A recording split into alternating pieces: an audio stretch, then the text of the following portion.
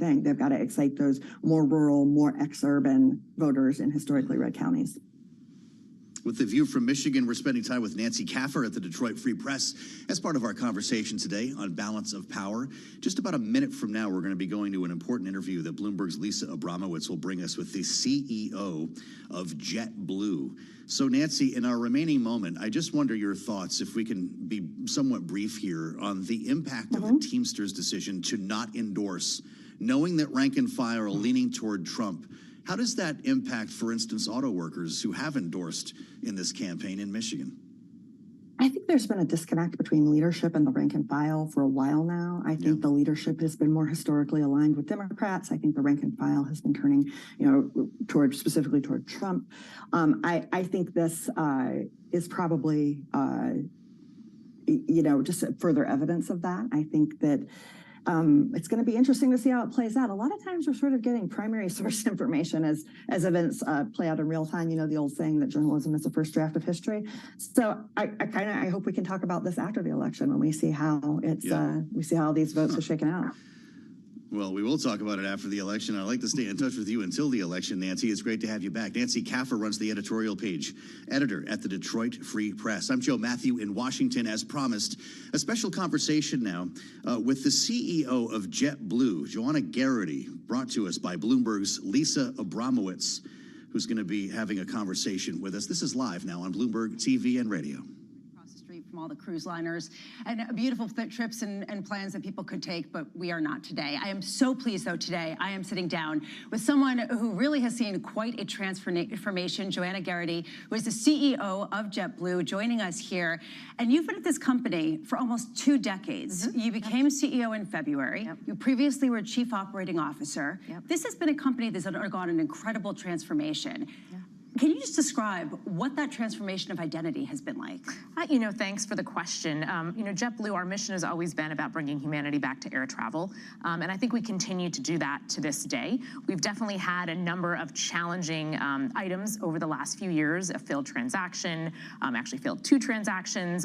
But we're focused on getting back to the core, our roots, what makes JetBlue unique, special, being that carrier for so many different customers who want to fly to leisure out of the Northeast into the Caribbean, Florida, you name it, but really remembering that at the heart of what we do is delivering great service. We've got great people, and that's what sets JetBlue apart. The reason why I ask is because you made some news today. You talked about opening lounges at JFK in New York City, as well as in Boston's Logan Airport, some plans to potentially open up others in Orlando and Fort Lauderdale.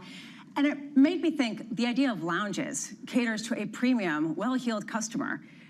How does that fit into the transformation? Yeah, I think most probably don't realize that JetBlue actually, about 25% of our seats are premium, between our Even More Space seats and our Mint product. And this has been something that customers have been asking for quite some time. And so we're dipping our toe into the water. Boston, JFK, the lounges are going to be designed around a more bespoke personal experience, play, live, work, and really focusing on how do we address what our customers have asked for. Transatlantic customers will be able to go into the lounges as part of their ticket. Our Mosaic 4 customers, so some of our most loyal, will also have access, along with our customers who are going to sign up for our new Premier card that we're launching later this year. But we're focused on making sure there's no long lines, and it's something that customers actually want to enjoy before they fly. Okay, let's just talk about how many lounges you're talking about building out. I mean, is this the beginning of 15 lounges all around the world? You're talking about London, you're talking about New York, or are you talking about, let's see how it goes?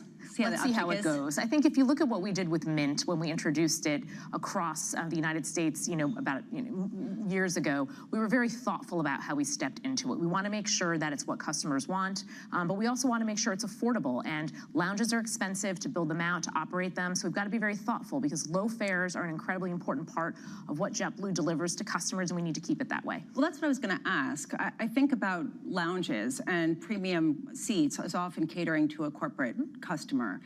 How do you cater to the leisure customer with these types of perks that cost money at a time when you're really known for catering to value for people like myself, who have gone to the islands with the kids and pack it all up, and it's exhausting, but they can get sun chips, so everybody's happy. Sure. I think what most don't realize is our loyalty program and becoming a Mosaic 4 is actually quite accessible. So unlike some of the larger carriers where you have to be a true road warrior to take advantage of some of the perks, that's not the case at JetBlue. You book a couple vacations a year on JetBlue, and depending on the flight spend, you might actually qualify as a Mosaic 4, and that gives you a right into a lounge, which I think is unique and sets us apart. There's this huge population of people who fly a lot, but not enough to probably qualify to be, you know, the top tier at some of the other airlines, and we want to be there for them. We know we can do it in terms of the onboard service. We do it today. Free Wi-Fi. We've been doing it for 10 years. You can stream, you can play games, snacks, you know, great leg room, and I think we're uniquely situated to do this. You know, since the pandemic, people have talked about how a lot of airlines that have catered to a wealthier individual have been more resilient. They've actually been able to withstand some of the turmoil post-pandemic and during the pandemic. There has been a surprising trend that has stuck, that people are willing to spend money to have extra leg room for a premium seat, even slightly better food. How resilient is that trend? Is that here to stay, and why? We've been seeing the premium trend for the last 10 years. It's why we introduced Mint several years ago, but we want to be careful about it because we don't have the road warrior customer, but we know we have a high-value leisure customer. And so when I think about the girls' trip to the Caribbean, you know, you want a special experience. You want, you know, a fun drink. You want a little extra leg room. You want to be able to stream on your phone. Those are things that we can offer, and there's a great customer demographic to do that. But we also have to remember some customers don't want those perks, and low fares are a real priority. So we want to balance it all. You know, an aircraft is a tube, and we think that there's a whole bunch of different things we can offer within that. But you know, you have to be mindful of how many customers you're going to cater to in each section of the aircraft. How expensive are these lounges? So we haven't gotten into costs. You know, we're not talking about that publicly, but we're going to do it in a very affordable way. And it's very much tied to our transatlantic service, our co-brand partner, as well as customers who want to buy day passes that are a part of our mosaics. You mentioned the credit card that you're going to be unrolling, and I've seen this with Delta and United and how the credit card has been the key component of a lot of their resilience and profitability. Do airlines now have to be credit card companies to survive? I don't think they need to be credit card companies to survive, but it definitely helps. Listen, a credit card that is associated with an airline keeps the brand top of mind. When you take it out to buy a meal and you get points on JetBlue, that's something that reminds you that those points are there to earn travel for your next experience.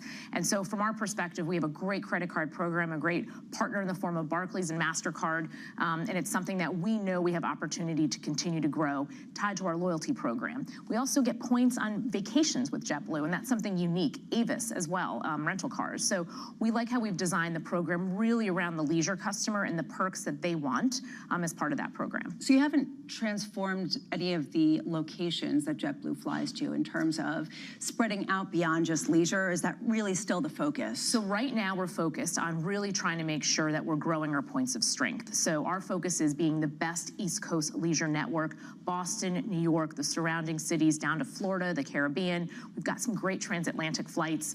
We definitely have to make sure in this world where we're not growing as much that the places that we fly earn their way into the network. So we've moved some unprofitable flying out. We've actually pivoted pretty significantly back into the Northeast and really doubling down on offering a great schedule and a great network for customers here.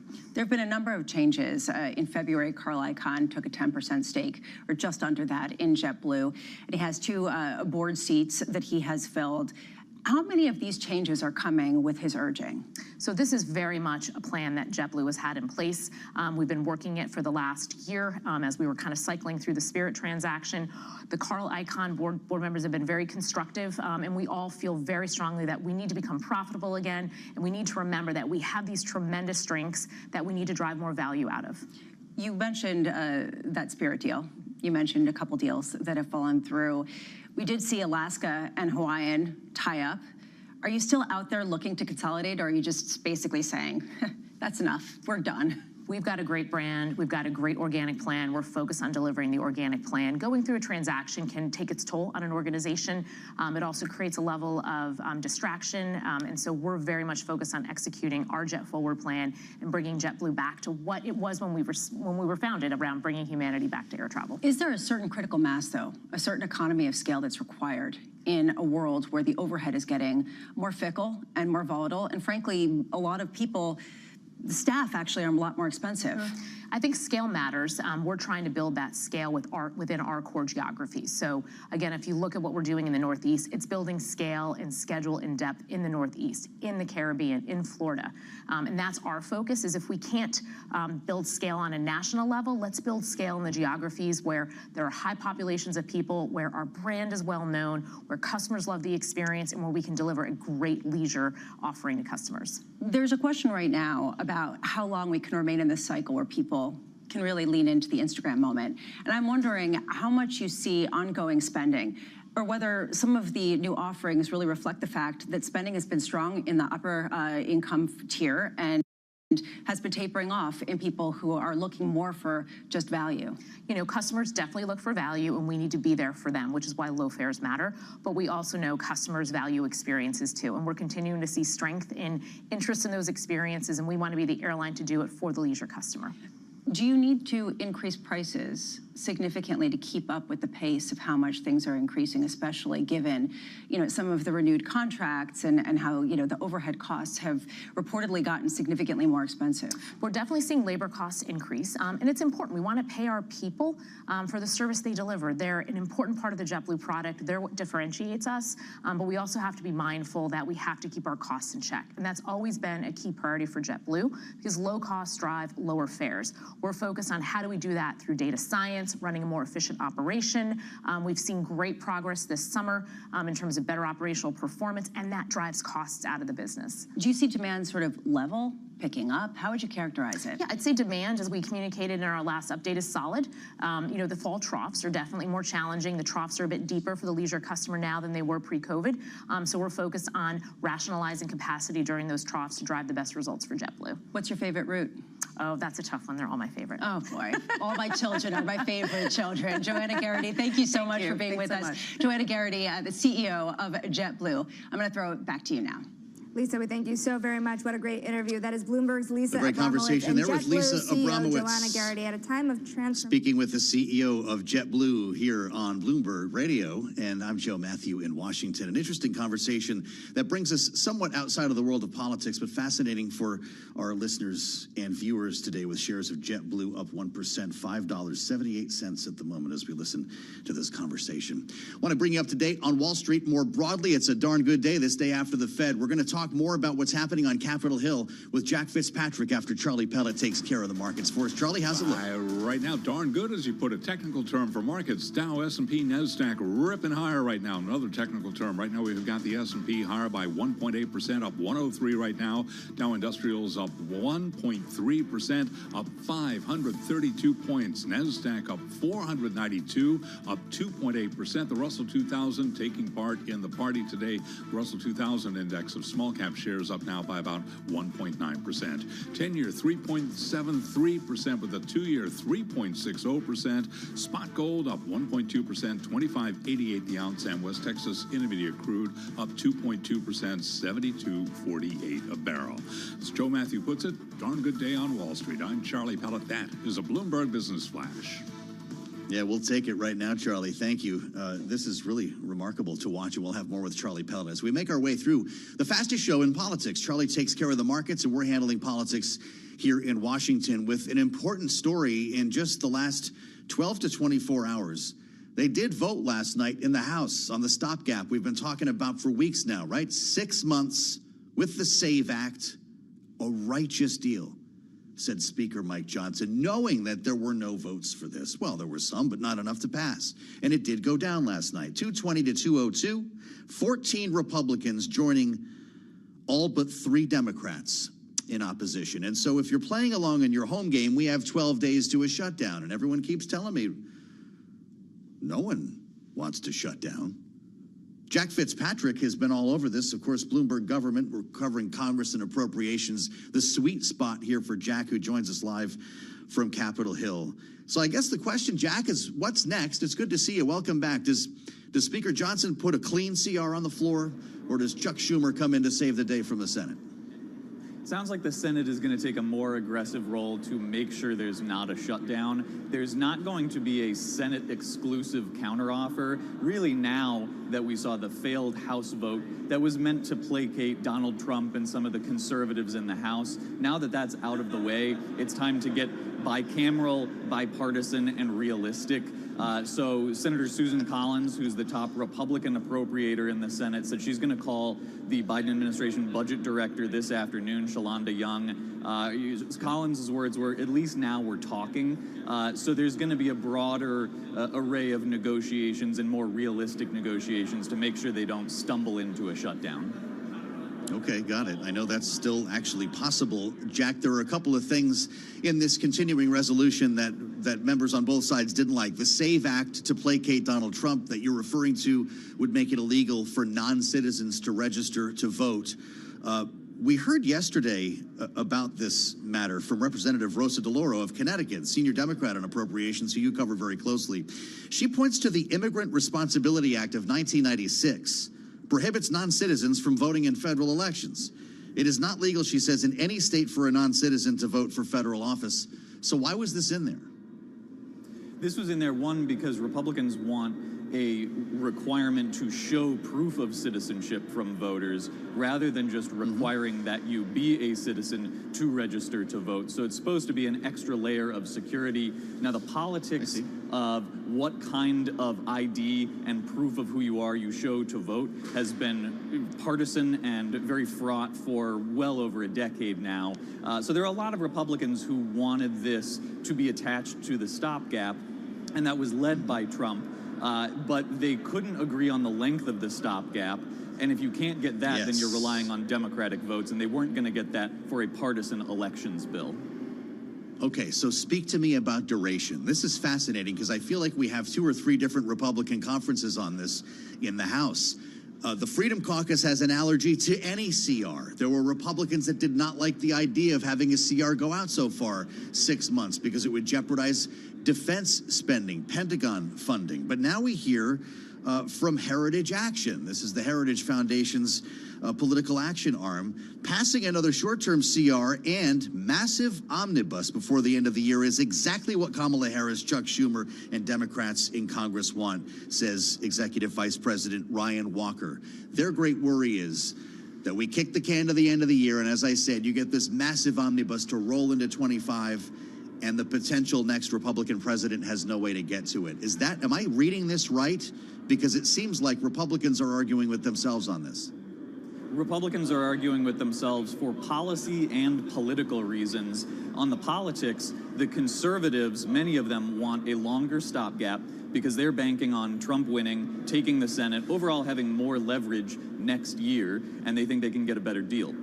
The defense hawks say that's not smart. One, we don't want to throw this deadline at a new president and distract him from his tax policy agenda and getting people nominated. The defense hawks also say that DOD should not have to operate on the policy side on autopilot, which is what a continuing resolution is, for that long. And also on the politics side, you may want to keep an eye on the fact that Speaker Johnson, if he does have a December deadline, which is looking more likely, will have to compromise and negotiate a tough compromise and get tough votes about a month before he runs again for Speaker or Minority Leader, whichever the case may be. Putting him in a position where he has to find a tough compromise and then get votes from his conference is especially politically tricky for him. As always, so insightful to spend some time with Jack Fitzpatrick.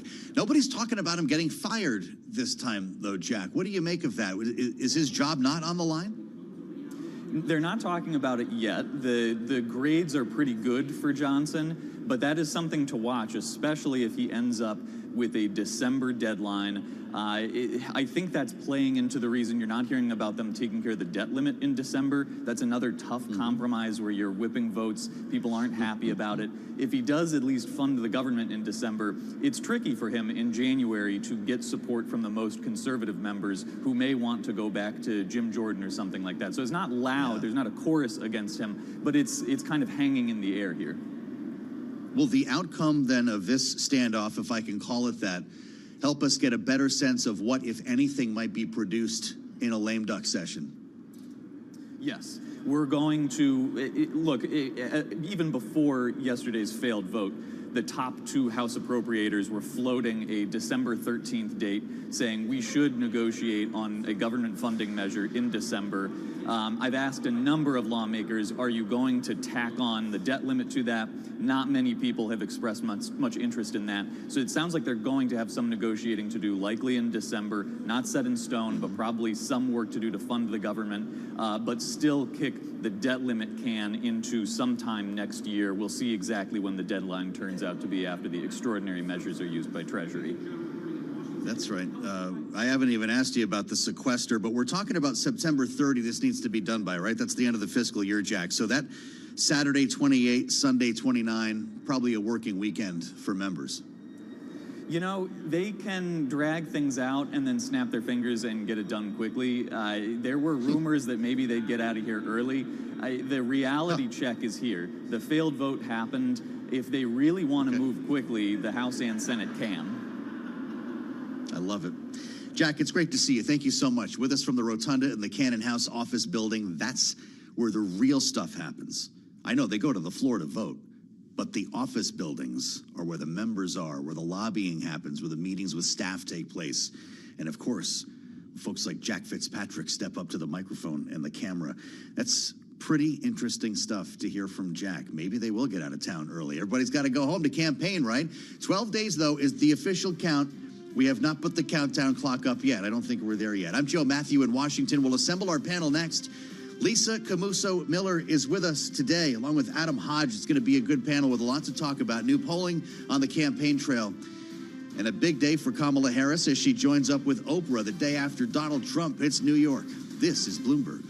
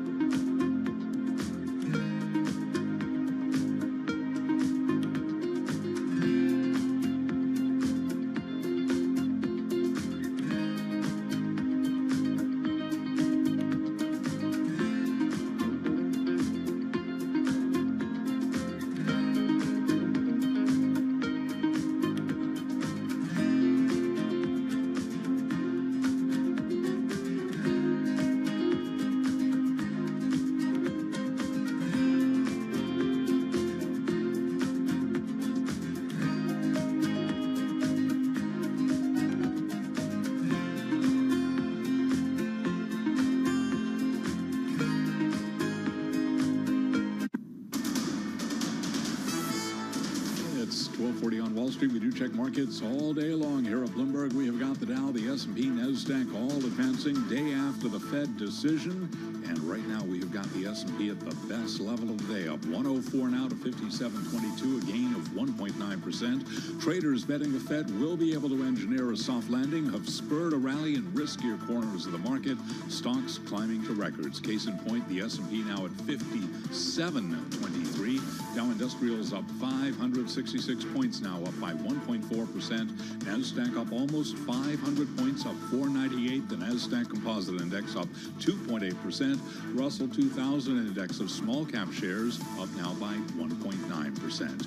10-year 3.74%. The 2-year 3.60%. Gold up $32 the ounce to $25.91, up 1.3%. And West Texas Intermediate crude up 2% right now, $72.34 a barrel. The Labor Department says weekly jobless claims are down. And with that story, here's Bloomberg's Vinny Del Giudice. Jobless claims are subdued on a historic basis, even as hiring tapers off. Last week's tally of 219,000 initial claims is the lowest since May. The total number of U.S. workers collecting unemployment benefits is also down. Wednesday's Federal Reserve interest rate cut is intended to support what Fed Chair Jerome Powell calls a still solid labor market. Vinny Del Giudice, Bloomberg Radio. One other economic note, sales of existing homes fell in August to a 10-month low. Among the names reporting after the close of trading today, we will be hearing from home builder Lennar. That stock up now by 1.2%. Also reporting after the close of trading, FedEx, often seen as an economic bellwether. FedEx shares up now by 2%. Again, recapping big gains for U.S. stocks. S&P up now by 1.8%. For on-demand news 24 hours a day, subscribe to Bloomberg News Now wherever you get your podcasts. Balance of Power continues. Once again, your host, here he is, Joe Matthew. All right, Charlie Pellet, thank you. Big day on Wall Street, and we'll stick close to Charlie, as we always do, to keep tabs on the markets while we cover politics here in Washington. Thanks for coming along. It's Balance of Power. You made it to Thursday. Yeah, you're almost there. It's Oprah night tonight on the campaign trail. Kamala Harris holding a virtual event. Yes, with Oprah, who, of course, spoke at the Democratic National Convention in Chicago. This day after Donald Trump went swinging in New York, appearing at the Coliseum there, Uniondale. Remember, we talked about this, even though New York has not gone to a Republican for many, many years, and most analysts don't see that happening again, which raises questions about some of the travel decisions that are being made in this campaign. Of course, Trump was in Flint, Michigan 2 days ago, and we have new numbers on the swing states. Pennsylvania, Michigan, Wisconsin. Yesterday, Quinnipiac. Today, it's Marist. And Kamala Harris is either tied with or leading Donald Trump in all three. These are the three states that make up the blue wall, of course. Okay, Michigan, Harris 52, Trump 47. Wisconsin, Harris with a 1-point lead. They're tied in Pennsylvania. New York Times Siena brings forth Pennsylvania specifically. A lot of people think this is the state that decides the election. Harris 50, Trump 46. And as I mentioned, we're hearing more about Kamala Harris and the level at which voters trust her with the economy. She's pulled even with Donald Trump in the morning consult poll, 46%. And she's leading Donald Trump by a bit in the latest UMich Ross School poll. So this is a very important moment in the campaign. We're a day after the Fed. Everyone knows interest rates are coming down, stock market going up, and the potential wealth effect that that could have, if only psychologically. Of course, that is the idea behind the wealth effect. See how our panel feels about it today. We've got a lot to talk about. With Lisa Camuso Miller, the former RNC Communications Director, is with us, host of the Friday Reporter podcast, joined by Adam Hodge, Managing Director, Bully Pulpit International, Democratic strategist, and former economic advisor for President Biden. Great to see both of you here. Welcome. I'm looking forward to this conversation. As, yes, producer James calls us, the balance of polls today. We've got a lot of data, and I apologize for all the numbers, but they create a mosaic, Adam, that would show Kamala Harris catching up with Donald Trump on the issue that will decide this election. They're basically tied on the economy. And when you look at the very small number of voters that they're fighting over here, this race is locked. And it really could not be a lot closer. And the polls where she's leading Trump, it's basically within the statistical margin of error. Adam, so how do you decipher these polls? I think one with a little bit of caution. These are a snapshot in time, right? So we know this is how voters in some of these states think right now. I know from talking to the campaign, they're keeping their head down on the ground, and so they're focused on in Pennsylvania, for example. Great that there's a poll that shows her up 4. They know they got 50 offices that are open, and they got hundreds of volunteers, and they got to get them out on the doors, knocking and try to get people to commit to vote. The early voting is just a few weeks away. And so they know that they're trying to get people energized, enthused to get ready and go out. I think that is where I'm talking to the campaign, where their focus is. I think on the numbers in the economy, though, it speaks to, she's been laying out more details in policy. And for people who watched the debate, that was one of the key numbers that jumped out to me in some of the latest polls, both the FT poll and the other ones that we've mentioned. People who watched the debate, they heard her talk about her plans for the economy, and they seem to be responding to it. And so the campaign certainly has got to be happy about that, but they know they got to do the work on the ground. Lisa, what's your take on this? And if you're Donald Trump, do you have to worry about the one issue that you really seem to own? That was, who do you trust to handle the economy? Who do you trust to handle interest rates? Or is this kind of a brief feeling of euphoria after the Fed finally started cutting? Well, I certainly think that. I think Adam's probably right. Both sides of this campaign have got to very well be very cautious about getting excited, because there's still a little ways to go, Joe. So yes, I think economic news moving in the right direction under Kamala Harris and Joe Biden's administration, I think does work in their favor. Donald Trump still will always be the candidate that voters see as the one that they feel more confident as it relates to the economy, for better or for worse. I'm not so sure that the data proves that out, but that's sort of the way the voters have been feeling. Also, too, Joe, a lot can happen between now and then. And so I think the other question becomes, how much of an impact does the fact that the Congress didn't get a continuing resolution done yesterday impact some of those polling numbers? There's so many other factors that really play here that I think we have to keep an eye on it. But certainly for the Harris campaign, they should be feeling very confident knowing that their messaging is hitting and it's working. And the Trump campaign has a lot of work to do in order to maintain that foothold that they had before this week. We're going to be hearing from Kamala Harris, as I mentioned, later today with Oprah. Adam, I don't know if they're going to get to these types of issues, but what's the Oprah effect in the states that we're talking about? You go to Pennsylvania, Michigan, Wisconsin, talk about one of the most famous celebrities in the world here and what she brings to the race. Is it quantifiable?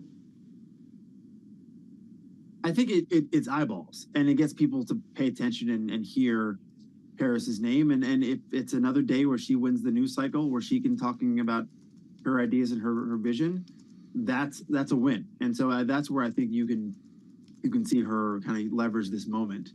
But I'm struck, Joe, also by what you talked about in your lead as well.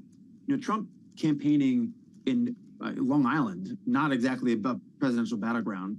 But you saw last week Harris went out to Johnstown and Wilkes-Barre in Pennsylvania, not traditional Democratic strongholds but in a true swing state, trying to ramp up her margin or shrink the deficit that she will have with Trump in some of those areas. And that's just a key strategy for the campaign.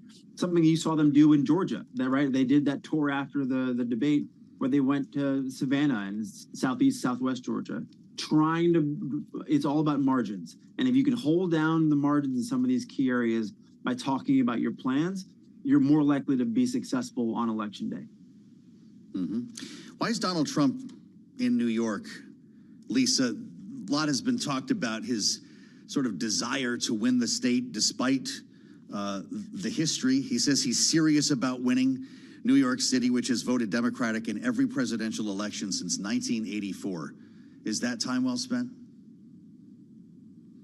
Well, I mean, it's certainly in the biggest media market in the country, right? So it's going to continue to draw a lot of eyeballs and a lot of people paying attention. For Donald Trump, that's saying that works out in his favor and that he makes history that way. And the other thing, too, to Adam's point, is that this race, the one thing these polls show us, Joe, is that this race is razor thin, that people are really still going to come down to how many people turn out and who's going to be in the ballot box. And so if you're Donald Trump, you're thinking, I'm in the biggest media market in the country. I'm making as much news as I possibly possibly can. And I'm giving myself an opportunity to maybe win a city that ordinarily Republicans don't necessarily carry. So for him, perhaps that's the calculus that's going on in his mind. You know, he revived the claims of Haitian immigrants eating pets in Springfield last night. I bring this up, Adam, not to belabor this day after day, but the presidential candidate is bringing it up to talk about it, and he says he's going to visit both Springfield, Ohio, and Aurora, Colorado in the next 2 weeks. There's been a lot of reporting on this. Wall Street Journal's got another dive on this today, making it pretty clear that the campaign very well knew that these claims were false. They actually reached out to the city government in Springfield on September 9th before Donald Trump said it on the debate stage on September 10th. Does Kamala Harris respond to any of this? I think she does by highlighting that this is just more of the same old chaos and division that you saw from Trump in his presidency. Poll after poll shows that that's what the voters are tuned off by the most. It's not that whether he's weird or whether he's, doing other crazy things, although talking about people eating cats and dogs is a little bit weird. But it's more about this point about the chaos and division. And it could not be any more clear when you have the mayor of Springfield, the governor of Ohio saying, like, this is a bunch of nonsense. We really don't want you coming and distracting our community. It's tearing our schools apart. You saw one of her most powerful answers in that interview with the national black journalist this week, talking about the kids going to school for the school class picture, and it all got canceled because there was there were bomb threats in the town. That's the type of chaos and division the American people, quite frankly, they just don't have any patience for and don't want any part of. Lisa, I don't know if you heard the chant last night inside the Coliseum. Save the cats. Remember, lock her up? Now we're doing save the cats. What's that doing for the message on the economy for a campaign that was leading on that front?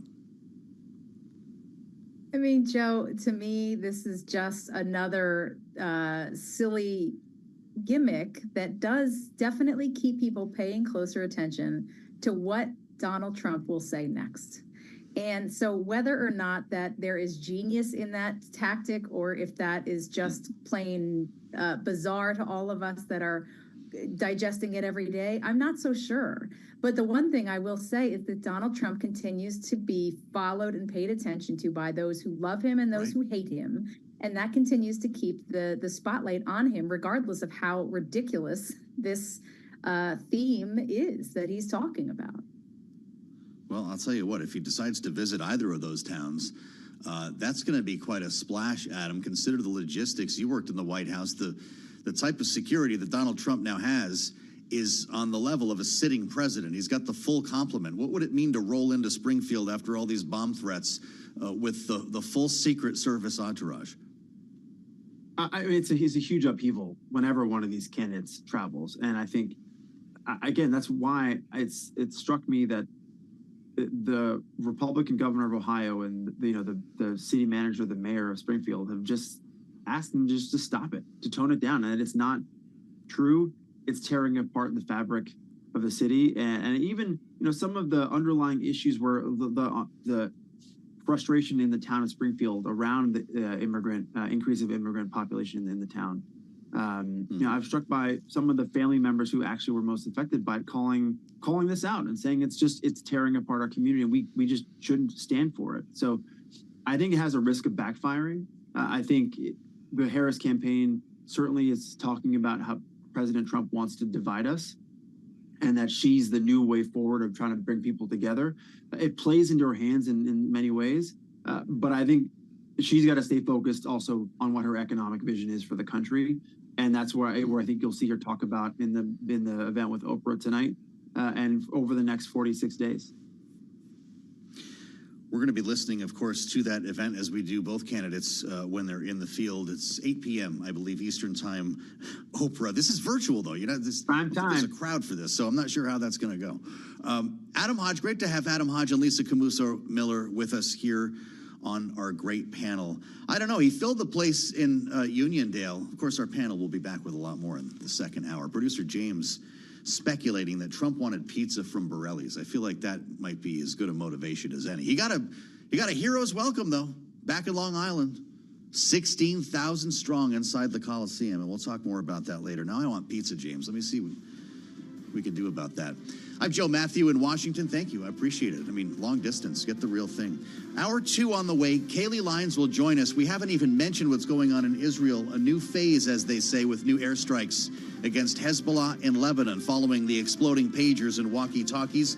We'll have a lot more coming up next hour with Jennifer Kavanaugh here on Bloomberg.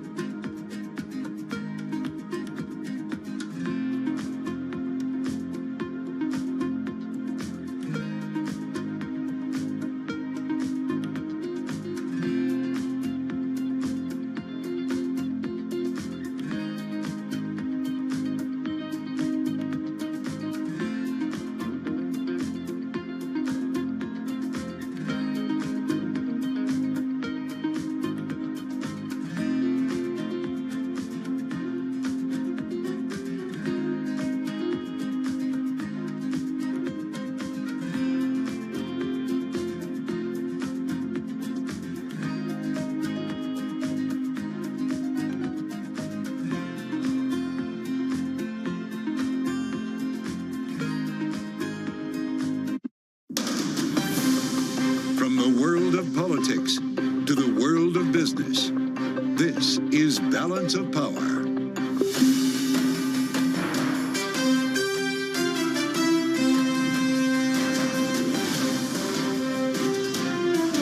Live from Washington, D.C. Israel calls it a new phase in its regional war. Welcome to the fastest show in politics as Israel launches new strikes against Hezbollah in Lebanon. I'm Joe Matthew alongside Kaylee Lyons in Washington, and we welcome you to the Thursday edition of Balance of Power.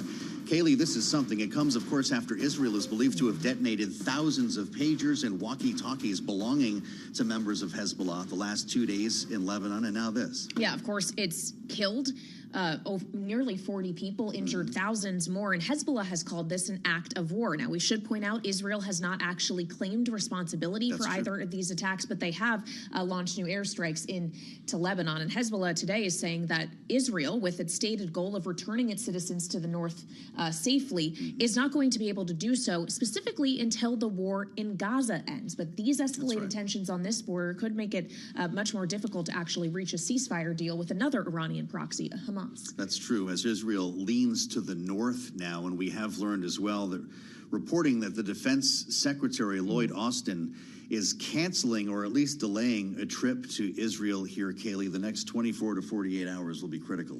Absolutely. And of course, difficult for this administration to navigate. We are expecting to hear from President Biden just about 15 minutes from now. He's going to be speaking at the Economic Club of Washington, supposed to be about his economic policy, perhaps a victory lap over a Fed rate cut as well. But we'll see if he mentions this at all. That's true. Of course, we'll bring you in the room for some of that address with so many questions, not about his economic policies right now, Kaylee, but Kamala Harris's. She's got a virtual event later in Michigan with Oprah. We'll see how close they get to any of these details. Yeah, so we're going to get to all of that straight ahead. But first, let's take a look at the markets on this day after the Fed rate cut. Charlie Pellet has a view from New York. Hey, Charlie. Hi, thank you very much. Lots going on. Indeed, the Dow, the S&P, NASDAQ all advancing and trading very close to session highs right now. We've got the S&P up 101, S&P at a record 57.19. Will we close above 5,700 today? We got the S&P on track for its 39th record this year, a gain now of 1.8%.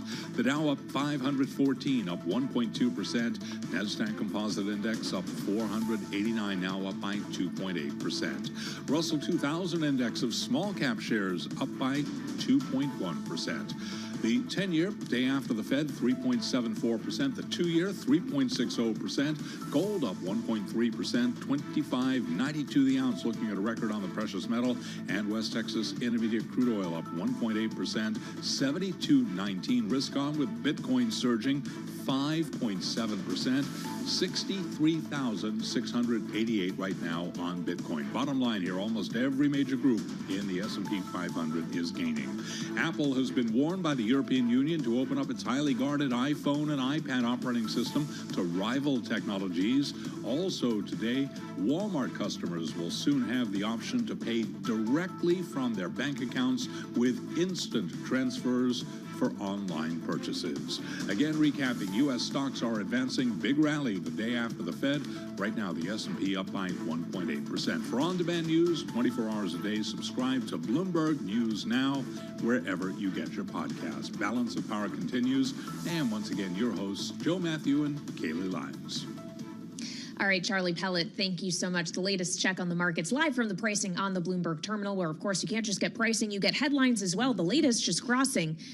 President Biden and Vice President Harris will both be meeting with Ukrainian President Vladimir Zelensky at the White House next week on September 26th, of course, after the UN General Assembly, where not just the war in Ukraine is on the agenda, but also the ongoing war between Israel and Hamas, as the UN General Assembly adopted a resolution saying that Israel needs to get out of Gaza. That's right. And it's interesting that this hits as Israel looks to the north to Hezbollah, where we've seen skirmishes going on for months. That's nothing new. In fact, there was a time when we thought there would be a new front opening in a wider war, Kaylee, but it's not too late for that to happen. And after what we saw the last couple of days with exploding pagers and walkie-talkies, to your point, Israel has not taken credit, but the world seems to believe that's where it came from.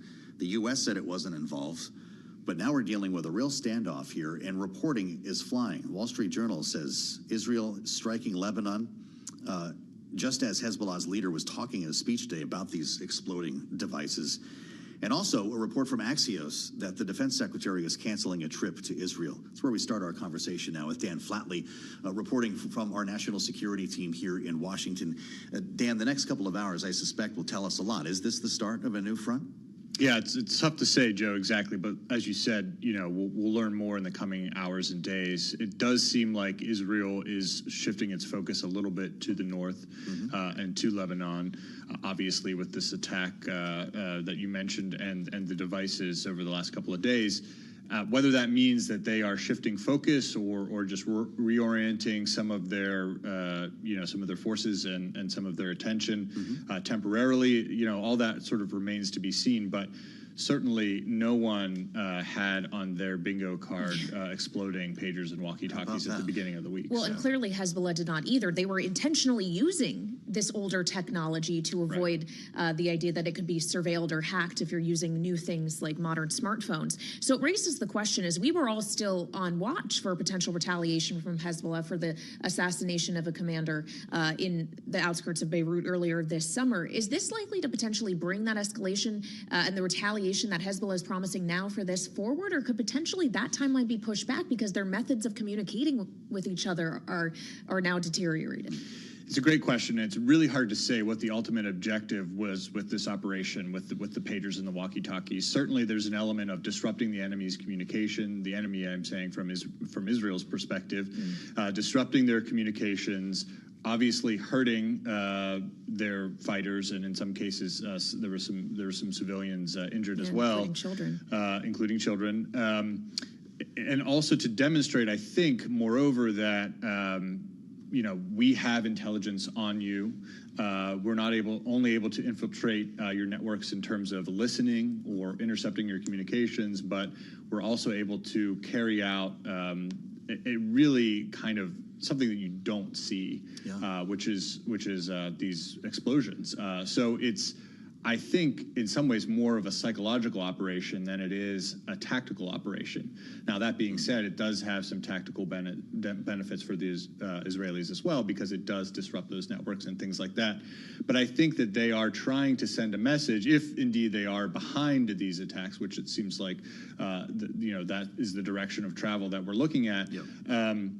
That there is preparing the ground for either a more aggressive operation, or just potentially trying to send the message that we're going to be moving our people back into this area, and you all are on notice. So it's hard to say exactly what's going to come of all this. The comments from Yoav Gallant, Israel's defense minister: the center of gravity is moving north, he said, meaning we're allocating forces, as you mentioned, Dan, resources and energy for the northern area. He went on to say, we are at the start of a new phase in the war. When you hear language like that, and you consider where we're going to be a week from now, what does it look like? Again, it's sort of tough to say. Obviously, this is a very different opponent than what Hamas brought in Gaza, correct? Absolutely. I mean, Hezbollah is, people describe it as the quote-unquote A-team. They're an Iranian proxy force, absolutely, just like Hamas, just like other forces in the Middle East that get support from Iran. But they have a much longer history. They are much more proficient in terms of tactics, techniques. They have better supplies of weapons.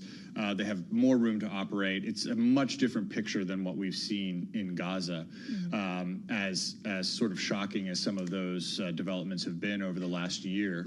Hezbollah has always been thought of as, this is very serious combat that you're looking at here in heavily populated areas and so on and so forth. So I'm not sure that the Israelis are quite ready to take on that type of operation at this moment, after they've been fighting for almost a year in Gaza. However, I think they would say nothing is off the table. So, that is always a possibility that's out there. Again, I just go back to what we were talking about a minute ago, that there is a big psychological dynamic to this, to what we've seen over the last few days. And my assumption is, listening to what you said, the defense minister's comments, how strong they were, that there's a lot of signaling going on right now, that hopefully we don't have to open up a northern front, but we're prepared to do it if necessary. All right, Dan Flatley, who covers national security for us here at Bloomberg, thank you so much for being with us in Washington. We want to get some more expert analysis on this now, and we turn to Jennifer Kavanaugh, who is Senior Fellow and Director of Military Analysis at Defense Priorities. Welcome back to Bloomberg TV and Radio, Jennifer. I'd love to begin with you on the point that Dan was just alluding to. The question here, frankly, of Israel's capacity to fight a war on multiple fronts. If this is where it goes, if Hezbollah is the better armed and better prepared adversary, perhaps more so than Hamas, which they've been fighting now for nearly a full year, is Israel really ready for this, or does it want to avoid it? Well, a wider war isn't in anyone's interest, including Israel's. Hezbollah has 150,000 ballistic missiles, not ballistic missiles, excuse me, 150,000 missiles, including ballistic missiles, that can strike major Israeli cities. So the threat from Hezbollah is significantly greater than the threat from Hamas, and the casualties would be much higher. If you remember, Israel fought a war against Hezbollah in 2006, and it did not go well for Israel, although they did end up victorious in the end, or as victorious as they could be. So it's definitely not in Israel's interests. It's not clear that they would necessarily achieve their objectives. It's also not in Hezbollah's interest to have a wider war, which could potentially put some restraint on any retaliation that they might have. Well, you mentioned the ballistic missiles here, and that's quite a bit all on its own, Jennifer. How do you contrast Hezbollah as a fighting force and the type of strategy that the IDF would have to employ to be very different than going after Hamas in Gaza? Absolutely, it would be. I mean, the first real challenge, I think, would be coming from the air. Because they have such a large missile arsenal as well as these ballistic missiles, they can saturate Israeli air defense, and that will allow them to get some missiles through. So that's the first real challenge. The second is that Hezbollah is a much bigger group, a much better armed group, just in terms of other types of weapons that they have on the ground. So any type of ground incursion would also be much more difficult. And you have to believe that the Hezbollah fighters have built fortifications and booby traps and other types of challenges that Israeli soldiers would face were they to launch a larger ground invasion. So I think what's more likely is that you might see smaller raids. I think the main goal of what we've seen in Israel and Lebanon over the past couple of days has been to really put pressure on Hezbollah and to show not necessarily that they're planning a large ground invasion, but that this will be the focus of Israel's political and military pressure to try to get some sort of buffer and force the issue to be able to move the Israelis back into their homes in the north. Well, of course, Hezbollah and Hezbollah's chief in a news conference today essentially said that Israel won't be able to do that until the war in Gaza ends, that the attacks on Israel will not stop until the war in Gaza stops. Jennifer, are we any closer to that actually becoming reality? What does this do to the conversations around a ceasefire?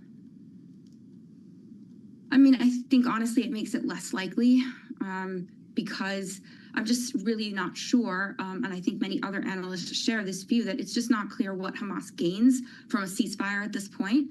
Most of the infrastructure in Gaza has now been destroyed. It's not clear that Hamas is suffering any more major costs.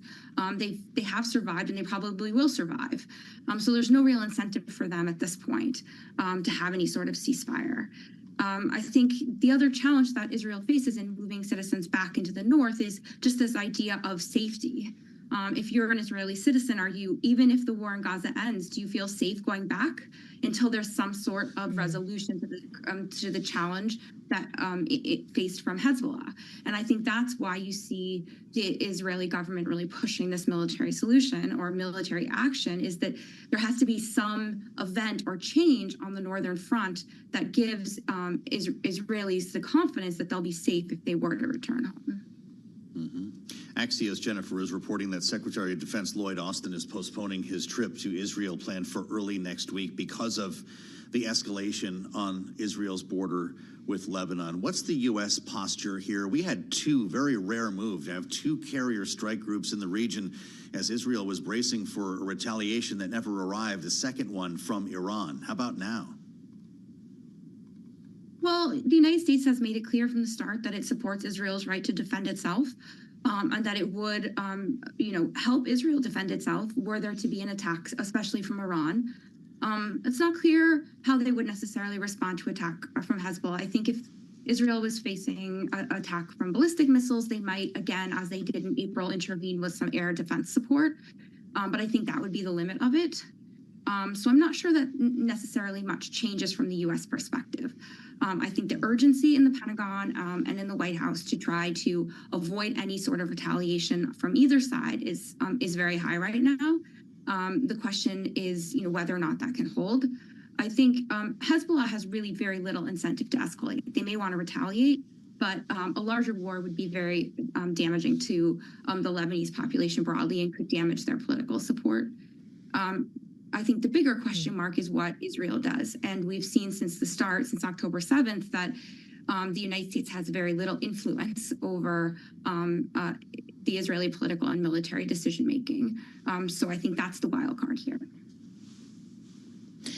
All right, Jennifer Kavanaugh from Defense Priorities, thank you so much with the latest analysis from the Middle East. And of course, Joe, you and I were having a conversation yesterday with someone who used to work for both the National Security Council and the National Economic Council at the White House, Jennifer Harris. Yeah. And we talked to her on the heels of a Fed rate cut about inflationary risks that still may be present. And part of what she spoke about was the inflationary risk that could be emanating from the Middle East if you do see an escalation of conflict and potentially a disruption to energy flows as a result.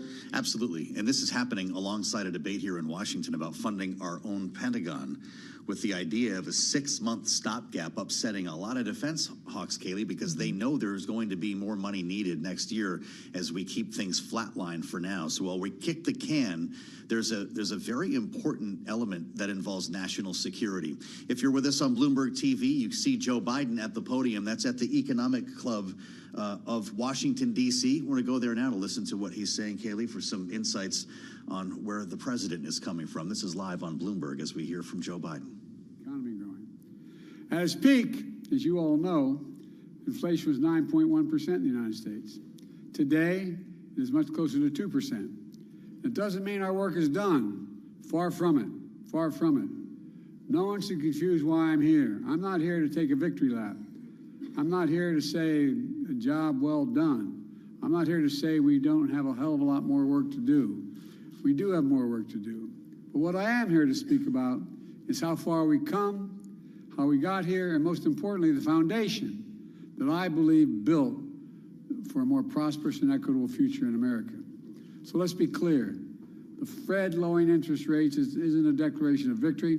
It's a declaration of progress. It's a signal we've entered a new phase of our economy and our recovery. I believe the importance for the country to recognize this progress because if we don't, the progress we made will remain locked in the fear of negative mindset that dominated our economic outlook since the pandemic began. Instead of seeing the immense opportunities in front of us right now, this is a moment, in my view, for business to feel greater confidence, to invest higher, and to expand. It's a moment for individuals to feel greater confidence buying a home, a new car, starting a family, starting a new business. We're creating jobs. Employment remains very low. Small business creation is at its historic highs. The economy is growing. The main challenge we've had has been a painful one, but it's been the pandemic and the inflation it created, causing enormous pain and hardship for families all across America. It's not true just for us, but for every major economy in the world.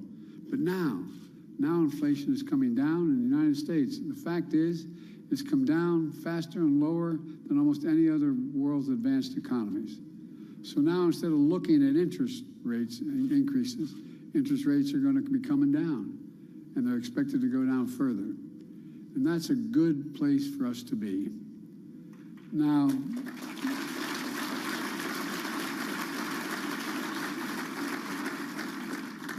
a lot of people, as you all know, maybe you know a few, thought we'd never get here. When Kamala and I came to office, 3,000 people a day were dying of COVID, 3,000 a day. Millions of Americans had lost their jobs, their businesses, and the global economy was in a tailspin. 4 years ago, we inherited the worst pandemic in a century, the worst economic crisis since the Great Depression. In fact, my predecessor was one of just two presidents in American history who left office with fewer jobs than the day he came to office. The other, Herbert Hoover. When I came to office, there was no real plan in place. No plan to deal with the pandemic. No plan to get the economy back on its feet. Nothing, virtually nothing. In fact, the nonpartisan Congressional Budget Office predicted we wouldn't see a full recovery until well after the end of my first term in office. But I refused to accept that, like many of you refused to accept it. I came to office determined not only to deliver immediate economic relief for the American people, but to transform the way our economy works over the long term. To write a new economic playbook. Grow the economy from the middle out and the bottom up, not just the top down. Put workers first, support unions, and make sure workers have a bargaining clout they need to get a fair price to grow that pie. And after all, it's the productivity, they're the productivity baked into that pie, in my view. Leave no one behind.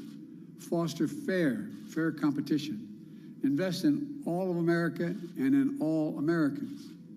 When we do things for the poor and they have a ladder up, the middle class does very well and the wealthy continue to do very well. We all do well, and we are doing well. Working families and the middle class are the center of the strong, equitable, and sustainable recovery.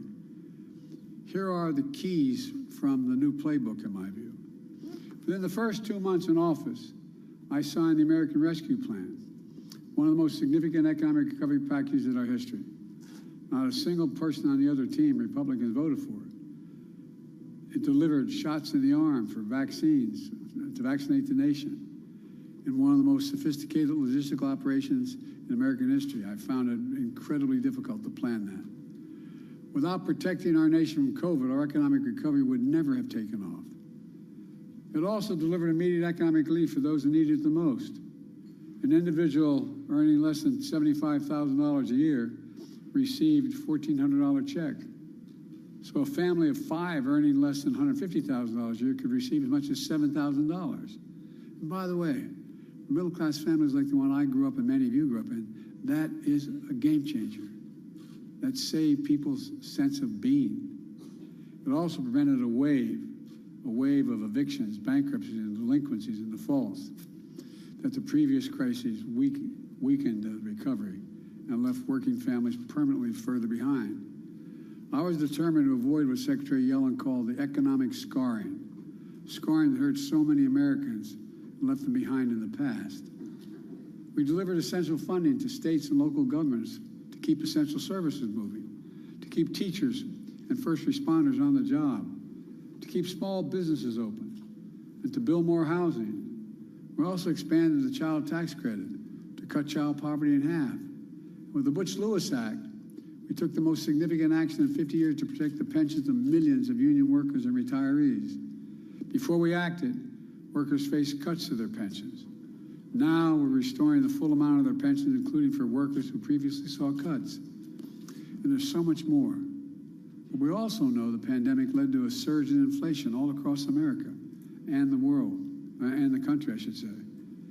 And the economy shut down and then opened back up in an unprecedented manner. Shipping had stalled. Factories shut down. Inflation grew worse after Putin invaded Ukraine, which sent food prices skyrocketing, energy prices soaring around the world. So we immediately brought together business and labor to fix the problem of broken supply chains and unclog our ports, trucking networks, and shipping lines. Remember those massive cargo ships stuck outside the port of Los Angeles, delaying deliveries and driving up prices during the holiday season? Remember that? We remember the shortage of baby formula and the crisis that caused? Well, we got supply chains back to normal. When we did that, inflation began to ease. Doesn't solve, but ease. I also rallied our allies to stand against Putin's aggression. In the beginning, there wasn't a whole lot of support for that. I warned them all. I got clearance from the intelligence community to let them know when he was going to invade. They didn't believe it was going to happen. But he invaded exactly when I said he was. Led the world to realize that we're in a real problem. And releasing oil reserve to stabilize global markets. By the way, our gas prices are now down to $3.22, lower than before the invasion.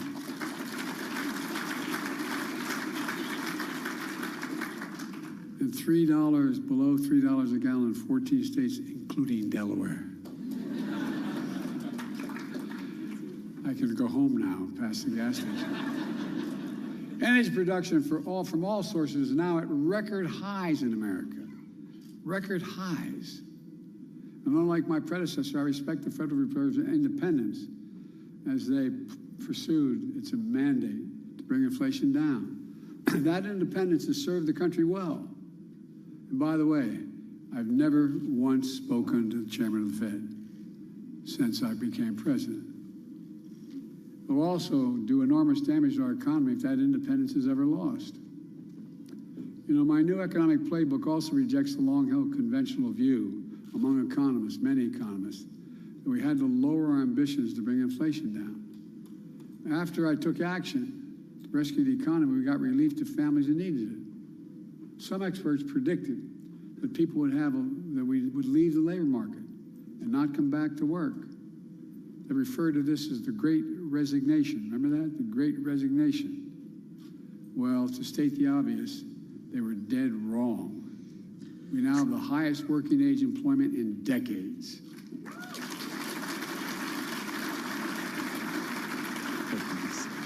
Other critics said it would take the loss of millions of American jobs and a decline in real wages, and yes, the recession, to get inflation back down.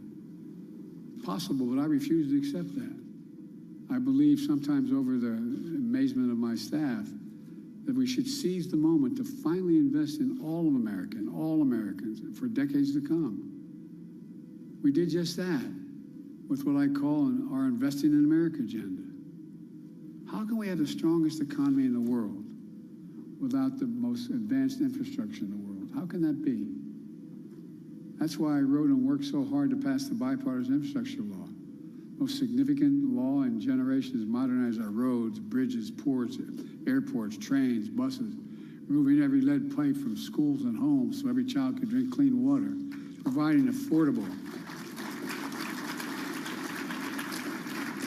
All right, we've been listening on Bloomberg TV and radio to President Biden speaking at the Economic Club of Washington, saying he is not there to take a victory lap, but saying that yesterday with the Fed rate cut was an important day for the country, that lowering borrowing costs will help economic growth. Also, speaking to the independence of the Federal Reserve, he says he respects it. We also heard the president say there that he has not spoken to Fed Chair Jay Powell since he became president. I would point out in his semi-annual testimony to Congress back in July, Chairman Powell said that he hadn't met with Biden in 2 years, but that would, of course, just bring us to 2022. So we assume by the chairman saying that they have spoken at some point during this administration. Kayleigh Lyons keeping us honest on that, which should not be outlandish, right? When the president calls, it's a little bit different than, invading the space or independence of the Fed.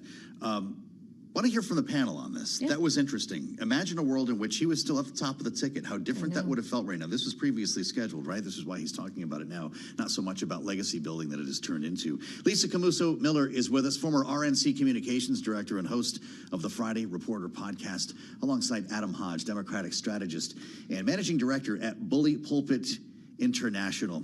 Adam, you spent time as Joe Biden's economic advisor as part of this administration. And this is a moment. He said the Fed cuts so far, of course, the one we got yesterday and those that are being forecast, are not a declaration of victory, but a declaration of progress. I know nobody wants to hang a mission accomplished sign in front of the White House, but cannot he say more than that after all the time that has gone into this to finally arrive at this moment of a new regime at the Fed? Well, look, I think it's recognizing the reality that Americans still feel that prices are too high, and you don't want to sound tone deaf to the American people. But I think they are right to go out and talk about the record, and it is one that they can feel proud about. All right, I mean, 16 million jobs is a big deal. Inflation down to 2.5%, lower than any other major Western economy. That's a big deal. The 300,000 manufacturing jobs, also a big deal. So there's a lot that they can talk about. You heard it there from the president himself. And I think you're going to see more of the president and Vice President Harris talk about that record of accomplishments, because it is quite the stark contrast from former President Trump. And I think some of the consumer confidence, retail sales, all these numbers are pointing in the right direction. That gives them something to talk about. And it shows why you've seen some of the polls boost Harris's standing. You've seen her close the gap with President Trump on the economy. And so she's got to take the mantle and run with it and talk about how she's going to do more. And that's what I think you'll see over the next 47 days. I just want to quickly note that we did have an in-person meeting between Chairman Powell and Joe Biden. You found it? In in summer of 2022, essentially. It happened at the end of May, so it has happened, just for the record. Finishing up my little fact check. I guess there's there. time Wanted to forget bring it in 2 full years. circle. I don't Sure, know. and Yeah, that was, I we don't were know. in a very different world then, I would point out, and inflation was in a different place, and now, of course, that's what they're getting around to getting lower, both the Fed and this administration wanting to claim some credit for that. Lisa, to bring you in here, we were speaking with another Republican strategist yesterday here on Balance of Power, who suggested at this point, the thoughts from voters on the economy are effectively baked in. And I wonder what you think of that, how much the incremental improvements or the lowering of interest rates now that we're just less than 7 full weeks out from the election actually matters. Yeah, I think that is to some degree right, that the point of view that people have about the Biden administration in general is baked in as it relates to the economy. But Kaylee, you and I both know that the election is still 40 some days away. And so people go to the polls, those that vote on election day, go based on how they feel that day. And so I do think that if the cuts that were announced today are all of that, I think if we feel that pinch, if we feel that ease of whether it's gas prices that change, I mean, all of those things really do affect the mindset of the voter on election day too. And so as much as I think that those opinions are baked in, I also think too that it very well could have an impact most specifically on those swing state voters, those that are in the middle that perhaps still haven't really quite decided what they want to do.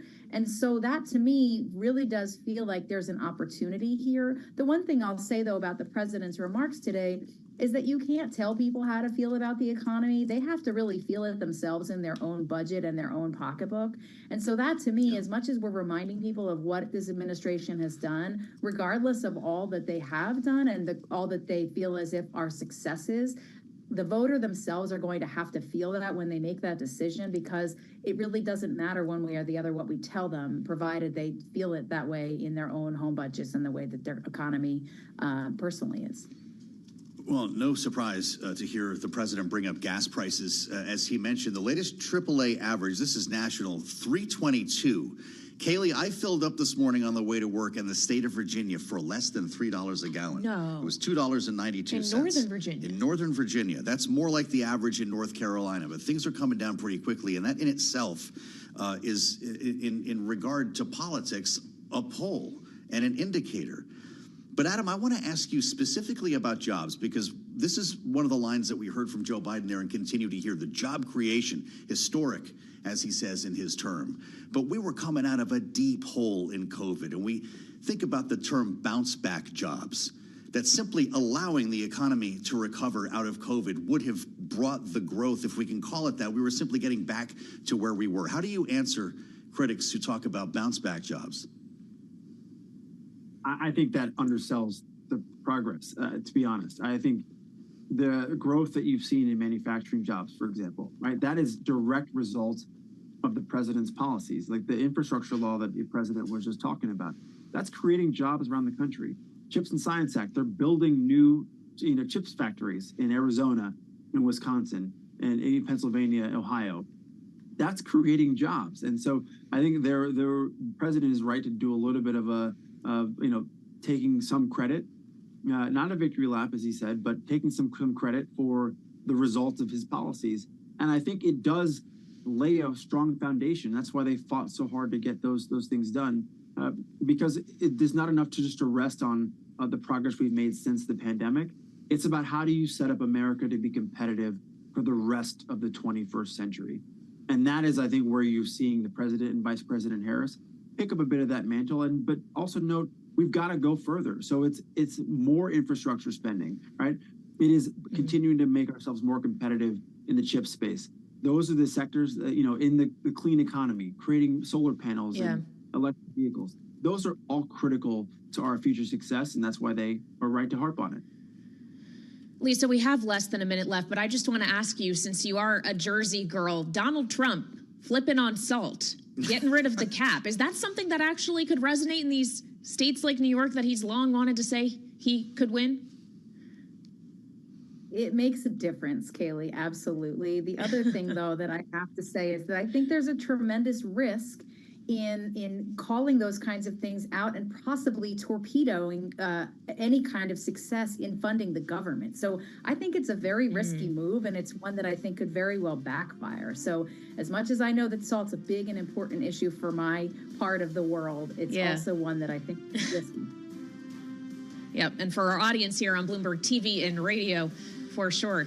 All right, Lisa Camusta-Miller and Adam Hodge, our wonderful political panel today. Thank you so much for joining us. We'll have more straight ahead right here on Bloomberg TV and radio.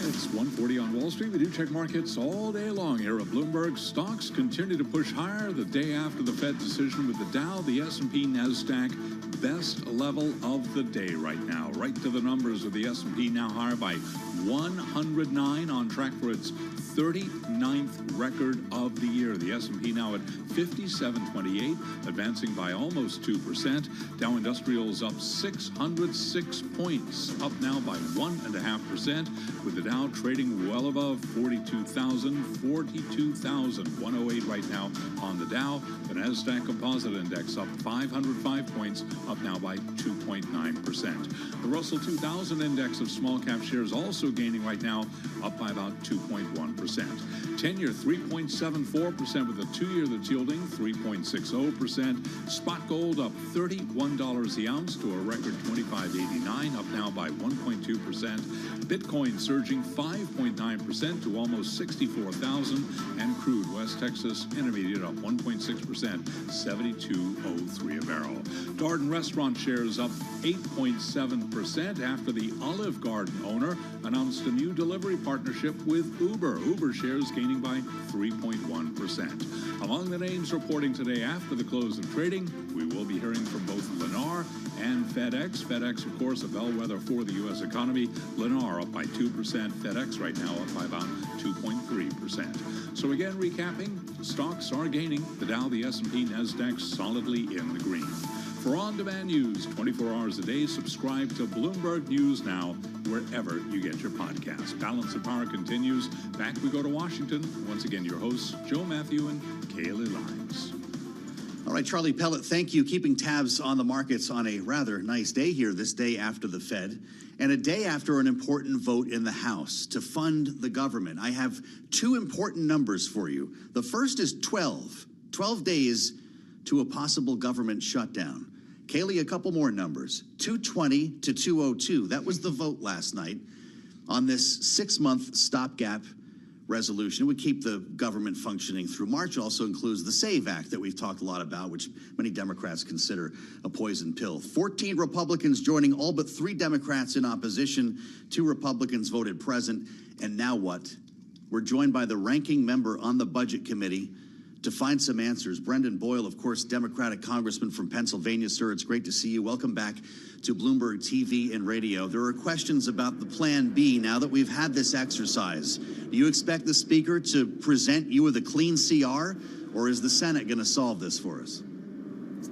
Well, the final resolution of this has been painfully obvious to everyone except for perhaps Speaker Johnson and House Republican leadership. The reality is we need a clean continuing resolution, a clean CR, not something that has either a Democratic or Republican poison pill. That is the only way we're going to resolve this. And the sooner Speaker Johnson realizes that, the better off we will be. I am hopeful, however, that we will see that finally, and that's how we will resolve this to avoid a government shutdown. It might not be a 6-month CR the way the Speaker would want, but at least until the end of the year, which has been past practice many a time over the last decade.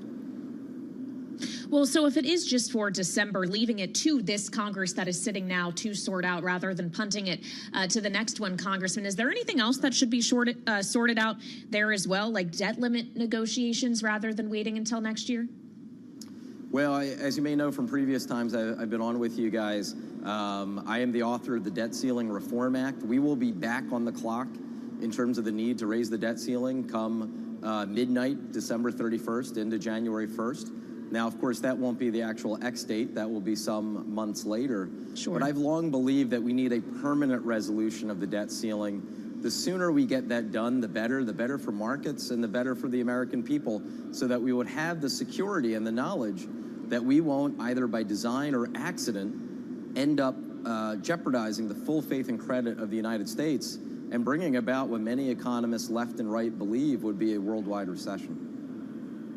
I want to ask you how you would describe this moment we're in here economically, Congressman. The Federal Reserve began a new regime by cutting 50 basis points yesterday, more than some actually expected, a bit less than some Democratic lawmakers were calling for. But it signifies a moment. And President Biden, speaking just about a half an hour ago at the Economic Club here in Washington, said it was not a moment of victory, but one of progress. This is something that I know that you have been working with on the administration for years here to bring down prices. Is it not time to declare victory now that the Fed is cutting? It's quite clear. We are achieving the soft landing. We have increased projections now of 3% growth for this quarter, combined with inflation that is reaching the 2% target, and that's what gave the Federal Reserve and the FOMC the confidence to be able to initiate this series of rate cuts, beginning with a robust 50 basis point cut. They would not have done that had they believed that inflation was still a major concern. We've had rates too high for too long, in my view. This is the highest that they've been in some 17 years, and I'm glad now that the Federal Reserve recognizes it's time to bring them lower. But make no mistake about it, this did not happen by accident. The record of achievement in the policies of this administration is why the United States leads the world in the recovery from the pandemic. Well, Congressman, as the cutting cycle has now begun, there's also the question of how long it might last as we move to a new presidency next year, either a Harris presidency or another Trump one. We've spoken with many economists here on Bloomberg TV and radio who have actually suggested this easing cycle could potentially be cut short if inflationary policies are pursued by either candidate. For Donald Trump, of course, we're thinking of tariffs, for lower taxes, but Kamala Harris, too, is talking about different subsidies, lower tax rates for some individuals. Both of these people want to spend and potentially have less revenue coming in simultaneously, Congressman. So what would you say to those concerns, that even if it is a Harris presidency, inflation might rear its head once again?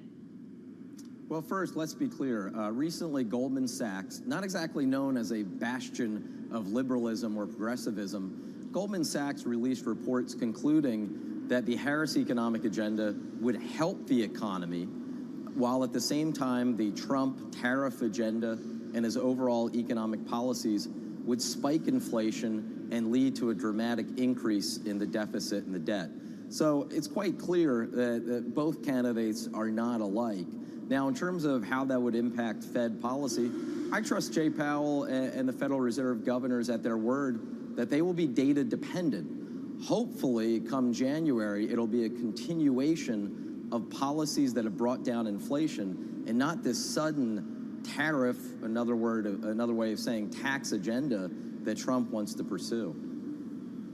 You must be encouraged by some of the polls that we're seeing, Congressman, and I'll just stay right in your state of Pennsylvania. Siena and New York Times out today. Harris 50, Trump 46 in the swing state of Pennsylvania. We saw another from Quinnipiac yesterday showing Kamala Harris turning around a massive gap that Joe Biden had with Donald Trump when it came to who you trust to handle the economy, pulling even in Pennsylvania. If this is a standoff right now, how does it break out for one candidate or the other? The message in your state. Yeah, well, first, I didn't get too down when the polls weren't looking good, and I'm not going to experience irrational exuberance now that the polls are looking good on our side. An old Greenspan reference for longtime viewers. But I do think, however, that over the next 7 weeks or 47 days, we will see the polls move around a little bit, as they have. I always expected, and I've said this before, that this race would come down to Pennsylvania, and I think Pennsylvania will be exactly as it was in 2016 and exactly as it was in 2020. Pennsylvania will be a one-point race. Right now, I would rather be our side than the other side, because in the end, I think middle-class Pennsylvanians will recognize there's only one candidate and campaign that's actually speaking to their concerns, while the other side, Donald Trump, is talking about God knows what, but it certainly isn't middle-class economics. Well, when we consider the middle-class economics, though, or some of the economic proposals that have been put forward by the vice president and by the former president, there is some degree of overlap, Congressman. I could think of no tax on tips, for example, for service workers, potentially the child tax credit as well. And I wonder, given your seat on Ways and Means, whether or not you're the majority or still in the minority in the new Congress, if there are going to be some areas of bipartisan compromise in tax policy specifically that you think we could end up with no matter who becomes president. Well, you know, it's interesting. While Donald Trump and J.D. Vance talk a good game on the child tax credit, then when there's the opportunity to actually expand it and make it law, you don't see really any Republican support for that in the United States Senate. Heck, J.D. Vance didn't even bother to show up for the vote. Now, in terms of the no taxation on tips, look, that is something that I'm very interested in. There have been a number of Democrats over the years who have talked about that. But the reality is, at the same time, Donald Trump is also talking about further cutting corporate tax rates. When he was in office, contrary to what he talked about, when he was in office, his number one priority was the attempt to take away Obamacare from 30 million Americans. And then he followed that up with his large Tax Cuts and Jobs Act, which ended up ballooning the debt by $2 trillion. And as you know, 83% of it went to the richest 1%. So sorry if I don't trust Donald Trump's word when it comes to who he would be looking out for in taxation. Well, you're about to walk into a grand debate here on the expiring Trump-era tax cuts. And, of course, I know the former president has changed his opinion on the SALT deduction, for instance. So this could take on a lot of different forms. Something that's a lot more immediate is the cost of gas, energy in a state like yours. The president talked about that at the Economic Club, Congressman. I notice here, according to AAA, the average price for a gallon of regular unleaded in Pennsylvania, $3.36. How important is it going to be for that number to come down? And I'm asking you that as well, against the backdrop of this debate over fracking. I know Kamala Harris has changed her position on that, but it's something that, of course, hits very close to home in Pennsylvania. How important will that be in deciding your state? Yeah, so first, let me just say, because I can't resist on SALT, I laughed out loud when I saw yesterday Donald Trump came out against his own law. Donald Trump is the reason why taxpayers in many states, including in suburban Philadelphia, no longer have the ability to fully deduct their property taxes and state and local income tax. That tax increase was because of Donald Trump. Now suddenly he's against it. I'm sure tomorrow he'll have a third position on it. But as far as gas prices, let's not forget, gas prices today on average are 70 cents lower at the pump than they were just a year ago. Gas prices spiked as a result of Vladimir Putin's invasion of Ukraine that began 2.5 years ago.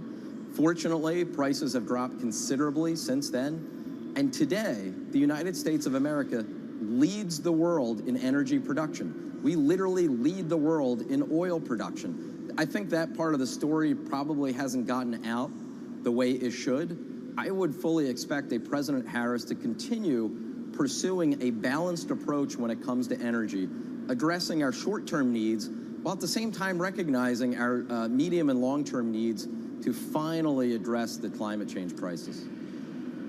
Well, Congressman, I know we've discussed this fracking question with you before. We did so at the convention in Chicago when we saw you there, and you said that politicians and leaders like Kamala Harris should be allowed some evolution on the issues, and you think she ended up in the right place with fracking. She, of course, says that she would no longer ban it. I just wonder if you really believe that that has fully resonated in Pennsylvania, or if the attacks of Donald Trump on that issue are actually breaking through. Yeah, well, you might remember I shared with you that certainly in my career, I don't have 100% the same views today that I had when I first was elected to office. I think most human beings recognize that's natural, and that as the facts change, your conclusions may change. I would point out, though, that Kamala Harris has been vice president for the last 4 years, and this administration has actually increased the leases for fracking. That was in the Inflation Reduction Act. Natural gas is at an all-time high in terms of production in Pennsylvania in 2023. That breaks the previous record, which was set in 2022. So she has a record that you can point to say it's not just what she's saying today. She has actually backed this up with her actions, not just her words. All right, Congressman, always great to have you here on Bloomberg TV and radio. Thank you so much for joining us live from Capitol Hill on this Thursday. Congressman Brendan Boyle of the key swing state of Pennsylvania. And Joe, as we talked to him about some of these economic issues, he mentioned there Trump's notion of tariffs. As we look at the polling, Morning Consult, new poll, finds that Harris and Trump are tied when it comes to the issue of the economy at 46%. And interestingly, undecided voters slightly favor the economic policies put forward by the Harris campaign, including that 56% support for preventing rapid price increases stood out to me. Net negative 21% support for presidential powers over the Fed. I'd like to know how many of those voters could explain to us what the Fed does. Sure. Is this a kitchen table conversation? Fed independence? It is for you and me and But we're strange that way. our audience here. We'll continue this conversation on the late edition of Balance of Power. See, it all comes back to the Fed. With Kaylee Lyons, I'm Joe Matthew. This is Bloomberg TV and Radio.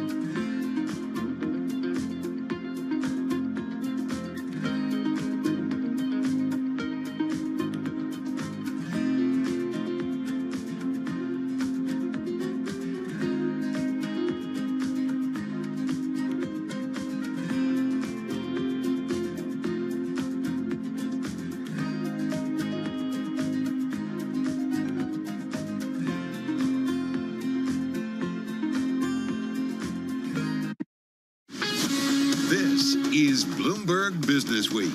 Insight from the reporters and editors who bring you America's most trusted business magazine. Plus, global business, finance, and tech news as it happens. Bloomberg Business Week with Carol Masser and Tim Stenevec on Bloomberg Radio. A very good afternoon, everybody, live on television, radio, YouTube, and Bloomberg Originals. This is Bloomberg Business Week on this, Thursday, September 19th, September flying. I'm Carol Masser, along with, Tim is off, my co-host. How did you get in the I'm room? Matt Miller. Anytime Tim is out, I have asked the powers that be to put me in his seat. Aw. Yes. Because you But just it's not going to happen next week. Okay, well, that's good to know. Warning, warning. All right, Matt Miller, of course, co-host of Open Interest, also co-host of the Hot Pursuit podcast on Bloomberg. We're going to actually talk cars in a couple of hours, but in the next 60 minutes, we're going to get into the market trade. Matt, we've got another record here on the S&P 500. Yeah, absolutely unbelievable. It's got to be at least one of the biggest moves in the market post-Fed meeting since 2008. Yeah. And we had a time this morning when we had both stocks and bonds going up pretty substantially. The 10-year yield, I mean, it's still 374. It's still 10 to 12 basis points higher than it was a couple of days ago. So I think it's very interesting. But definitely the market is either betting that the Fed's going to cut more than they signaled yesterday, or that the 50 basis point cut and today's initial jobless claims cement the soft landing that Powell is after. All right, now we're over. The show's over. No, just kidding, just kidding. We're going to talk about all of that, folks. We are going to talk about some economic data we got today. Mike McKee's going to join us. Speaking about the trade, Matt really laid it out so well, but really you're seeing a big move up in the tech names. We're going to get into one guest who likes, in particularly in the semi sector, AMD. We're going to talk about that new phase of the Middle East war. And then from wages to partnerships and working from home, Amazon, the headlines kind of just keep coming out. So we're going to dig into that. But first up, let's get a little bit more on that trade that Matt laid out for us. Let's turn things over to Charlie Pellet. All right, I thank you very much indeed. We are on track for the 39th record close for 2024 for the S&P 500 index. Stocks ripping higher, right to the numbers here, with the S&P up 112, just about the best level of the day. 2% advance, S&P at 5730. The Dow now higher by 631 points, up 1.5%. NASDAQ surging by 519, up by 3%. NASDAQ 100 index doing a little bit better, up 3.1%. Small caps taking part in the rally as well. The Russell 2000 up now by 2.1%. Matt mentioned the 10-year 3.74%, the 2-year 3.60%. Gold higher now by 31 points, up $31, up 1.2%. And West Texas Intermediate crude up 1.5%, 71.97 right now for a barrel of WTI. Cannot ignore the move in Bitcoin today. Bitcoin now surging by 5.7%, 63,550 on Bitcoin. Sales of existing homes fell in August to a 10-month low on persistent affordability challenges ahead of a recent decline in mortgage rates. After the close of trading today, we will be hearing from homebuilder Lennar. Lennar shares up now by 1.9%. Also reporting after the close today, we'll be hearing from FedEx, often seen as an economic bellwether. We got FedEx now up by 2%. For on-demand news 24 hours a day, subscribe to Bloomberg News Now wherever you get your podcasts. I'm Charlie Pellet, and that is a Bloomberg Business Flash. All right, got it, Charlie. Thank you so much. Carol Master along with Matt Miller. Matt in for Tim here on Bloomberg Business Week. Well, it's 24 hours since we got that Fed decision. We did get some new economic data points, including U.S. existing home sales sliding to the lowest level since October, and yet jobless claims falling to the lowest since May. So in the room yesterday with Fed Chair Jay Powell right after that decision, Bloomberg News international economics and policy correspondent Michael McKee. He is back from D.C. And the Fed and joins us in studio. Good to have you back. Your question, we were all listening. I am curious, when the news, I know you guys get the news ahead of time a little bit. We're in a lockup, in a locked room. Can't leave half hour ahead of the decision. So 1:30 they gave us the paper. Any gasps? No. I think it had been talked about so much that it was really just a question of were you writing a story about 25 or 50, and all of a sudden you knew it was 50, and so and there's so much to do because you also get the summary of economic projections, so you have to go through all that and the dot plot, and so basically it was you just buckle down, just plow through it. Yeah.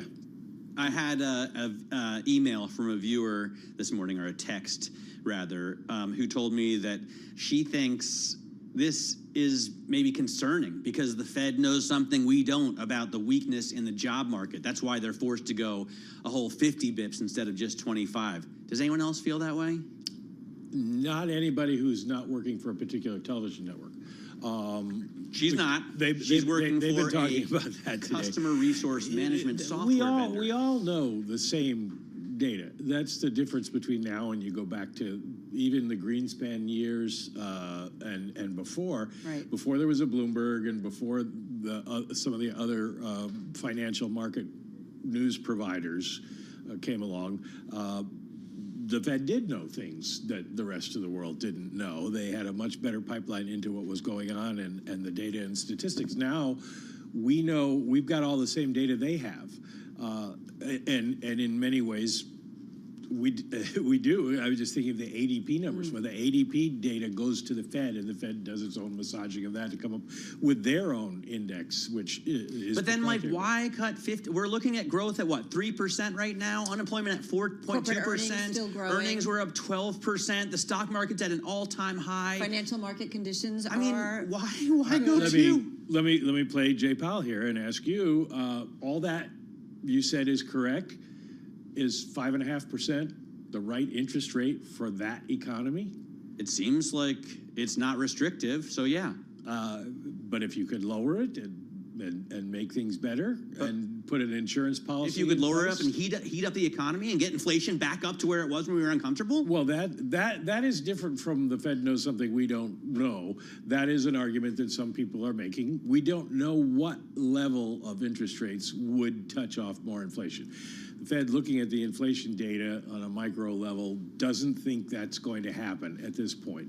And so much of the inflation was supply chain caused coming out of COVID. Is that all done, the pandemic impact? Supply chain, wasn't it also about dumping trillions of dollars into the economy? It was mostly about the supply chains. And as those normalized, inflation went down in most categories. There's certainly a part of that is the money that came in because it enabled people to. Yeah, money supply just went off the hook. It was like vertical. But nowadays, all that money's gone, basically. Mike, I mean, the Fed did say inflation has made further progress toward the committee's 2% objective, but remains somewhat elevated, which was, to me, the one thing that stood out, that they're still concerned a little bit about inflation. Well, so that's why I, too, was like, then why be so aggressive? I was kind of shocked. I really thought it would be a 1/4 point cut. I think their view is that inflation is still elevated. We did see a little pop in the CPI last month, and so they want to make sure that things don't go the wrong way, but they are more worried that the labor market is slowing down. The weekly jobless that we got today tells you what? The companies are still holding on to workers. It doesn't tell you that they're hiring, but basically, remember we got the Beige Book a couple of weeks ago, and it said companies are not hiring anymore, but they're not getting rid of anybody. They're just sitting on their payrolls, and that seems to be the case at this point. The labor hoarding continues a little bit? Labor hoarding continues, and people seem to be right-sized at the moment. And now, if the Fed I don't know, convinces people to invest, then maybe you get. I saw a story in the Wall Street Journal. Postings for software development jobs are down more than 30% since February 2020. This year, industry layoffs in tech have continued, with big tech shedding 137,000 jobs since January. This is from the Wall Street Journal today. It seems like there's a little bit of a slide. On the other hand, we know that the labor pool grew tremendously, and that growth has been stopped with the border, Biden finally closing the border. Well, there have been a lot of jobs created in other sectors. Tech we went through this 2 years ago with tech. You remember all the layoff announcements, because they tend to ramp up so much, and then some companies don't make it, and they start laying off people. And they go in cycles, and their cycles don't necessarily match up with the rest of the economy. So, yeah, the tech jobs are going down. Well, programming jobs, I mean, that was the job of the future. And now you had to learn to code. We had a whole business week episode about it. Remember? Don't need to code anymore because the computers are all going to do it. Final 20 seconds. Any 24-hour, one day after the Fed decision thought, rethink, just quickly. I think we're just basically into a new era now, where we know what the Fed is, the direction they're going in. We know roughly what their cadence wants to be. So now you look at the incoming data and you put it in that model, and that's what the markets are going to be doing from here on out. But as we said, it's still dated. Nobody's going to ask, when are they going to start cutting rates? All right. We know that. All right. Thank you, Mike. So appreciate it. Bloomberg News International Economics and Policy Correspondent Michael McKee. All right, that's your eco update. Let's get to the geopolitical and the now nearly one-year-old war between Israel and Hamas, which kind of shocked me when I started writing our introduction for this segment. On that, Lebanon's death toll from a series of walkie-talkie and pager explosions this week rose to 37. That's according to local authorities. Really an illustration of the devastation wrought by a wave of suspected Israeli attacks against Hezbollah militants. A second wave of blasts that happened yesterday killed 25 and injured more than 600, according to the Lebanese Health Ministry. And meantime, you've got Israel's defense minister declaring what he called a new phase in the war with regional Islamist groups. So let's get to it. Back with us with some thoughts on where we are is Bloomberg News senior editor Bobby Ghosh. He's here in studio. He has covered the Middle East and national security issues. He's reported from Hong Kong, Baghdad, and more, and he's here in studio. I feel like every time you are here, we ask escalation, and I'm not quite sure how to think about it. And I was really shocked when I kind of was like, oh my God, we're almost a year here in this war.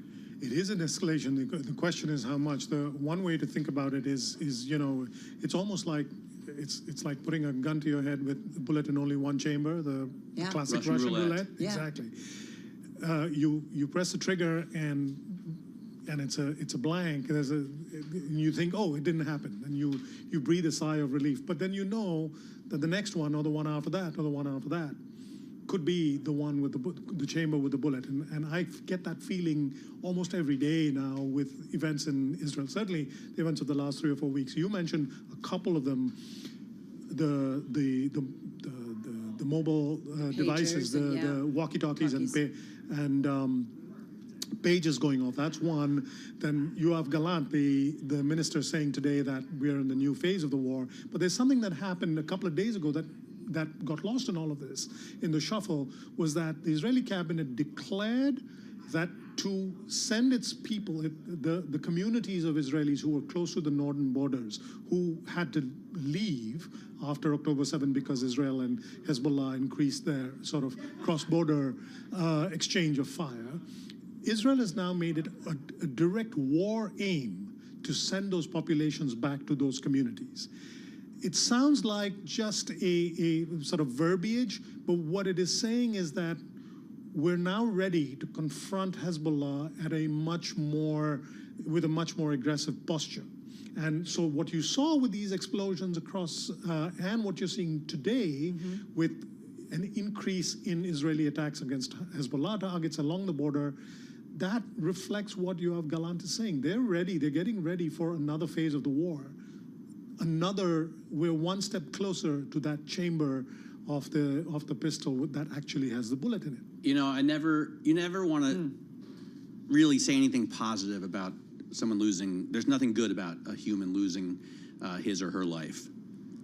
But in terms of the foresight and planning and like magical genius it takes to get thousands of people to use pagers. In America, there's a whole generation of kids learning what a pager is, right? Right. I mean, how did they even achieve that task? Assuming that Mossad is behind this, right? Well, there's the other dimension of just how stupid were Hezbollah to allow this to happen. We've known for many years that Israel has this capacity. Way back in the late 1990s, when I first started looking at the Middle East, the first time I went to the Middle East, went to Gaza, there was already stories about this very famous bomb maker, Hamas bomb maker, who Israel targeted and blew up by putting a little bit of explosives on his cell phone. This is dumb phones, back long before cell phones. I think this happened in 96, 97, around that time scale. They managed to put a phone in his hand that had a little bit of an explosive charge, and he answered the phone and they blew him up. This capacity has been known for a long time, and just how much of an intelligence failure and planning failure on Hezbollah's part has allowed this. The scale of this, of course, is enormous.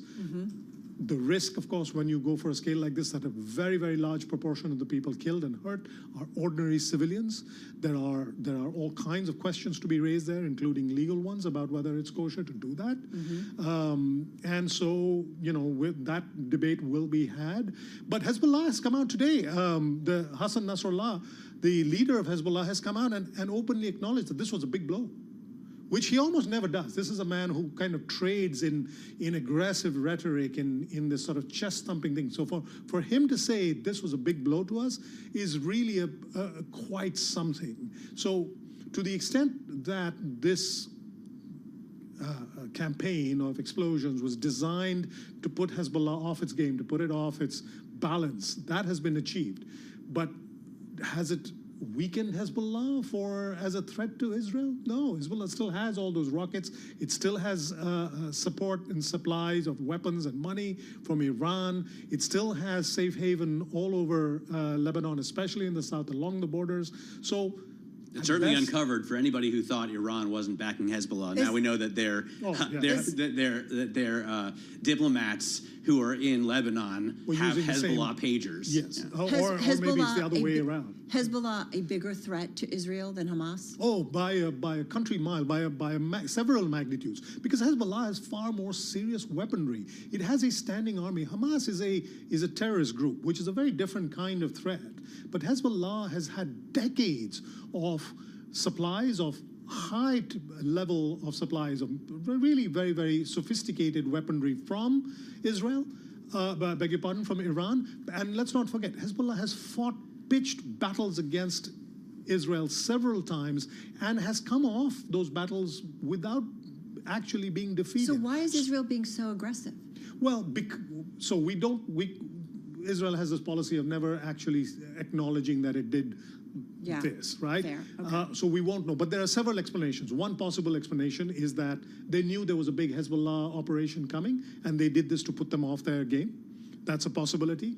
That they're preparing for that they're softening the ground by sort of making Hezbollah think twice and thrice and sort of making every Hezbollah fighter worry about chain of command, worrying about where the next, is my toaster safe? Right. Is my electric kettle safe? Is my TV safe? Talk about unnerving a population, get right? into their heads a little Also, bit. maybe Netanyahu knows that he is in trouble if this war ever needs comes a to an end. distraction. Exactly So right. if he wants to stay in power and if he wants to stay out of jail, he really needs to continue. Why do killing people. Israelis continue to let him be in power? Because Well, it seems to be. You have to look at the way Israeli politics is sort of set up.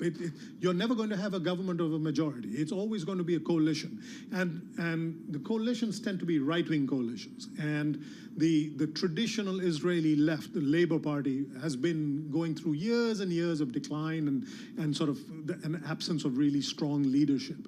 And so Netanyahu has been very astute, very, very clever about corralling right-wing parties into a workable majority, just a majority of one seat, just enough to stay in power. And they see in him somebody who will bend to their will, as he has done over and over again.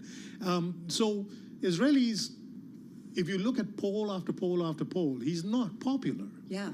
They want to see the back of him. But when it comes to actual electoral politics, he's a smart guy. He knows how to play that game better than anybody else in that country. Really quickly, 15 seconds. What brings this to an end? Is it allies? Is the Middle East somewhat? Like, who brings this to an end? And just quickly. Well, the only ally that has any kind of real leverage over Netanyahu is the United States, and the Biden administration has been very reluctant to use that leverage. They've sort of used rhetoric, but no actual leverage.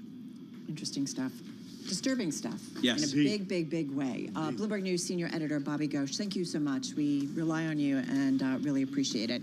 Coming up next, we'll get into the second largest private sector employer in the U.S. that's actually boosting wages for some of its workers. That's coming up on the other side of Bloomberg Business Week. Carol Massar along with Matt Miller.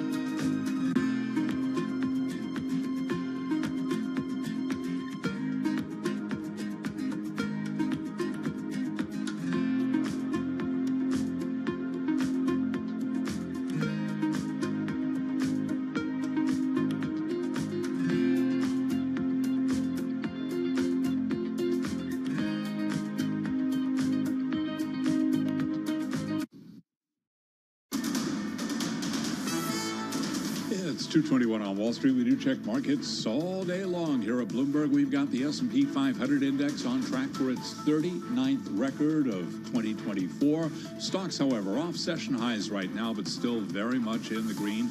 A day after the Fed decision, we've got the S&P up 101 now, up by just about 1.8%. Traders are betting the Federal Reserve will be able to engineer a soft landing, have spurred a rally in riskier corners of the market. The Dow up 528, up by 1.3%. NASDAQ up 2.7%. The NASDAQ 100 index up 2.8%. Russell 2000 index is higher by 1.9%. 10-year yield 3.73%. The 2-year 3.59%. Gold up 1.1%. 25.87 the ounce. And West Texas Intermediate crude up 1.7%. 72.08 a barrel. Bitcoin now up 5.7%. 63,638 on Bitcoin. Darden restaurant shares up 7.5% after the Olive Garden owner announced a new delivery partnership with Uber. Uber shares gaining 2.7%. And welcome news for business travelers out of two major Northeast airports. JetBlue plans to build its first ever airport lounges in both Boston and JFK as the airline expands premium offerings in an effort to bolster profits and support its turnaround. JetBlue up 0.2%. For on-demand news 24 hours a day, subscribe to Bloomberg News Now wherever you get your podcasts. I'm Charlie Pelleton. That is a Bloomberg Business Flash. You know, at Olive Garden, I always liked a tour of Italy. My dad used to like Olive Garden. And you go to a tour of Italy and you get a little bit of like eggplant parmesan, a little this, a little that. It's lovely. Yep. Lots of breadsticks too, and apparently so. I haven't been there since. Have you ever been? Since high school. I had been there when I was a kid in Central Ohio. But is there an Olive Garden around here? There is in New Jersey. Oh, yeah? Just saying. All right. We're watching, obviously, shares of Darden, but we're also watching shares of Amazon today higher. And they're on a tear this year. They're up about 25%. There's a few stories on what is one of the world's largest market cap companies, including wage hikes and a new AI assistant. So let's dig a little bit into Amazon. With us is Bloomberg Intelligence Senior Technology Analyst Anurag Rana. He's with us from our Chicago bureau.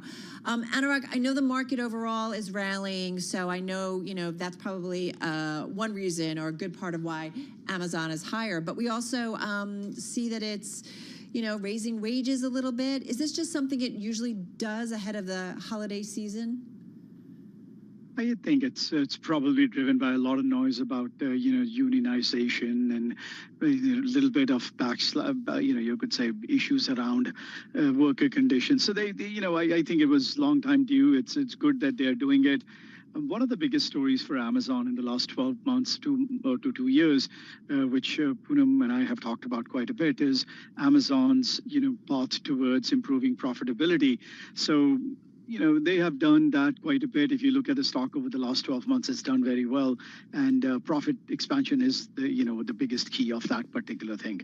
So now when the wages go up, that has an impact on margins. But at the same time, we also heard they are rationalizing their management structure. They're not going to be that many managers down the road. I think that's going to help offset some of these costs because more of the expensive workers are part of the AWS area and not so much on the retail side of it. And the stock, it has done well. It's up over the last 5 years, 107%. Some of the other hyperscalers are doing much better. I noticed that Microsoft, for example, is up double that over the past 5 years. They just handed $60 billion back to shareholders or decided to start doing that for the second time. Is Amazon rewarding shareholders in the same way? I think it's a focus for Amazon at this point far more is improving profitability, both on the retail side as well as the AWS side. We've seen AWS margins really spiked up quite a bit in the last 1 year or so. On top of that, their advertising business is doing very well, and that's a very high margin business. I think that is going to be probably the single biggest driver of next phase of big profit expansion for them, because that's very high margin. People, instead of going to Google to search for a product, may go to Amazon, directly into the search engine to look for that product, and they can monetize on that. What about the monetization of AI? Where are they on that? Because that was one of the other stories that popped up on the Bloomberg, launching an AI assistant designed to help some of their online merchants manage their own businesses. So what do we know about that? And I am curious if you could kind of put into context where Amazon is in the AI race. Yeah, so when you look at AI and Amazon, I think the first thing you will think about is, their cloud business. That's where the bulk of the R&D and the bulk of the work is going to go, because companies will use their cloud services and third-party models to come up with their own solutions. So that's more on the, selling of cloud resources or technology side of it. As far as they using it themselves to be more productive, content creation is an area, and that's where the application that was launched today would help their merchants to be online very quicker, much better description of the product, pictures, and what that does is it helps out to get to your products to market quicker in a far more effective way than you and I would do. Let's say if we are a third-party merchant, this just helps it in the everything from points all the way down to the selling of that particular product. What? Why are you looking at me? Well, you're freaking me out here. So you don't know about my obsession with the comp function, or maybe you don't remember, but Paul Sweeney knows. I like comp. I use it all the time. Yeah. And so I'm just putting up Amazon against the other FANG peers, right? Or the other mega cap, what do we call Magnificent Seven stocks. So Amazon has doubled over the past 5 years, up 108%. Facebook is up 195%, right? Apple is up 313%. Netflix is up 146%. Google is up 162%. Microsoft, up 211%. All of them, and I won't even mention NVIDIA, because obviously they destroy this group, but Amazon's the big loser among the Mag 7. Why is that, Anurag? So why don't we try the last 12 months? They've done better than Microsoft. I always do 5 years. It's just my basic, because it's the default of the comp function. I've done it since I started working here in 1999. Yeah, so one of the things I'd say is, we are building in a lot of the up that happened during the pandemic and the down in that particular one. If you run a 10-year number on comp, which I just did while we are talking, Amazon's annual growth rate is 24.6% and Microsoft is 28%. So not that big of a difference between the two. But, Amazon's been a very good story for a while. And frankly speaking, if you look at their cloud business, just that alone is far more profitable than most people understand Amazon to be. It's the retail side of it which is dragging it down. But frankly speaking, if you look at it for the next 5-7 years, I think they have a long way to go. He's not wrong. Over the last 10 years, Amazon's the best performer in the group. Yes. This is why we talk to Anurag, right? Yeah. Longer term. I can't believe the retail business is the drag. Like, I buy stuff on Amazon every day. Is it because people are mad that they seem to have more Chinese retailer than any other nationality? Well, isn't it expensive also to get all this stuff out? Yeah, see, Matt, you're at this point comparing a technology business with a retail business. So you got to take that, with that particular aspect of it. Those are single-digit margin businesses, frankly, in the long run now. You're comparing it with a gross margin business of 75-80%, which is the tech business of it. But when you look at logistics of Amazon, it's going to be very difficult to come up with anything even close to that over the next 5 years. They doubled their logistics footprint during the pandemic, which is not good for the shareholders in the short run, but I would contend that in the next 5-7 years it'll start to pay far more dividends than it has done so far. Well, all right. So I don't know. We're not into earnings yet. I do wonder, how you're thinking about the environment. It seems like the Fed kind of giving a juice to certainly these mega cap tech names today. Certainly, you see it in the trade. But I don't know. How does the next 6 to 12 months look specifically for Amazon? I think, one of the good things in this particular case is going to be small businesses. This is, I think, the one thing I haven't heard a lot of people talk about it today or since yesterday. They have been struggling because of high cost of funding. It's not the big guys. Amazon and Microsoft and Apple, they don't really care about what cost of funding is. They have too much cash on their hands. But when I look at companies, smaller software companies that cater to the SMB market, they're really struggling. And I'm hoping with this particular pivot, the consumption of cloud goes up from the SMB community, which will help Amazon. The SMBs that are selling their products on Amazon's retail framework, that's going to go up. So I think net it is going to be good for Amazon's end customers as well as its suppliers. You know, I talked to Steve Eisman on my television show this morning. He of Big Short fame from Neuberger Berman, and he doesn't do shorts anymore. He just has a portfolio of 30 to 35 longs, and he invests in two stories. One's infrastructure, the other is AI. And he was saying that, you know, medium to even large size businesses, they don't even have their data sorted out to use for Gen AI yet. So they need to partner with these other AI, you know, masters of the universe in order to get that done. And I wonder, are people going to reach out to AWS before they reach out to, you know, Microsoft or Google? I mean, is their AI business going to be a big moneymaker for them? Yeah, I mean, AWS is the biggest cloud vendor out there just in terms of market size. So that's going to do very well. As far as data is concerned, each one of these companies has their own data framework. I did listen to Steve this morning, and he talked about Accenture's, you know, business of cleaning that up. Frankly speaking, there was a mix-up. I mean, he talked about the outsourcing business, but that's completely different. It's the consulting business where the data cleanup happens. And from that point, they are still in that phase of a slowdown.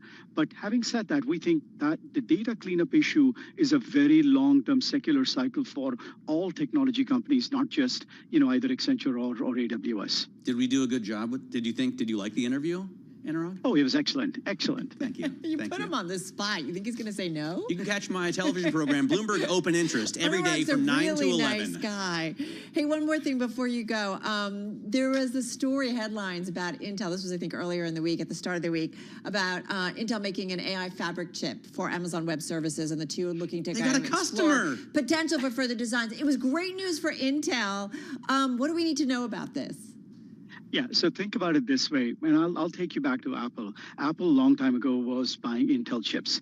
It was getting heated up. They weren't able to do some stuff with it. So then Apple decided to design their own chips, which they do, and then TSMC makes it for them. Made a huge difference to their Mac portfolio.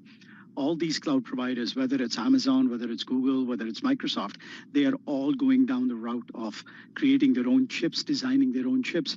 When I say creating, we mean you just design it and somebody else creates it for you. So Intel is probably, you know, one of the people they're talking to. I bet you they're talking to multiple other people to help out with that thing, because the number one problem for cloud providers right now is the lack of GPUs and chips that they need to take care of the AI workload and the other workloads. Wait, if everybody designs their own chips, what do we need NVIDIA for? They don't make chips. They send their designs to TSMC too. Yes, exactly tuned, right? My point, but that's going to take some time. So they have a little bit of a runway, probably a fairly good-sized runway. They're doing a pretty good job. They're doing okay. Exactly. They're doing okay. Anurag, thank you so much. Anurag Rana, of course, joining us right there. Bloomberg Intelligence Senior Technology Analyst out there in our Chicago bureau. Eisman.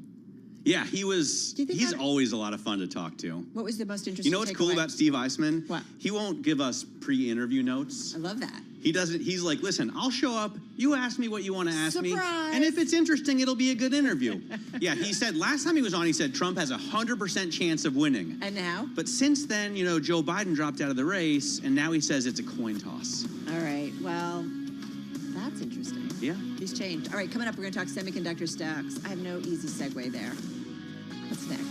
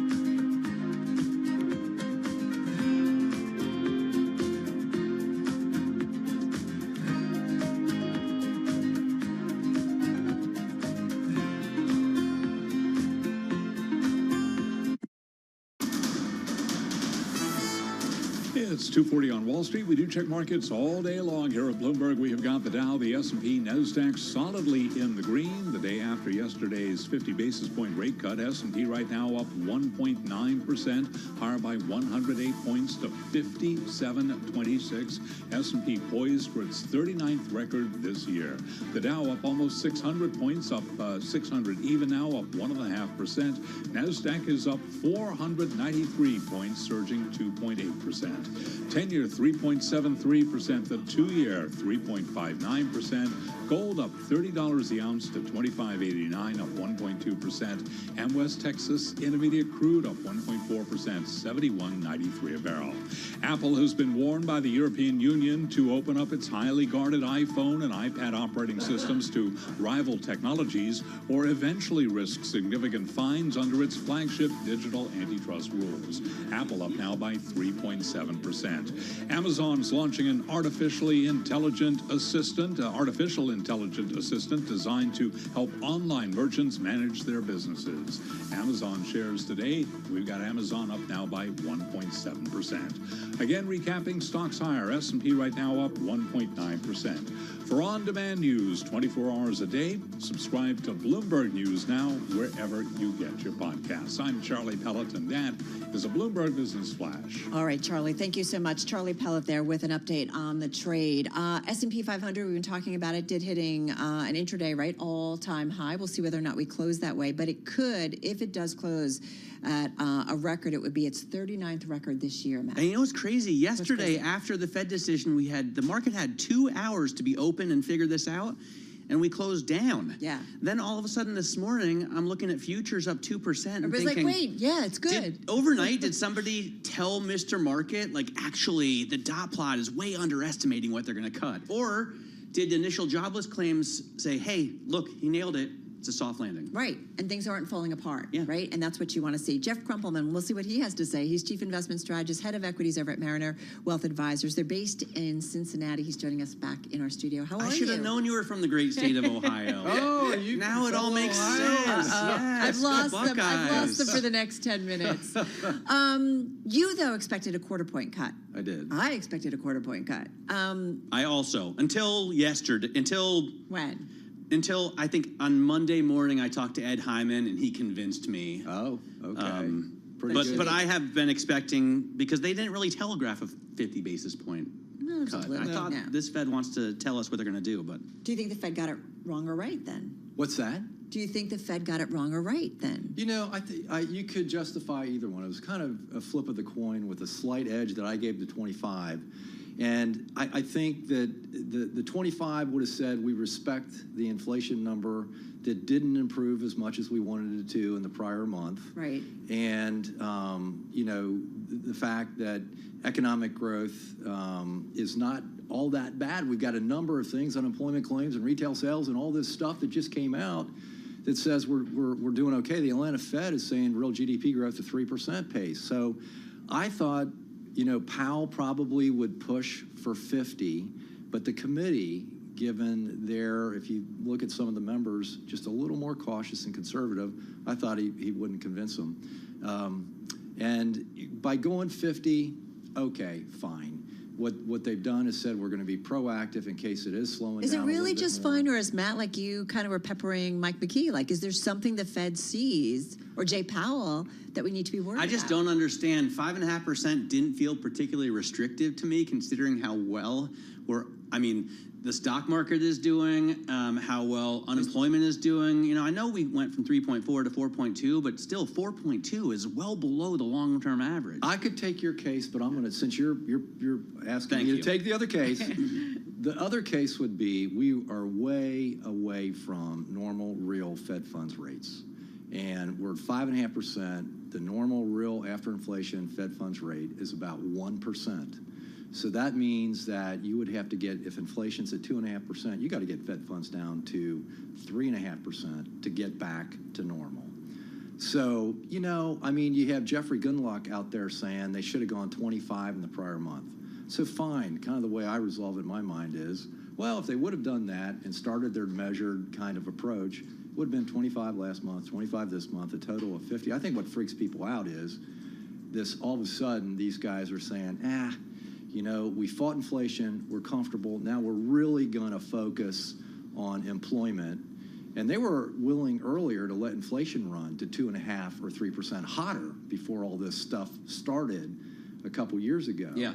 And now I think they're going to err on the side of being, if they're going to be wrong, they'll be a little too aggressive in making sure that. And Powell said as much yesterday. I mean, he said, "Could we have cut at the last meeting?" Yeah, we could have.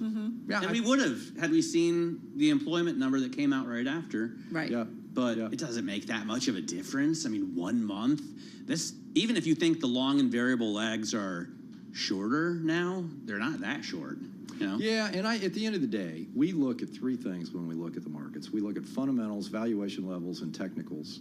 And from a fundamental standpoint, you look at the economy and trends in the economy that are solid. You look at overall interest rate trends that are stable and coming down a little bit, and you look at credit spreads. All that stuff is good, and earnings are very good.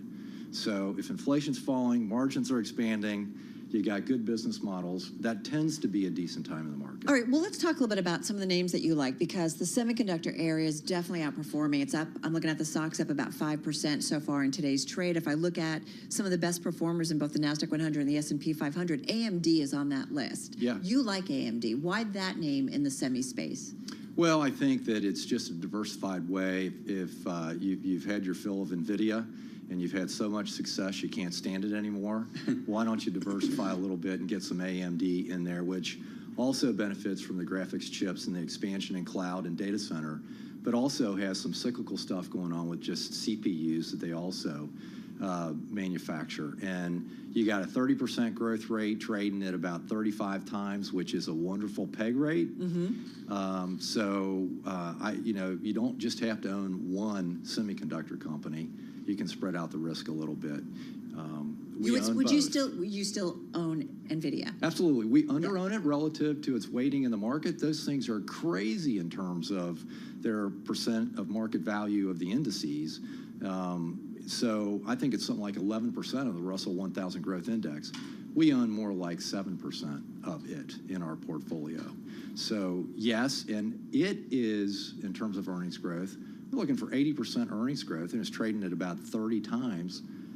I'm sorry, but, there's not a whole lot not to like about that right now. Just at the numbers. Yeah. Did I tell you I talked to Steve Eisman this morning?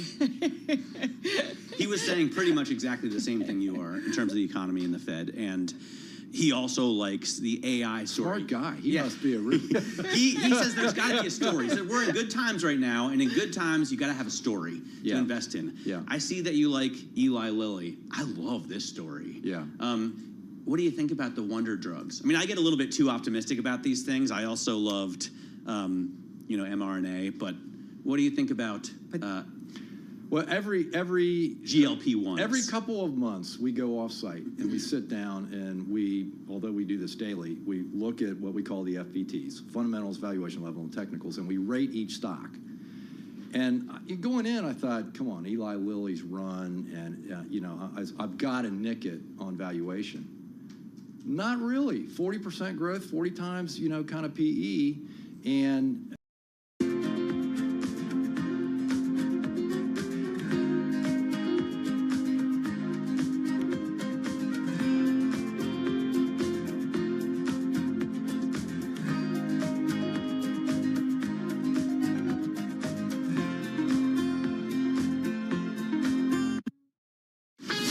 This is Bloomberg Business Week with Carol Messer and Tim Stennebeck on Bloomberg Radio and Television.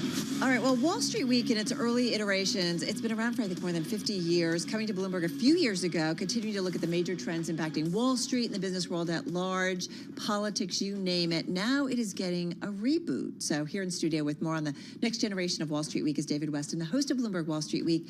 It airs every Friday at 6 p.m. Wall Street time on radio and TV. So a relaunch, what's that all about? Well, we're actually redoing the program.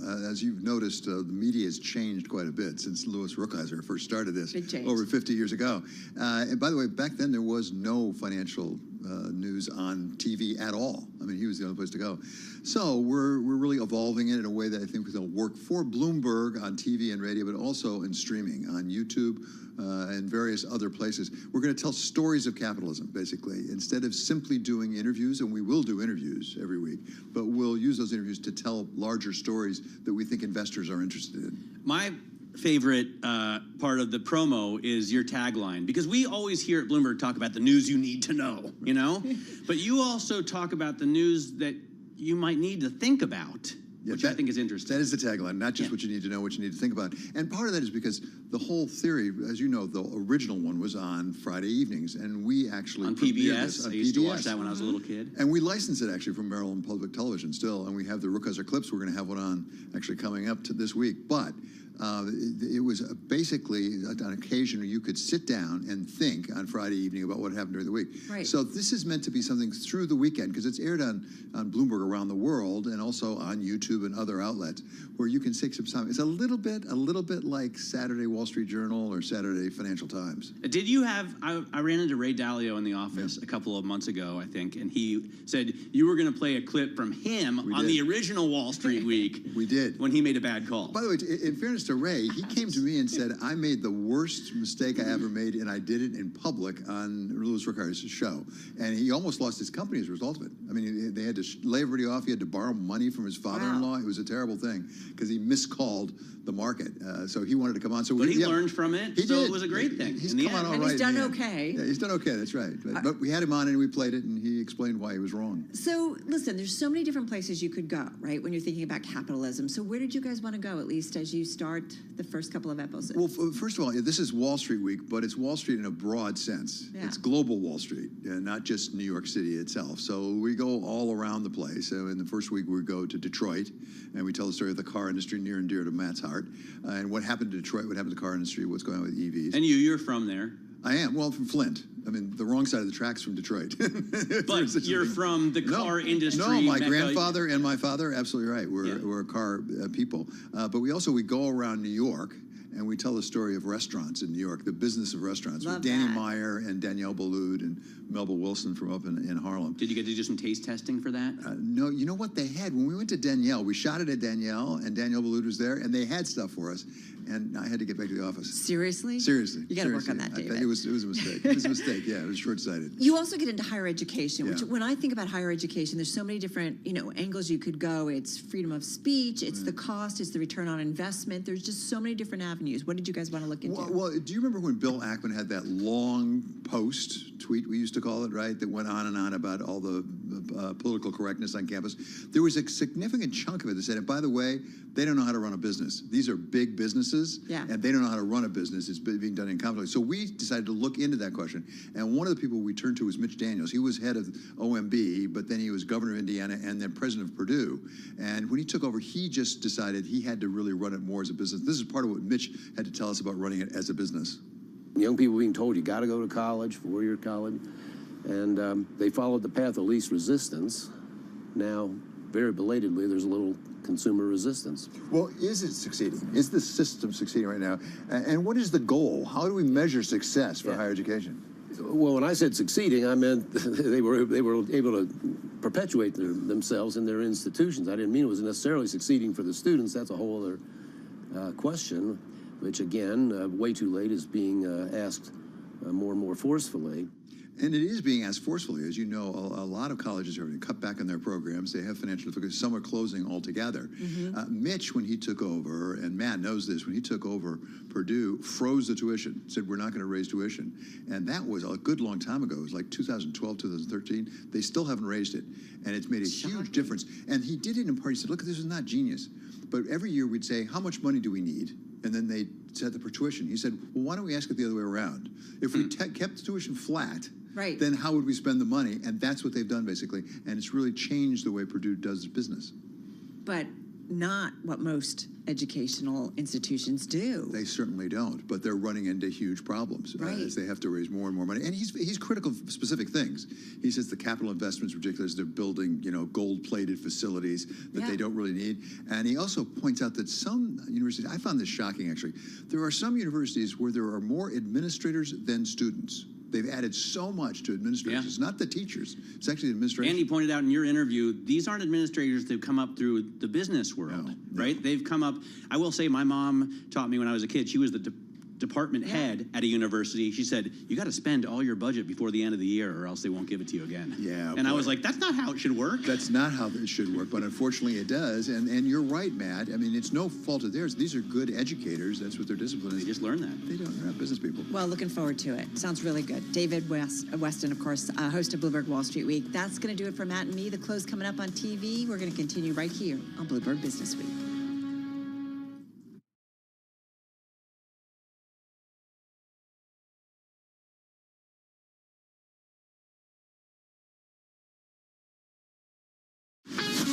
This is Bloomberg Business Week. Insight from the reporters and editors who bring you America's most trusted business magazine. Plus, global business, finance, and tech news as it happens. Bloomberg Business Week with Carol Masser and Tim Stenevec on Bloomberg Radio. All right, everybody, we're just about 1 hour away from the closing bell on Wall Street. This is Carol Masser along with Matt Miller. Matt in for Tim Stenevec. 60 minutes to go, and we'll see whether or not we get another Wait, do I record. have to think of a bunch of decliners? You do. Because there aren't that many. It's the next hour. You've got time. Oh, good, because only 133 stocks are down on the S&P. Working with Matt. Yeah, no, you got some time. You got 60 minutes to figure this out. We are, though, going to talk about earnings. Gina Martin Adams is going to be along. I love checking with her, seeing just, Wait, whether didn't or we not finish that? Isn't earnings season behind us? Oh, yeah, like 3 weeks. We start all over again. You know how it works here. We also have the CEO at Ballast Rock Private Wealth. We're going to talk about how lower rates could impact real estate investing. They are all in on residential, so curious to see what he is Fascinating. This, to me, is fascinating because what? Does it, get people to move out of their homes, to sell their homes, so open up the supply a little bit? Do prices now go through the roof? Because there's more demand. If mortgage rates come down with a 5 handle? I don't know. Yeah. And it's such an important issue to the economy that it can't be overstated. Well, it's exponential, right? You buy a house, all the stuff you buy, it really kind of moves the numbers. Hey, we're also going to get into the latest on polling and happenings from the campaign trail. Our Gregory Cordy will be along with that. And then why mobile voting is our final shot at saving democracy. It's the title of a new book. What do you think? To me, this is also incredibly fascinating because, the Democrats and Republicans are fighting over voting all the time. Crazy the Republicans want you to have to show your passport, get a social security number, have a tattoo on your forehead, and the Democrats are like, no, we should bring people from other countries and let them vote. Just do it here, right? Yeah. It would be so easy. All right, we're also going to get into a first for JetBlue and how the best air fresheners for your car are also the most expensive. We'll tell you why you need to know this. It's important. Slightly less important, though, than the other issues. All right, first up, folks, let's get a check on the trade. Let's toss things over to Charlie Feller. All right, thank you very much. We got 58 minutes to go until that closing bell clangs on this Thursday with the Dow, the S&P, NASDAQ, all advancing right now. S&P up 104, higher by about 1.9%. We've got the Dow up 575, now up 1.4%. The NASDAQ Composite Index up 469, up 2.7%. 10-year 3.73%, the 2-year 3.59%. Gold up $29 the ounce to $25.88, up 1.1%. Crude up 1.4%, and Bitcoin surging now by 5.5%. Bitcoin at 63,522.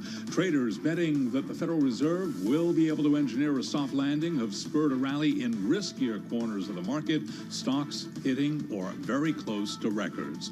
Emily Rowland is co-chief investment strategist at JH, and she was interviewed this morning on Bloomberg Intelligence. Markets are celebrating today. We're near new all-time highs, and I think there's a lot of relief around this dovish pivot that the Fed has taken here. There was a bit of confusion in the markets yesterday after Powell came out and told us not to get too excited that more 50 basis point cuts aren't coming. But I think overall it was a dovish Fed meeting, and it looks like markets can continue sunning themselves on soft landing island. And again, we have got stocks moving higher. Coming up after the bell, we'll be hearing from FedEx and Lennard. Of course, coming up at 3:50 Wall Street time, our Emily Chang will be interviewing Salesforce CEO Mark Benioff. Right now, we have got Salesforce up by 5.1%. So on an update for U.S. markets, from Matt Miller, today's decliners include Walmart, JetBlue, Albertsons, Workday, DJT, and Paramount. For on-demand news 24 hours a day, subscribe to Bloomberg News Now wherever you get your podcasts. I'm Charlie Pellet, and that is a Bloomberg Business Flash. Thank you, Charles. I was going to say thank you, Charlie.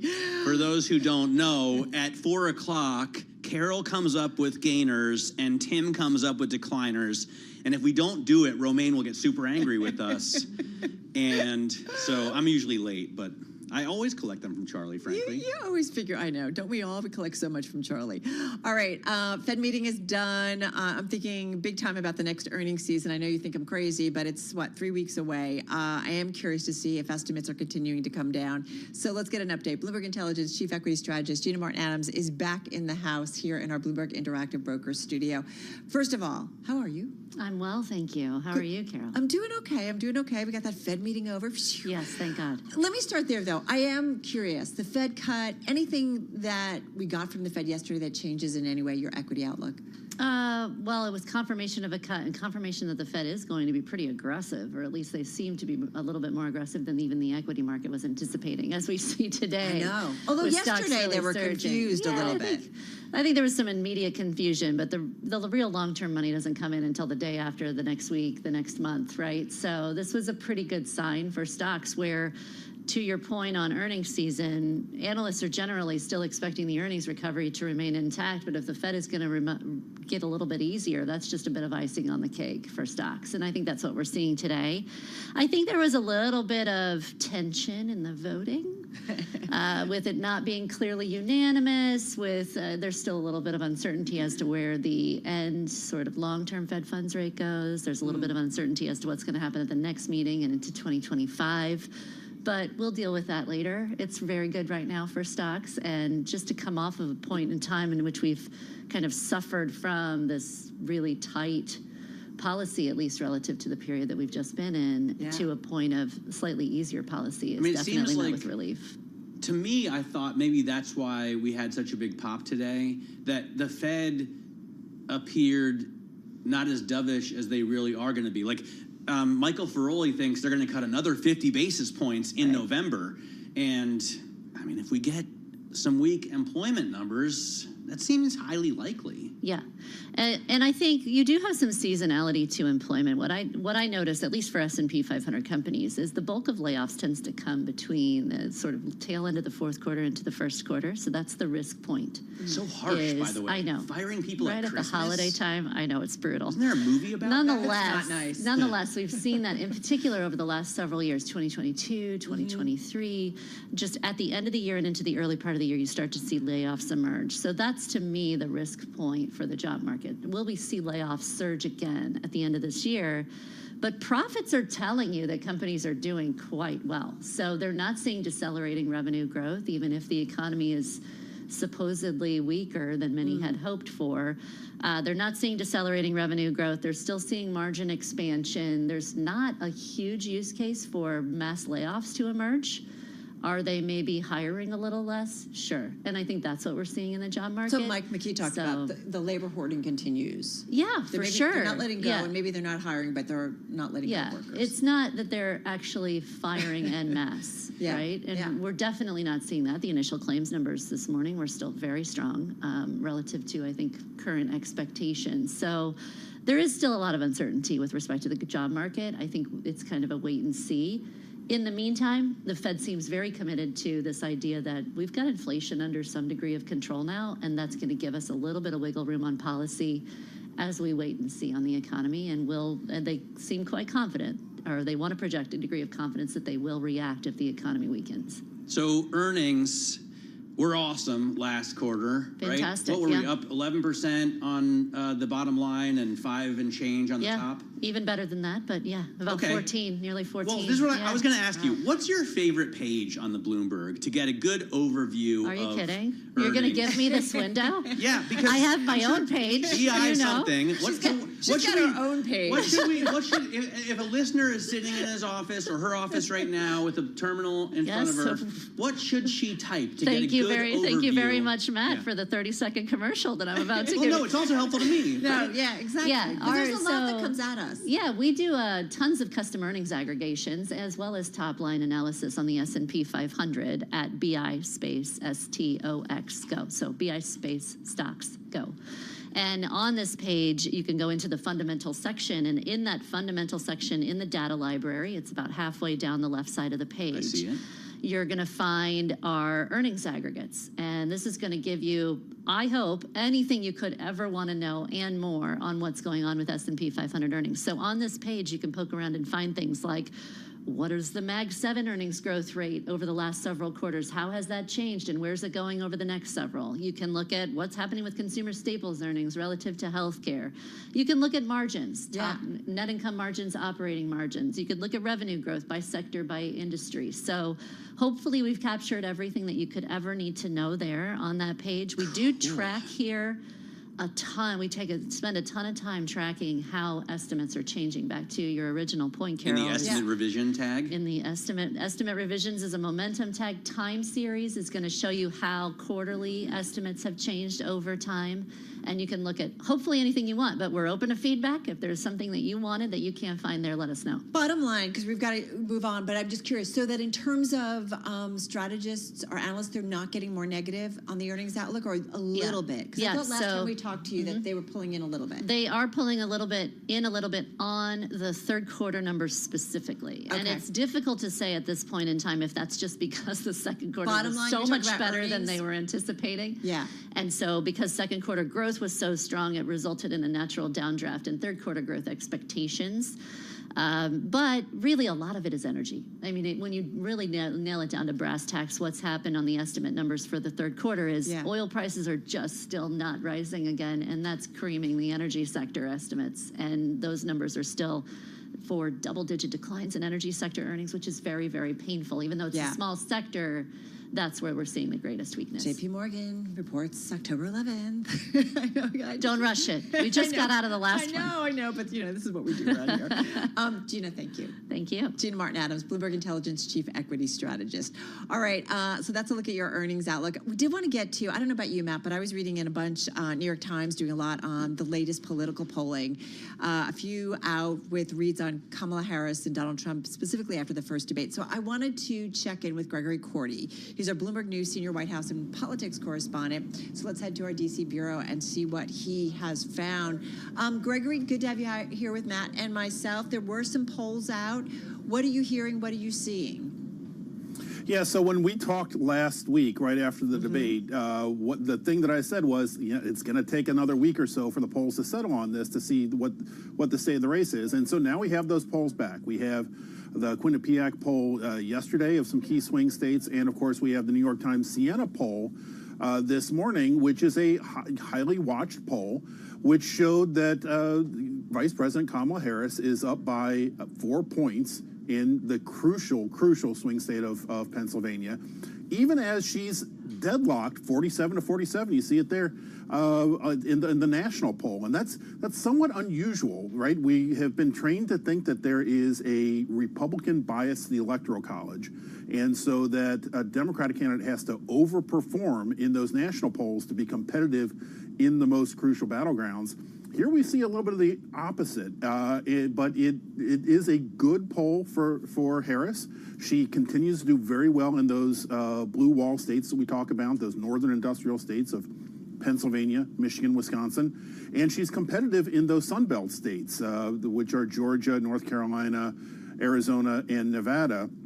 Those are pretty much a wash. If those split evenly, we're talking about a 269 to 269 Electoral College deadlock, and so we are really perhaps on the cusp of one of the closest presidential elections of our lifetimes. It's so interesting, and I was talking with Steve Eisman this morning, who said he thought it was a coin toss as well. And previously he said 100% chance that Trump wins, but this is just a completely different game now. But that was pre-debate. That was pre-Biden stepping down. Oh, pre-Biden stepping So, down. I was listening to Rick one day on Balance of Power, and he pointed out the national polls don't really. Rick Davis. Rick Davis. For a Republican candidate. He's part of the Joe's panel. Contributor. Jeannie Shanzano and Rick Davis. And he was saying that the national poll isn't really that important to look at. You really need to just look at those swing states, Greg. And I wonder how much Donald Trump's salt tax statements help him in Pennsylvania, because that's also a pretty high tax state. Does that give him a boost, or does nobody believe him when he says he's going to do something? Yeah, so former President Trump has outlined any number of tax proposals over the past few weeks. It started with, actually back a couple months ago, with no taxes on tips. He did that in Nevada, which has the highest proportion of tipped employees in the country. Then it was no taxes on overtime, clearly an effort to win blue-collar voters. And now most recently it is to lift the cap on the state and local tax deduction, the SALT tax you were just talking about, which is something that emerged in his own tax law in 2017. The Tax Cut and Jobs Act is what capped that deduction at $10,000. It's a particular issue, as you say, in New York, and that's why he talked about it on Long Island. New York is not a swing state, but there are some very competitive congressional races there that he was campaigning for, and all along the Acela corridor, certainly on the East Coast, on the West Coast. In swing states, really not enough people have their deductions capped, I would think, to make a huge difference.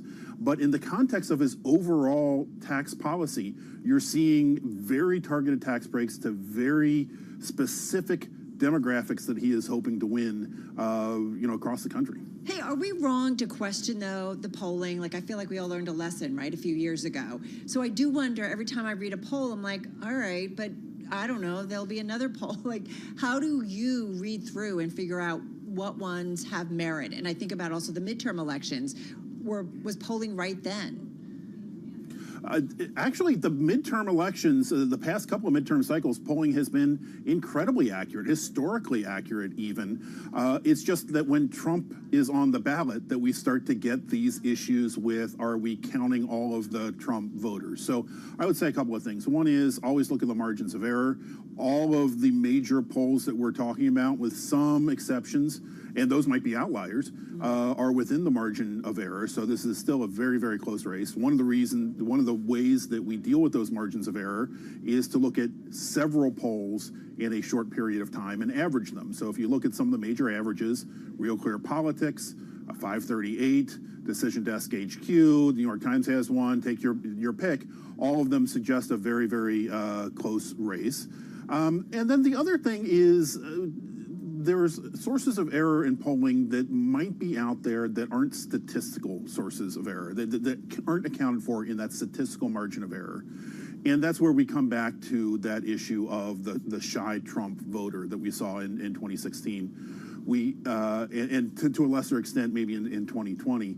Well, and Brexit. I mean, pollsters have had a tough time over the last decade. Yeah. Oh, sure. And it actually goes back, you talk about Brexit, it actually goes back to the early 1990s and what they called the shy Tory voter for John Major in the UK is when we first started talking about this effect. And so that's certainly worth keeping an eye on. And we are seeing Democrats, especially after this debate, when one side gets energized, they're more likely to respond to polls. And so we have seen in some of the polls since the debate, Democrats more willing to respond than Republicans.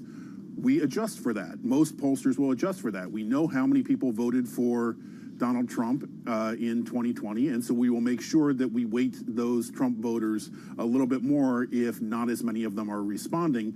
But you can still get into sources of error that we haven't even anticipated yet. And so it's one of those Rumsfeldian unknown unknowns that could be lurking out there that after the election we could be talking about how did we miss this? Right. It's hard to know. It's hard to know in advance. Especially with a race that's already had so many twists and turns. Bloomberg News senior White House and politics correspondent Gregory Cordy joining us there from D.C. A headline: Mercedes seeing fiscal year cars adjusted return on sales 7.5% to 8.5%. It had seen 10 to 11%. ADRs are down about 1.5%. More to come. This is Bloomberg.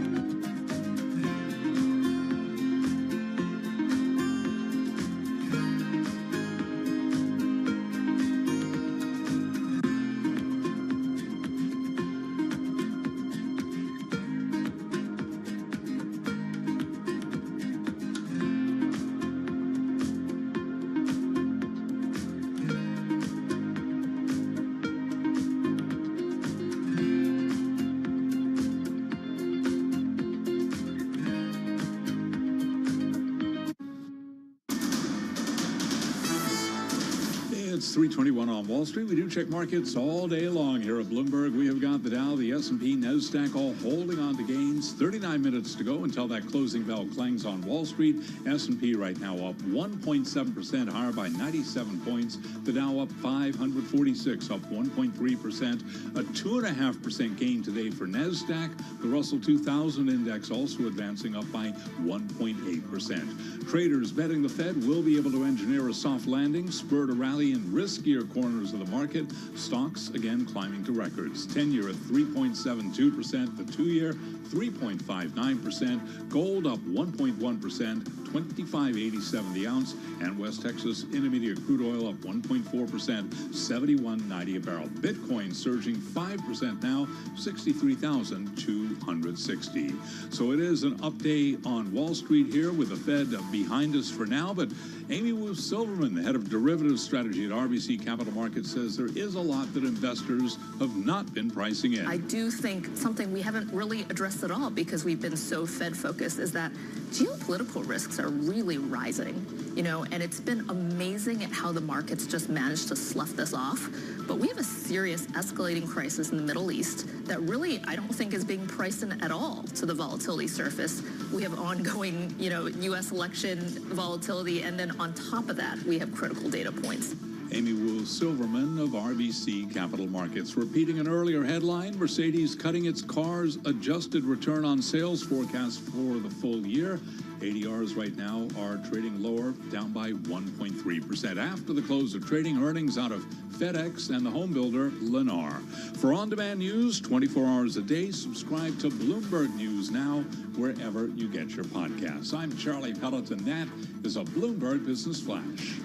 All right, Charlie, thank you so much. Carol Master along with Matt Miller. Matt in for Tim Stanovic on this Thursday edition of Bloomberg Business Week. Mortgage rates continuing their decline, hitting the lowest level since early February 2023. Borrowing costs have fallen significantly in recent weeks in anticipation of those rate cuts by the Fed. We got that first cut yesterday. What's interesting is whether or not, Matt, people are going to maybe hold off on buying a house thinking, okay, rates are going to go even lower. Yeah, I think it's really fascinating to watch home prices right now.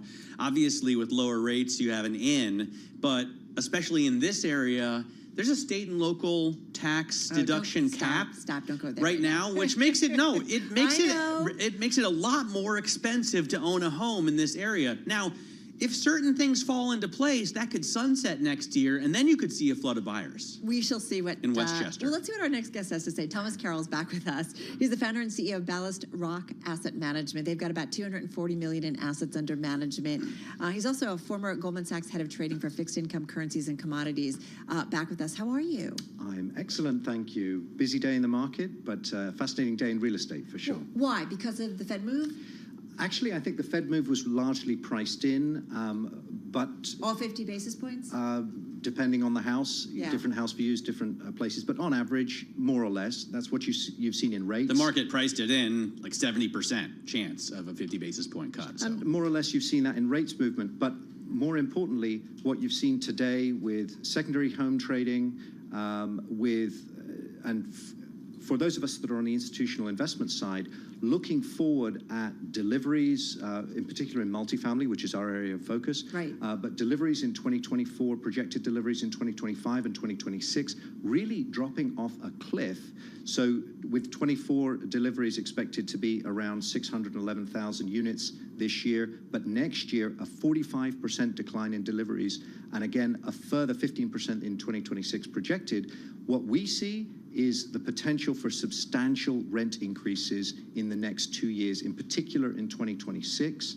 And the question, therefore, is what does that mean? How quickly can those of us with capital to deploy, how quickly can we get long the market, and can we get long enough in a more accommodative rate environment? Wait, can people afford to pay more rent? I mean, the rent's already too damn high, right? So, is it just which areas can see a rental increase? Well, you guys play in the South in a big way. We do. We're exclusively in the Southeast, in the Carolinas, in Georgia, in Tennessee, Alabama, Northern Florida. But interestingly enough, the data shows that the differential between the cost of owning a home and the cost of renting a home has increased over the past 12 months by a bit more than 20%. So it is still about 40% cheaper to rent on average nationally. Obviously, it depends exactly where in the country you are, and different markets have different demand and supply dynamics. But in general, nationally, it is still cheaper to rent. So therefore, for those landlords that are looking at a drop-off in new supply in the years to come, we're certainly eyeing an expectation of increasing rents. What's it look like in your areas, in your region? Well, I can just say for our portfolio, for example, right now of our existing assets, we are currently running at the highest revenue levels we've ever run at. Meanwhile, actually, occupancy is not actually at peak. So that means that rents are at the highest that they've been. And our forward is we're not offering concessions. We're running very close to peak occupancy. that means that there's further pressure upwards on rents. Thomas, I've got to ask you though, in an election year, and we talk so much about the affordability or lack thereof of individuals being able to buy a home or even afford rent. I do wonder whether you think about, whether the spotlight or that investors owning real estate, their role in pushing up the cost of housing, which is something that has certainly played into inflation in a big way and sticky. How are you thinking about that? And, where politicians may come in and say, listen, we got to do something about this. Because as you say, the lack of supply in the next year, it's not going to be there. So it's just going to get tougher for individuals. How, and there's a point where, different investor bases, all of a sudden politicians are, looking at you saying, well, wait a minute, this is maybe not fair. Absolutely. And so for us, we focus really on the positive social impact that we're able to have through our funds, through our investments, because we are making very substantial investments in these assets. We focus on taking older properties, Class B, Class C assets, and upgrading them, improving the quality of them. So yes, rents do go up, but they don't go up in a vacuum. They go up because we're investing millions and millions of dollars in our assets to make them higher quality assets. So from our perspective, we're changing the nature of the asset itself from something that may be less safe. We focus on safety, security for our residents, a better quality experience, etc. In those circumstances where we're genuinely adding value, changing the nature of the asset, changing the position of the asset in the marketplace, and in particular, given that we focus primarily in states that are a little bit less governmentally driven, let's just say, they're more landlord. The other way. They're more landlord friendly. Fair. Let's put it that way. They're more landlord friendly. We don't view that as a massive risk for our portfolio, but nationally, certainly, we see the discussion. And but what's your role in all of this? I always. Or what think kind of about pushback that. do you think the industry is going to get? Because the anger, especially coming from the Democratic side of the aisle, but really from all populists, and the Republicans have now become a real populist party, has been directed at funds that are buying up supply. So not necessarily your fund, no, right? I understand. But yeah. So there certainly needs to be substantial new development. That's the critical piece that's missing, right? Our role, for example, in our current funds is improving antiquated assets that otherwise would just get worse and worse and fall into disrepair and actually be unusable. So we're taking 1970s, 1980s assets, 1990s assets, and making them very usable. But really the way to resolve the affordability crisis is through new development. That's it. That's it. And what needs to happen? What kind of incentives need to be in place? I think Kamala Harris has spoken about, incentivizing new Giving kind of like a credit. new building. Yeah. What needs to be there? Are we talking about tax cuts? Are we talking about regulatory cuts? Donald Trump has talked a lot about cutting regulations in order to spur new development. What, in your view, needs to happen so that builders can come back in and really start? I mean, I feel like they've been afraid since 2008.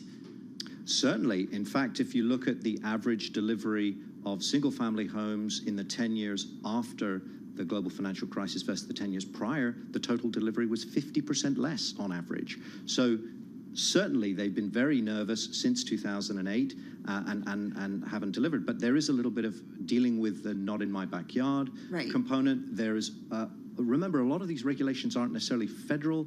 They're local and zoning. Land acquisition and zoning. So that's actually arguably where the bigger challenge is. But where we started is, you said one of the positives to what you guys do is the lack of supply, right? That's good for what you're doing, That's right? good for our business. It's just basic supply and demand in terms of, kicking up the prices of what you can charge. So having said that, you've got to watch it, right? Because you don't necessarily want a ton of building to come into some of the markets that you play in, right? Because that will impact potentially those investments. Theoretically, but in practice, it's sort of apples and oranges. New development, on average, say, reasonably cheap cost of development in the US per unit is about $220,000 a unit. We're acquiring assets often below $100,000 a unit. So a new apartment, multifamily apartment being delivered for rent needs to rent for, let's say, $2,500 a month.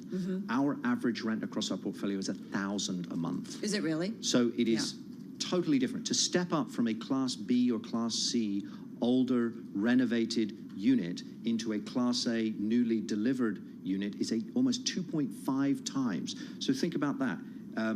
You get a slightly better job, you get a pay increase. Doesn't mean that you're getting a 2.5 times increase. They're fundamentally different markets. Right. So all these new deliveries, all the deliveries that are happening this year, next year, and the year after, they're almost entirely what are called 4-star and 5-star deliveries. So they are really it's new build. They're It's new different. build. They're luxury. So actually, the real challenge is how do we develop more workforce housing? How do we either renovate the existing assets that are there, improve them, make them safe, secure, clean, professionally managed? How do we do that? Well, that's where my fund and our teams step in.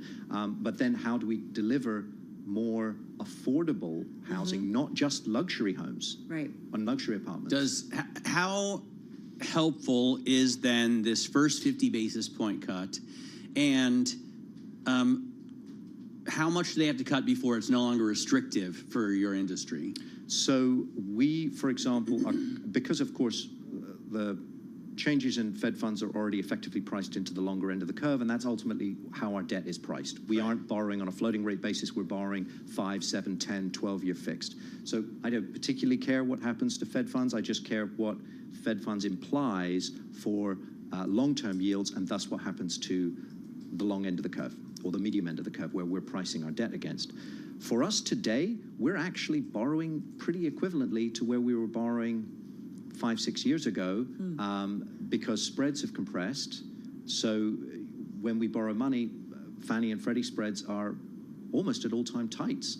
Those debt capital markets are wide open. So a combination of kind of a 350 10-year and our spread cost of borrowing means that we're borrowing in the mid-5s, which is quite possible, attractive for us. We're buying assets on an unlevered basis at about 6.5%. So with leverage, we're able to create quite attractive total returns for our clients and our investors. Great deep dive. Cool. Thank you. Great to have you back. Thomas Carroll, CEO at Ballast Rock Asset Management. Coming up next, we're driving to the close on this Thursday, folks. This is Bloomberg Radio.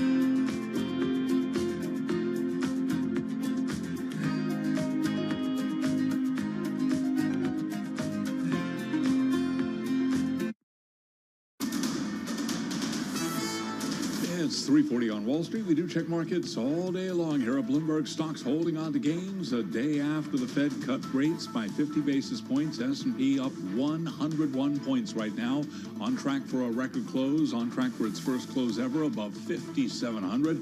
S&P right now up 1.8%.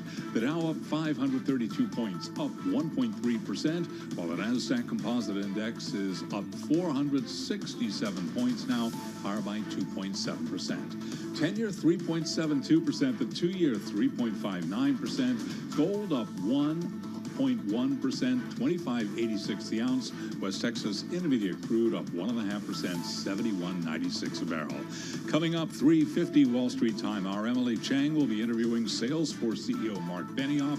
Salesforce shares, they're up now by 5.3%. For on-demand news 24 hours a day, subscribe to Bloomberg News Now wherever you get your podcasts. I'm Charlie Pelleton. That is a Bloomberg Business Flash. I'm driving in my car. I turn on the radio. How about you let me drive? Oh, no. Who's gonna drive you home? Honey, please, I'll do the driving. Drive on. Excuse me, I want to drive. It's the question that drives us. This is the Drive to the Close. That funky music will drive us till the dawn. On Bloomberg Radio. All right, everybody, just under 20 minutes left in today's trading session, and we've definitely got a rally underway. We're off our best levels of the session. Charlie, of course, just breaking down the numbers, but still, Matt, 2.8% higher on the NASDAQ 100, almost a 2% gain on the S&P. Wow. I know. It's okay. So Fed cut. So Have a point. and helpful to the big mega tech. Yeah. Mega cap tech companies, right? Because NASDAQ 100 is such a big gainer and the S&P is only up 1.8%. SOX is up 5% right now. The Philadelphia Semiconductor Index? Yeah. Amazing. Yeah. I mean, it just continues to climb higher and higher, and I guess it just took the market a while to understand what happened yesterday. Yeah, I'm just looking at small caps, too. They're up 2% here as well. So you're seeing really broad-based buying. All right, so let's see what Greg Halter has to say. He's Director of Research at Carnegie Investment Council. They've got $4 billion in assets under management, and he's joining us from Cleveland, Ohio, another Ohio guy. Yeah, the great state of Ohio. How did we do this? Is Greg there? I am here. Hi, how are you? you? Go Buckeyes. OH. IO. How are you? Good. Thank you for having me back. Well, it's good to have you back. Always appreciate what you have to say about the market environment. It is true. Interesting. Yesterday we saw a rally and then we saw a pullback on the equity side of things, but it does seem like investors are all in on stocks today. How has the Fed move yesterday and commentary in any way influenced your thoughts when it comes to strategy in the equity markets right now? Well, for one thing, we are pleased that the market is up, but I'm not sure it's changed our thoughts. Again, we look for market leaders. We look for companies over the long term that have some sort of sustainable competitive advantage, and there's plenty of them working out today in the stock market. But I'm not really sure that our strategy has changed at all because of 50 basis points. So, yeah, I mean, I guess this was priced in, and you could see that rates, the Treasury market had already kind of priced it in as well. What do you expect the Fed to do going forward? And I don't mean to say like what's next already, since we're still dealing with what happened now, but where's your terminal rate expectation, and how important is that?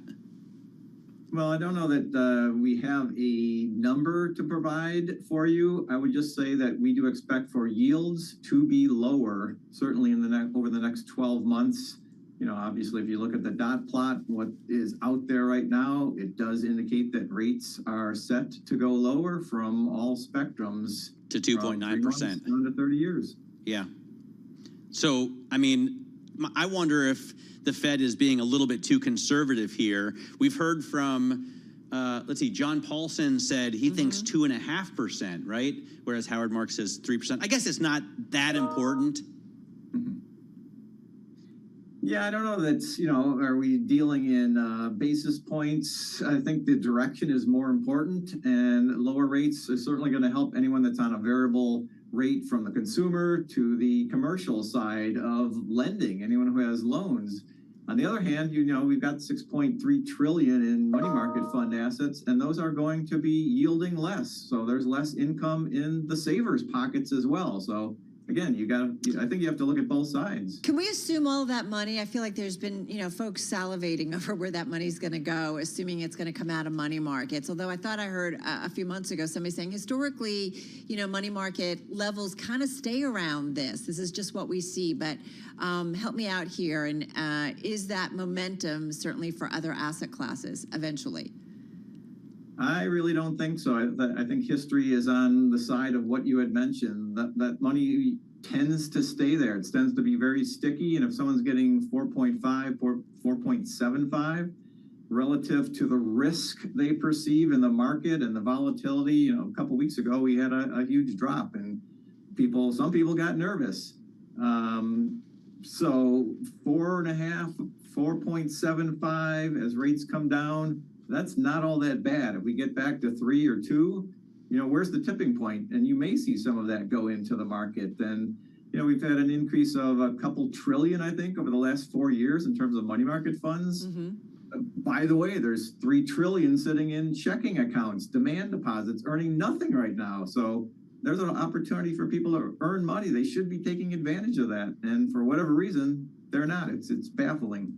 Well, if somebody has money that she or he needs to put to work, where do you expect that to do best? I know that in your notes you point out that banks and biotech have tended to do well the 6 months after a first cut. Is that where you would go?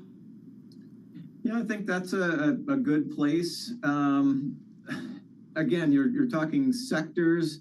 I would prefer to invest in some of the best companies that we can find. And there's not that many of them out there when you think about the compounders of the world, the Echo Labs and Sherwin-Williams and Eaton's and companies like that. There's just not thousands of them. You've got to look for these solid companies, good balance sheets, good cash flow, companies that have been around for a while, and they're benefiting from secular positive trends in their industries. Such as? I mentioned a couple. Another one would be TradeWeb, which is on the whole fixed income and money market side of electrifying or electrification, if you will, if that's what you want to call it, electronics of trading. That's a company that we like. Cintas is a fabulous company. Otis, which makes elevators, is an excellent company. I mentioned Sherwin-Williams and Echo Labs. Obviously, you've got Microsoft and Apple and NVIDIA as the Mag 7 names, but there's plenty of other companies within this 100 or so that we like to invest in and talk about that are out there. You mentioned Sherwin-Williams. It makes me think of the housing market. Yeah. What do you expect the fallout to be in the housing market? A lot of people have implied that when rates go to a 5-handle, mortgage rates that is, that the market could start to move around a lot. But I mean, I have a 3% mortgage. It's going to take a lot more than that. No. Yeah, mine's at 2.65, so I'm not keen to give that up and go anywhere soon. And on top of that, you've had a huge increase in home prices, so you've got that double whammy. However, there are people, and I just spoke to one today, they have 6.37% mortgage. They can start refinancing, and the people who are on the fence can start coming into the market. Yesterday, we saw, a 9.6% increase month over month in housing starts. So, some of this stuff can percolate, and that goes to the Home Depots, the Lowe's, the Sherwin-Williams of the world. Greg, do you think by any chance that traders, investors are getting kind of ahead of themselves in terms of expectations, despite what the dot plot says from the Fed, that maybe we won't get all those moves either later this year or into 2025? Tough question. Very tough question, Carol. I mean, obviously the data is going to be important. What happens with inflation? And we've had the two sticky items, insurance and shelter. Where do those go? Everything else seems to be fairly tame at this point. But with these rate decreases, what does that do? We're going to have to let the data really tell us where that goes, because, you know as well as I do, we're in a $26 trillion economy. Things can move around a lot. and the stock prices can move a lot differently than the actual fundamentals of the industry or the company. Greg, does the election matter to you when you are planning out for the future? And just got about 10 seconds. Not really. It's more media attention. History shows that it really doesn't matter in terms of the markets over the long term. All right, going to leave it on that note. Hey, Greg, fun to get some time with you again. Greg Halter, Director of Research at Carnegie Investment Counsel, $4 billion in assets under management. Right now, we're going to head to San Francisco, where Bloomberg Originals host Emily Chang is sitting down with Salesforce CEO Mark Benioff as the company's Dreamforce conference is underway. Let's head over to Emily.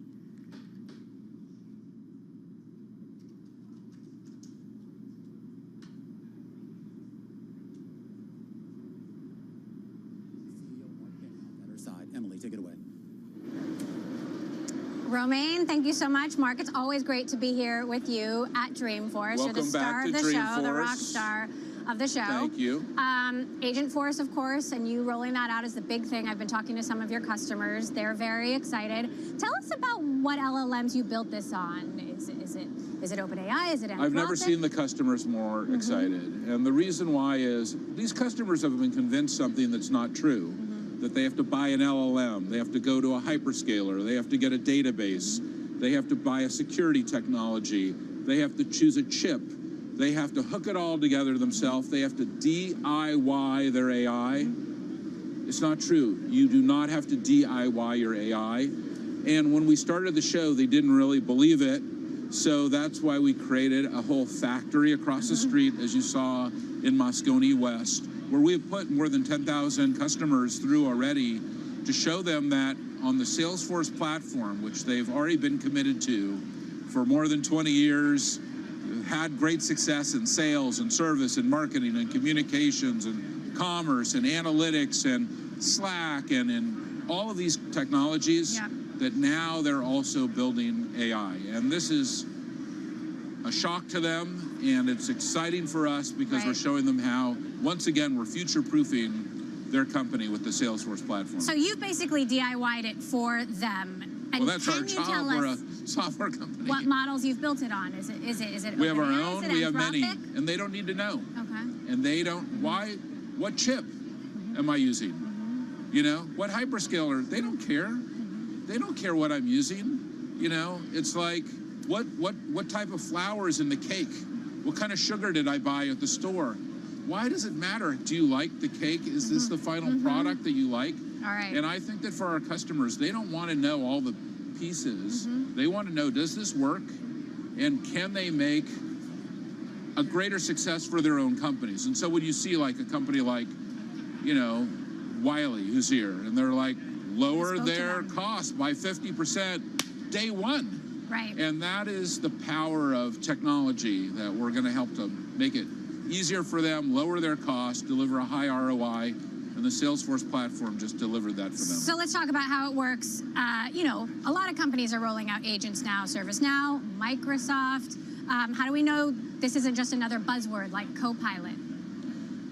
Well, I think you know that and we all know now that Microsoft Copilot is basically the new Microsoft Clippy, that customers have not gotten value from it. You know, these LLMs, this is like, we're selling science projects to companies, and they're tired of it. They have not gotten the value, which is why you see these customers so excited. They're coming here and they're getting immediate value, and they're able to use this next generation platform to do everything that they've heard that's possible.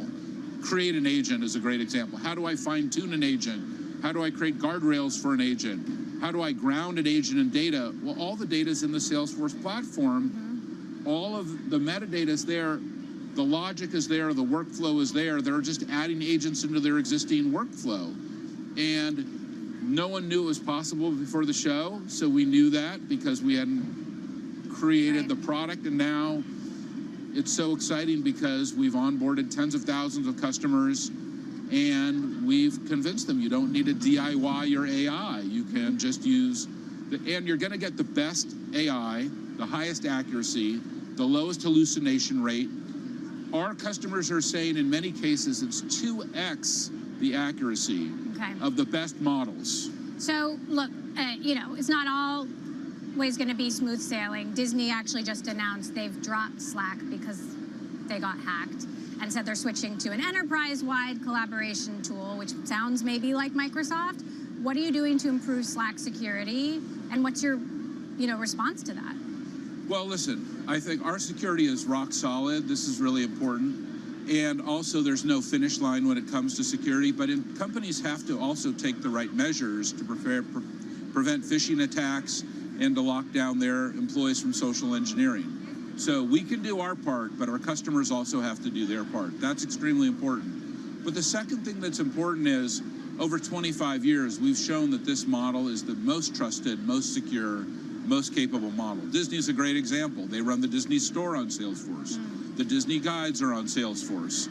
All of the sales and service operations, Disney Plus call center and contact centers on Salesforce. We are the customer service capability, and they're the proving ground, actually, for our new AI system. So our next generation AI was actually proven at Disney. It's amazing. They've shown us incredible metrics, and I'm really looking forward to, future success with Disney. But it's incredible that customers are able to see this value from these platforms. That's what's really exciting. And let's talk about the money, because I'm curious about how you got to this $2 per conversation and just how much additional revenue you think Agentforce is going to drive. Well, look, our goal is very simple. We want to get what we call 1 billion agents, in place for our customers within the next 12 months. And that means we're going to have to deploy it in hundreds of thousands of customers, okay, and get them all to roll this out to build this huge blanket with all of their consumers. And of course, the funny thing is we say 1 billion agents, but it's only one piece of code. The Salesforce platform is automating all your customer touch points, building a huge data cloud and all your agents, but it's all one piece of code that you're just connected to. And that idea that it's one piece of code, well, then we're, of course, we've always charged, per email or per commerce transaction, and now per conversation, and it's consumption pricing. In some cases, it's per user pricing, like in our Sales Cloud or our Service Cloud. So it's a mix of 2 different pricing models. But we're, of course, work with our customers, and we have tens of thousands of customer-facing professionals who work with them to make the right agreement with our customers every single time. All right, well, it's great to be with you here in person and to see always fun to be with Agentforce in I'm so action. thrilled you could come back. Salesforce Chair, CEO, and founder Mark Benioff. Great Good to have with you back Thank on you. Bloomberg. Guys, I'll send it back to you in New York. Salesforce CEO Mark Benioff out there in San Francisco with Bloomberg Originals host Emily Chang there at the Dreamforce conference, of course, talking about security surrounding AI and, of course, those new AI products that he has been pitching. We are moving closer to those closing bells. Full market coverage coming up right now here on Bloomberg. The Closing Bell, Bloomberg's comprehensive cross-platform coverage of the U.S. market close, starts right now. And right now we are 2 minutes away from the end of the trading day. Romaine Bostic here with Alex Seal, taking you to the closing bells, a global simulcast. It continues right now. Vonnie Quinn here in the TV studio, Carol Masser in the radio booth, Matt Miller by her side, filling in today for Tim Senovic. All of our audience in tune right now, Carol, to what is a massive rally across the board in U.S. equity markets. Yeah, broad-based buying in a big way. I'm just looking at something like the semiconductor space. You look at the stocks, it's up about 4.2%. All 30 names in that index, Matt, are higher today. Yeah, it looks like one of the biggest reactions that we've seen on the day after a Fed meeting since 2008. And it's interesting that yesterday, I'm sure you've been talking about this for the whole program, Romaine, but yesterday we had the market retreat. And I guess something happened overnight where they said, no, actually, I think this is worth a 2% pop. Yeah, it's called the knee-jerk reaction, and then I guess, I don't know, is it a more sensible reaction, Vonnie? I don't know, but it's fascinating because you had almost all of the sectors absolutely higher. So if you look into the map of the S&P 500, there's really very few that are lower, maybe utilities, a couple of the more defensive plays, but even the home builders as a group were lower today. I'm gonna say it's about options tomorrow, guys. So you had the 50 basis point cuts. You have the biggest September expiration for options. We're looking at over $4 trillion worth of options expiring. You're gonna have to change your positions for that. Yeah, and it's interesting, too, on a day like this to see the moves in the Treasury space, which is actually not a whole lot of moves at all. We're going to get back to that in just a second. But green across the screen for U.S. equity markets, more than 80% of the stocks in the benchmark indices posting gains for the day. The Dow Jones Industrial Average going to close above 42,000, up more than 500 points on the day, or roughly about 1.3% as we wait for these numbers to settle. The S&P 500, 5713.67. That's a record high, up 95 points from where it closed yesterday, a 1.7% gain. We should also point out that the NASDAQ Composite, while still far from its fresh record high, did add about 440 points today, or about 2.5%. The Russell 2000 getting in on the action as well. A gain of 2% on the day. And Carol, I just want to mention S&P 400 mid-caps up 1.7% here on the day. That is also a record high here. So interesting to see what's hitting a record high today. It's not tech, it's not the Russell, it's some of those mid-cap stocks. Yeah, right, broadening out. We've talked about this with a lot of strategists, and this is what they want to see maybe a little bit of a healthy market, if you will, in terms of gains. Having said that, back to the big caps, I go, Romaine, you mentioned this, 351 names in the S&P 500 gaining ground on this Thursday, and 148, Vonnie, to the downside. Exactly, nearly 2/3 to the upside, as you mentioned, Carol. Let's take a look into the map of the S&P 500 and look at that, green practically across the board. As I said earlier, just a couple of defensive sectors a little lower, but really, consumer staples as a group down 0.6%. Not much to write home about when you see the outsized moves to the upside for the likes of information technology and consumer discretionary, interestingly enough. Even as we talk about the consumer weakening potentially just a little bit, we are seeing discretionary perform extraordinarily well off the back of that 50 basis point cut. All right, so with the S&P 500 closing at its first record since July, the #1 gainer in the S&P 500, everybody, Darden Restaurants, right? Yeah. Up more than 8%. I know, who doesn't love, like I said to America is back. There's no way that you go to Olive Garden, Carol. I highly point this out. My dad used to love Olive Garden, and so I would go and get that tour of Italy with him. Yeah, it was really kind of sweet. It sounds lovely. It was really fun. All right, Darden Restaurants up more than 8% here. Company announcing a new delivery partnership with Uber Technologies, saying sales have continued to improve following soft customer traffic in July. People were a little bit worried about that. Also signaling it's succeeding at attracting cash-strapped consumers into its eateries. So big outperformer there. I mentioned the stocks, really outperformance there. All names in the stocks higher today. Advanced Micro, though, among the outperformers, up 5.6% in today's session. We really did see that Fed move give a juice to the semi-sector, also some of the AI names in particular. And then NVIDIA, I want to point out, that's another one that gained in today's session, and you saw that one up about almost 4% in today's trade. And then I just want to mention something a little bit different. Edgewise Therapeutics, it's about a $2.5 billion market cap biotech company, and this one up 54% in today's session. The company provided top-line data of its investigative therapy for heart disease in 2 trials. Investors liked what they heard, and so this one really soaring in today's trade, Matt.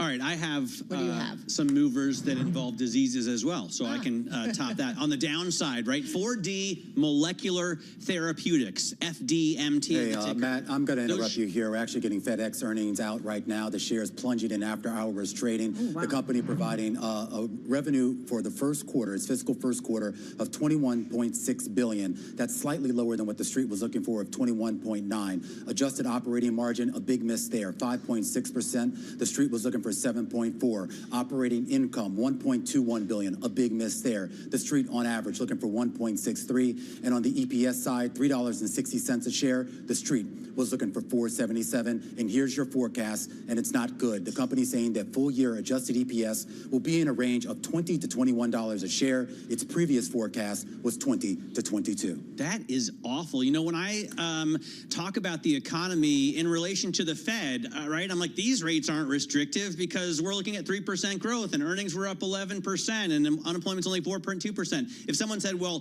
FedEx, the global bellwether, is going to miss on earnings and also on the outlook, I would say, okay, cut rates. That makes sense to me. And remember that they had a fantastic quarter the last go around. I mean, they had a bullish forecast, the stock surged.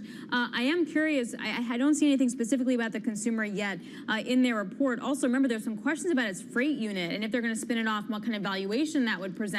unlock value, which after these numbers, you would think would be a very, very high priority. Right, and we've been coming out of a freight recession, and so the hope was that we would see more of that this quarter round. Volumes were improving, but I guess FedEx's cost-cutting, efficiency measures, all of those strategies haven't come to fruition, at least this quarter, Carol. All right, so FedEx is down about 12% in the aftermarket. Looking at UPS, it's down more than 3% in the aftermarket. Some commentary from the FedEx President and Chief Executive, Raj Subramaniam. He says, despite a challenging quarter, we remain focused on transforming our network, improving our efficiency, lowering our cost to serve, and enhancing our ability to adapt with speed to evolving market dynamics. But obviously, those evolving market dynamics are turning out to be a little bit difficult for FedEx. Again, that stock down almost 12% here, guys, in the aftermarket. And it's kind of interesting, too. Of course, this is the first quarter where we sort of had the reorganization of those units, and this is the first time they've reported under that. And it does make you wonder how much some of this is idiosyncratic, specifically to FedEx, with regards to its costs, which are still high, its CapEx spending, which is still high. And if there is a macroeconomic situation where we are going to see weakness in shipments or weakness in the price that FedEx can charge for those shipments, that's not going to be good. Yeah, no, I mean, this is what I think big macroeconomists look at to sort of gauge the health of the global economy. Now, just because you miss estimates doesn't necessarily mean it's that bad, but you have to be beating what you had in the same quarter last year to show some kind of growth, and it should be consistent with at least the 3% growth that we're seeing that the Atlanta Fed Now forecast sees us running at in the current economy. Yeah, well, therein lies the rub, right? They say a low single-digit percentage revenue growth rate year over year versus their last forecast of low to mid single digits, right? So like that feels like that is a pure demand economy point. As Carol pointed out, demand trends weaker than expected. I'm interested in the call, though, guys. Are they going to talk about what they expect after the 50 basis point rate cut from the Fed? Does that change their outlook? How that's going to impact their business? Yeah, that line on demand trends being weaker than expected, I want to hear more about that and what that actually means, because we're talking about the holiday quarter here at this point. This is when retailers are getting all their stuff. This is when the freight trains literally are running. So we'll have to see. It might mean that the Fed was right to go 50 basis points. And this gets back, though, to that pricing issue. I mean, they say in here that they were negatively affected by that mix shift, as they put it. And we talked about this. The last quarter was a similar thing here, that volumes weren't necessarily suffering, but the type of stuff that people were shipping was not the higher margin or a higher fee stuff that they would normally ship. Yeah, meantime, you know, the company completed a $1 billion accelerated share buyback during the quarter, and it also expects to buy back another additional $1.5 billion stock during fiscal 2025. So continuing to keep kind of that momentum in place. But, you know, I always wonder, you know, buyback, I get it, but is it always the best use of your money? Yeah, no, I mean, that's probably trying to dampen the blow, right? Yeah, They're like, exactly. we have had a horrible quarter and the outlook is really disappointing. Let's definitely buy back some shares, because otherwise our price is going to get decimated in the markets, and it literally has, as we watch right now. Yeah, right now you've seen the stock down, what, about 11-12% here in the aftermarket. And again, UPS a little bit lower too, down about 1.8%. All right, guys, that's a wrap. Our cross-platform radio, TV, YouTube, Bloomberg Originals. We call it the closing bell. We will see you guys again, same time, same place tomorrow.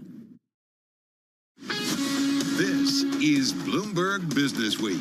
Insight from the reporters and editors who bring you America's most trusted business magazine. Plus, global business, finance, and tech news as it happens. Bloomberg Business Week with Carol Masser and Tim Stenivek on Bloomberg Radio.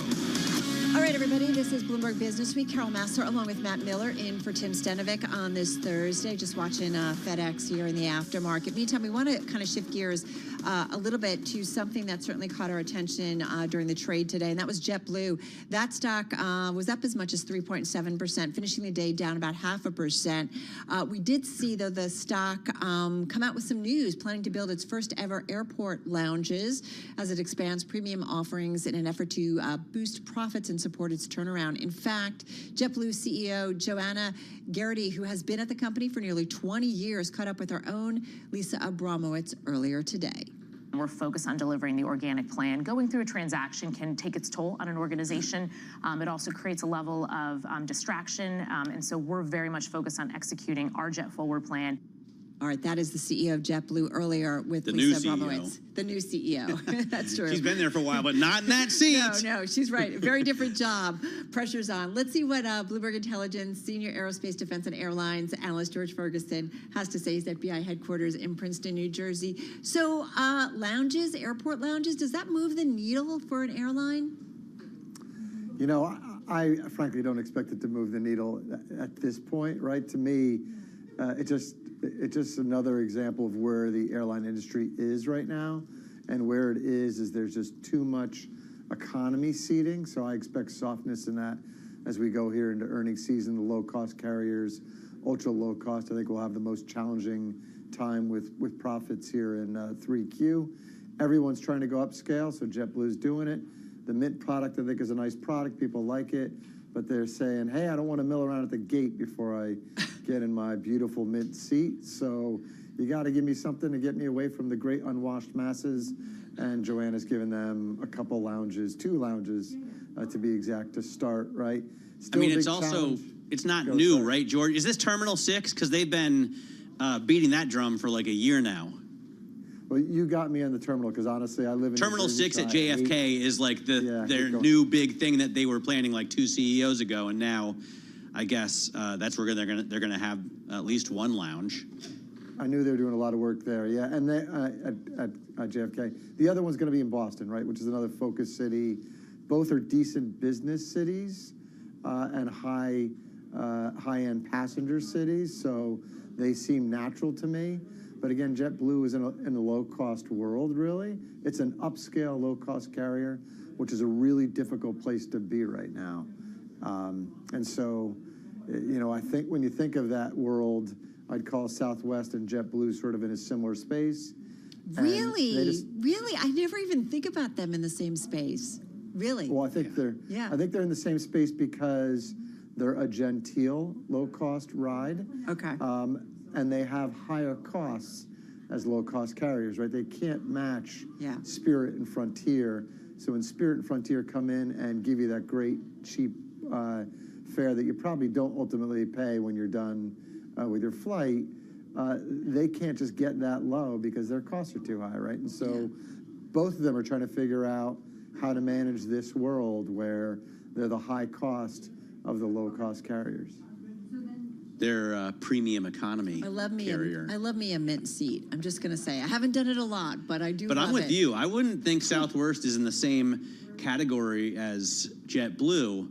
You may not have to line up anymore like that, right? Like they changed that. Didn't they shift that or something? But I just guess I never thought they were in the same kind of category.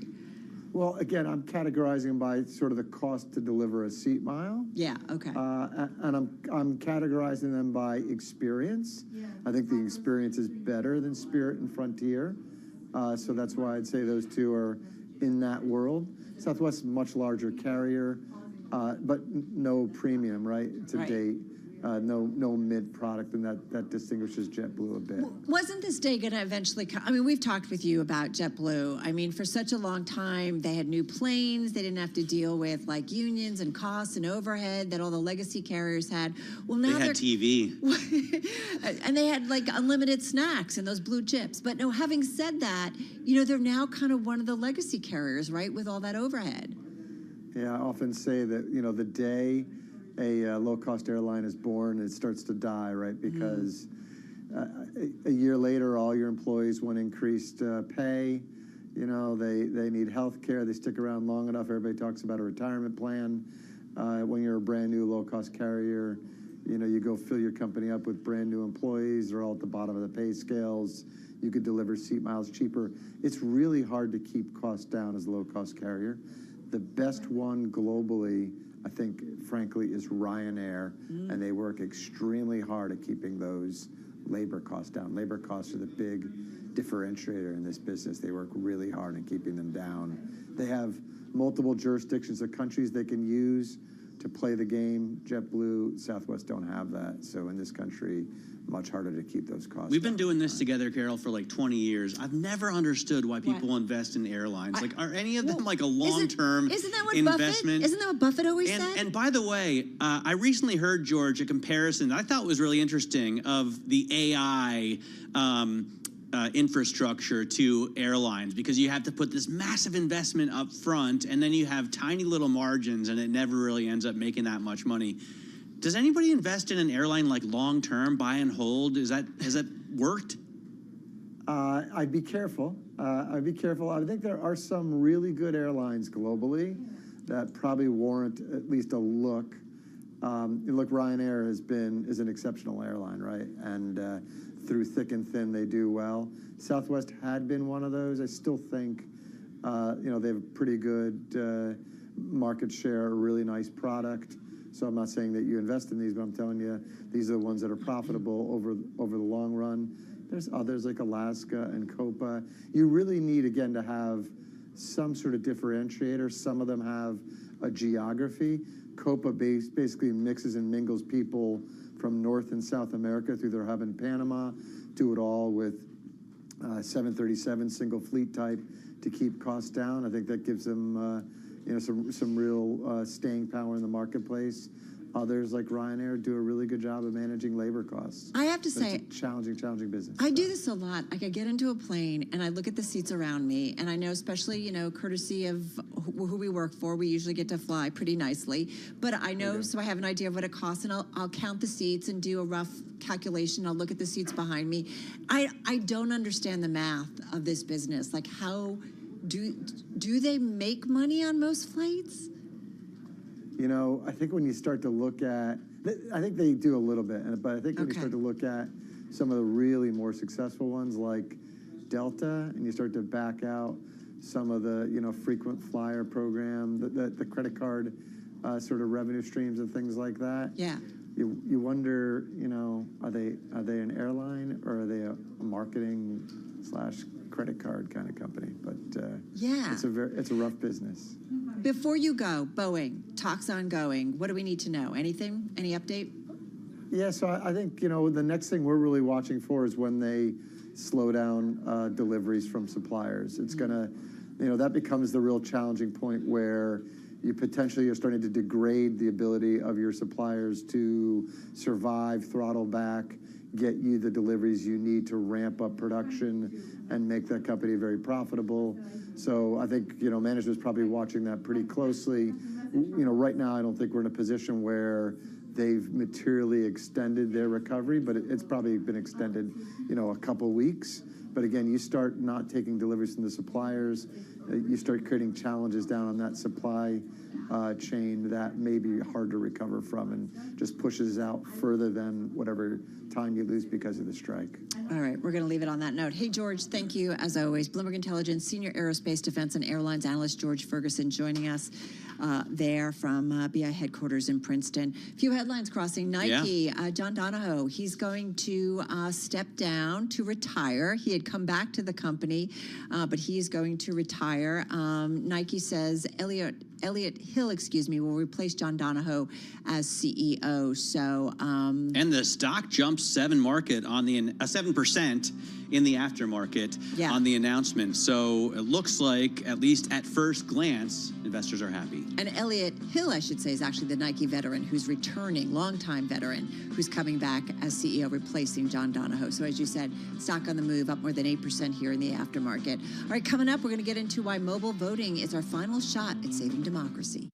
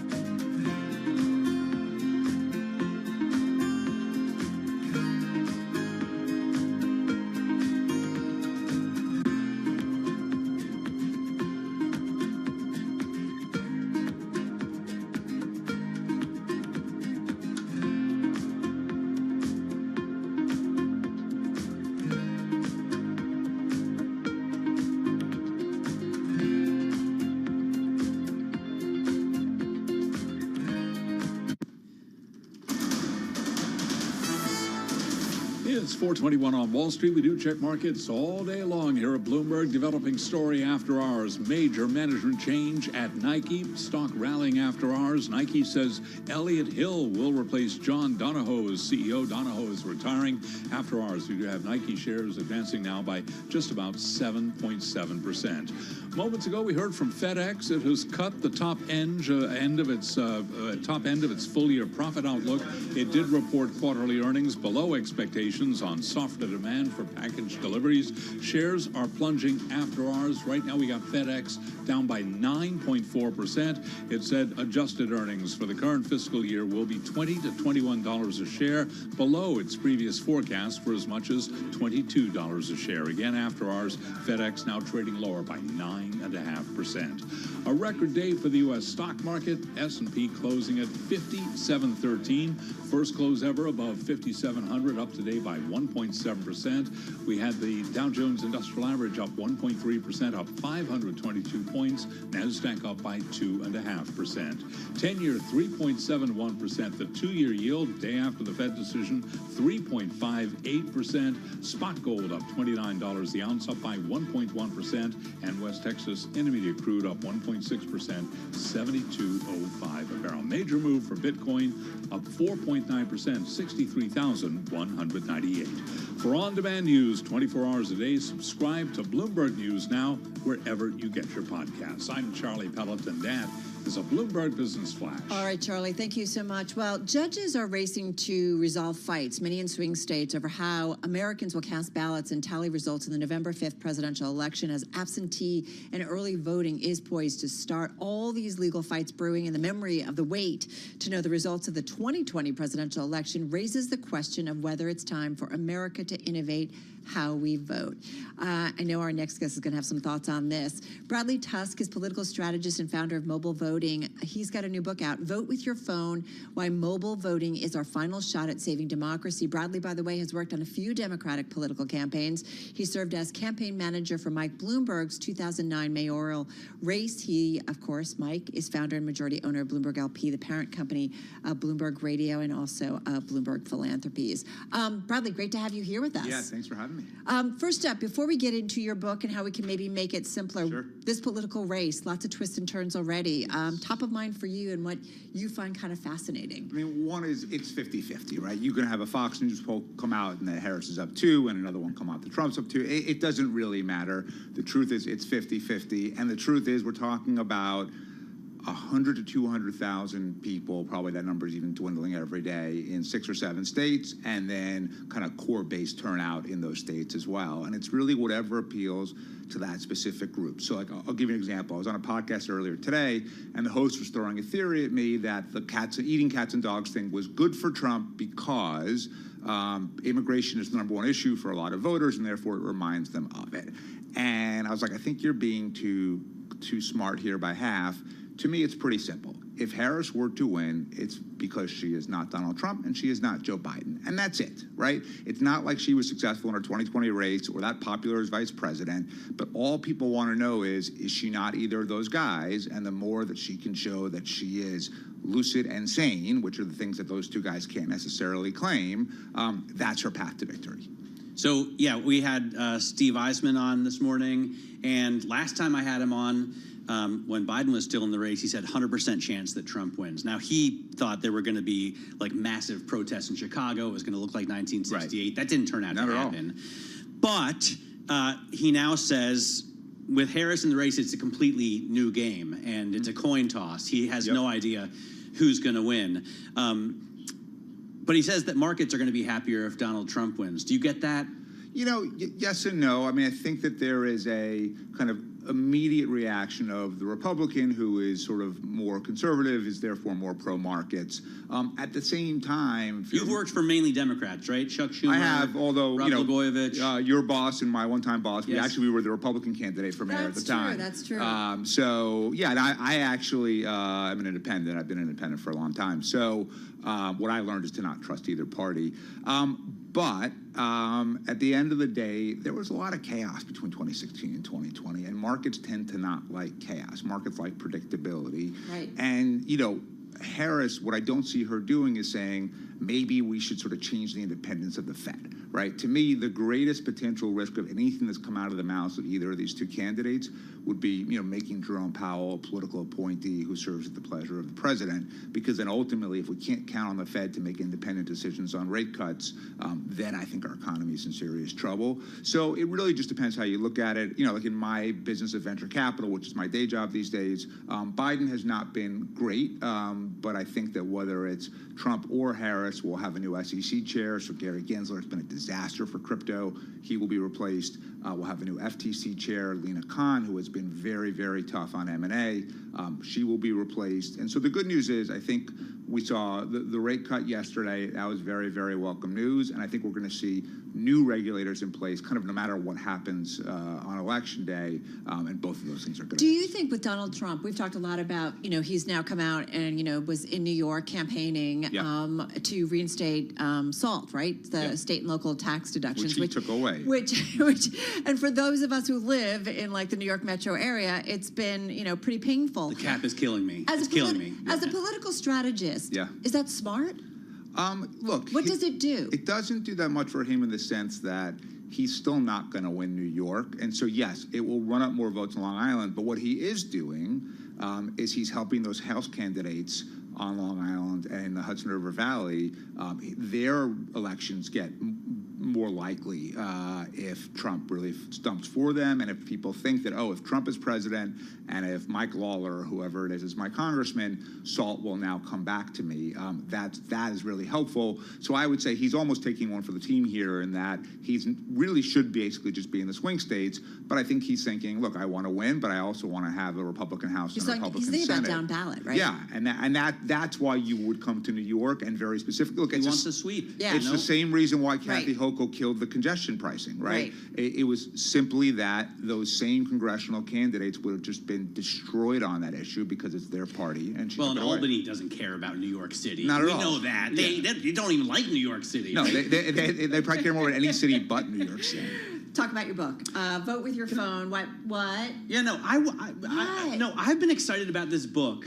And I can't wait to get into the vote with your phone aspect of it. But there's a question I just don't understand, haven't understood the answer to for so long. Go ahead. We live in this, liberal bubble here of New York, right? Everyone here thinks that the Democrats have it right and the Republicans are crazy. But I've always thought it makes perfect sense to show an ID when you're voting. Like, you should be at least an American citizen, right? I agree. And for some reason, the Democrats are pushing so hard against that. I've not understood why. Well, not only is it not smart to push against it because it really just turns off the average voter, it's not like all of a sudden they're going to pick up this extra cache of votes because illegal immigrants can be able to vote.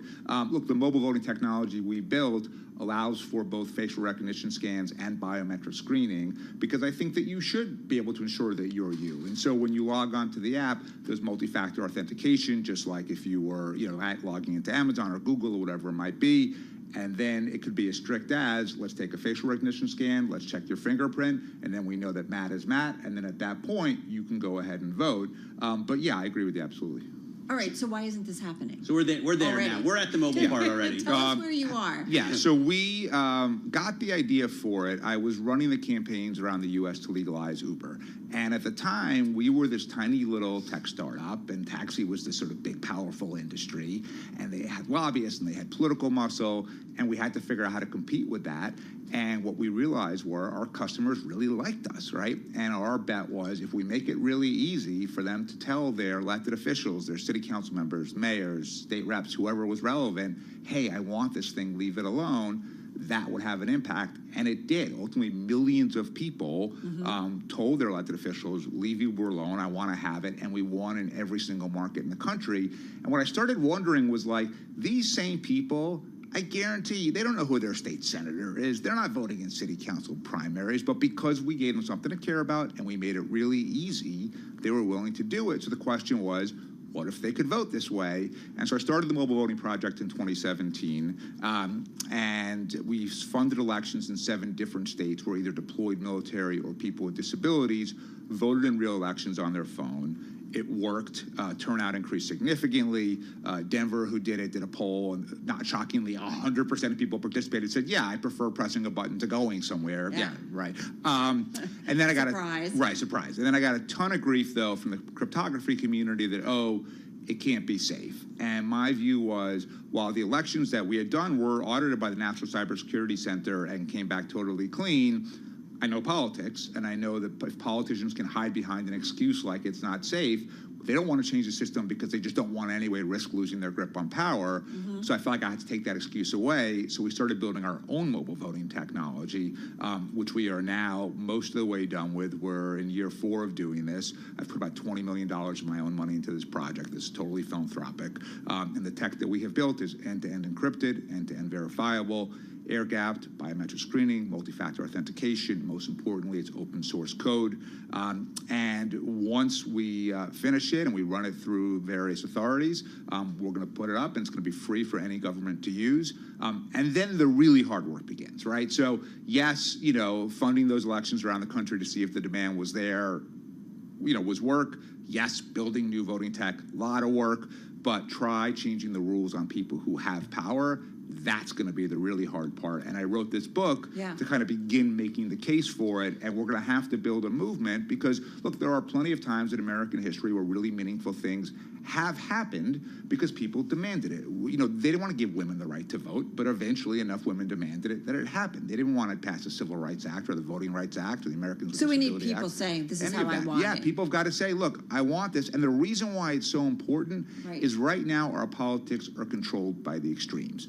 Because of gerrymandering, which is basically guarantees that the general election will either be a Republican or a Democrat based on whatever district you're in, the only election that ever really matters is the primary. Primary turnout is typically 10 to 15%. And who are they? They're the furthest left, they're the furthest right, or they're special interests who can control money and votes in low turnout elections. And as a result, those groups dictate not only who wins office, but then once they do, when they're in office, right? So let's take, your boss and my former boss, Mike Bloomberg, has spent a lot of years and a lot of money trying to pass new gun laws. But the problem for Mike, and one reason why I think he hasn't gotten as far as he would like, especially in Congress, is if you're a Republican congressman and turnout in your primary is 12%, and NRA members are half that 12%, it doesn't matter that terrible things are happening in schools and churches and Walmarts. What matters is if you were to say, let's do something about it, you would lose your next primary. But imagine if in that same primary, because people could now vote on their phone, turnout went from 12 to 36. So still not even that much. Just by the basic math of Republican polling, you would have to be for something because the NRA's vote share just went from half down to 16. And so if we want to move things towards the middle, we got to free our politicians from the extremes, and that only works if we can really increase turnout. It makes sense to me because you get support from both sides, right? On the one hand, you get verified American citizens voting, and you can easily verify that on the mobile. On the other hand, you get access to a whole group of young voters who wouldn't show up at a primary voting place, but they have their phones, so they're going to want to vote. Totally. So I dropped my daughter off at college a couple of weeks ago, and it didn't hit me till after I left, but she got her room key, she got her bike room key, and mail never came up once. And not going to happen. Come back, because this was we're out fun. of time. Bradley Tusk, Thank you guys so for having me. appreciate it. Vote with your phone. This is Bloomberg.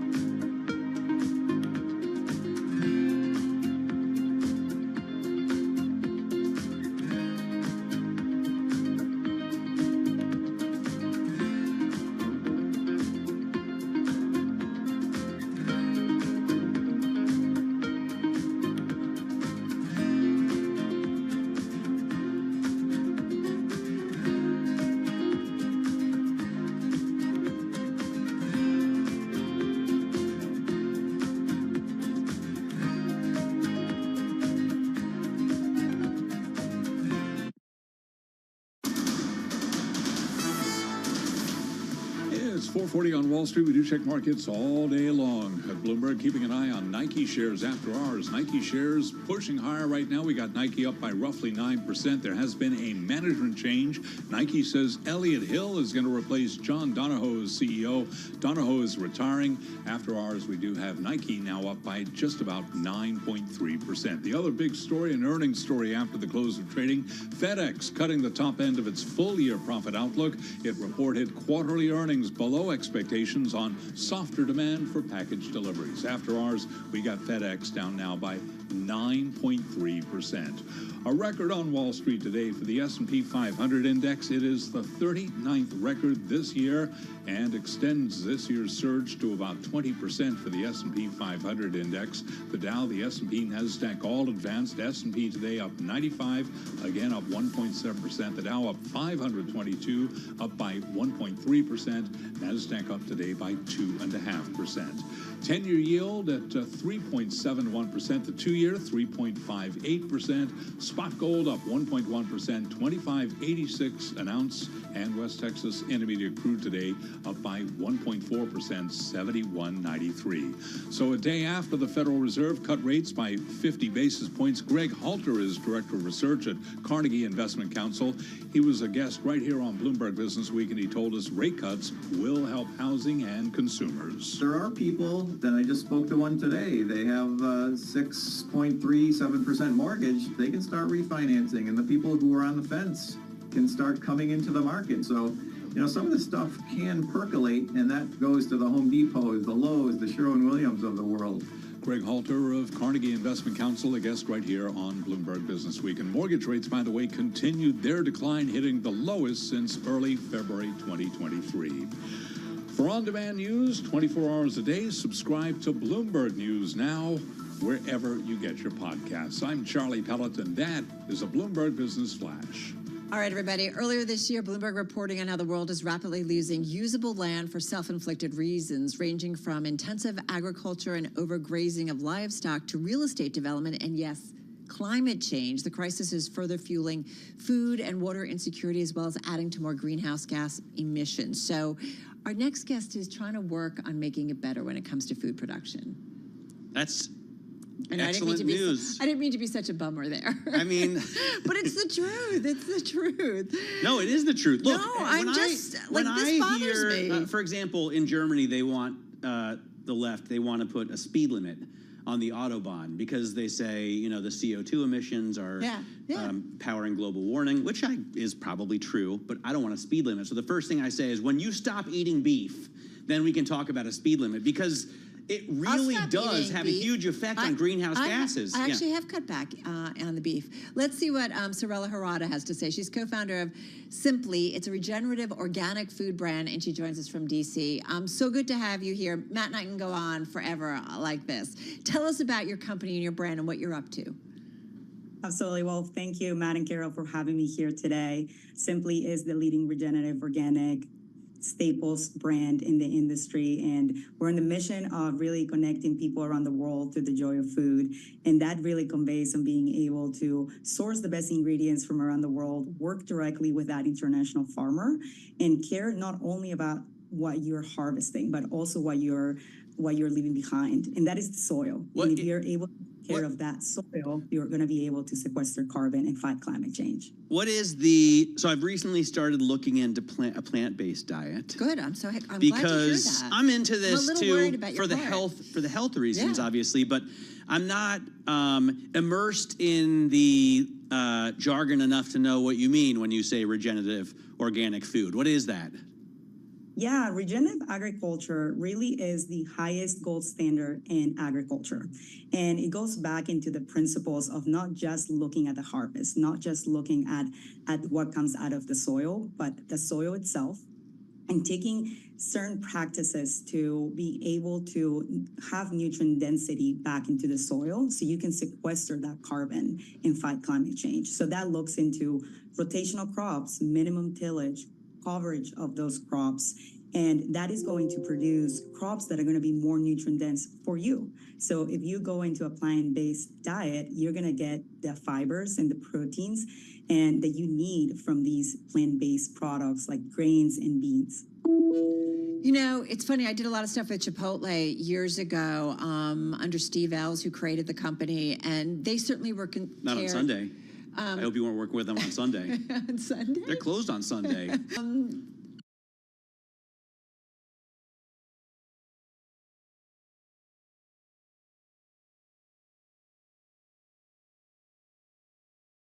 Anyway, but really cared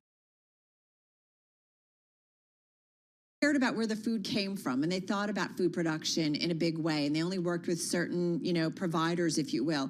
Having said that, in terms of regenerative farming, we've done a little bit about this. How easy is it to ramp up grand scale to really feed the masses? Yeah, absolutely. And Steve Ells is a huge advocate of Simply.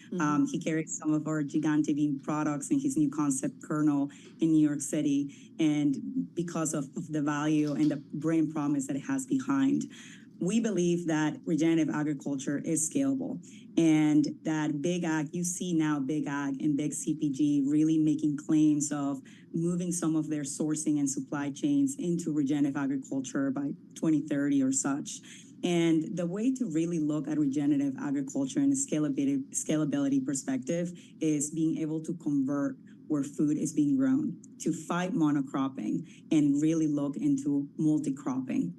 Being able to understand how the whole ecosystem supports each other, and not just being able to grow one same crop year over year and over year, just like our diet.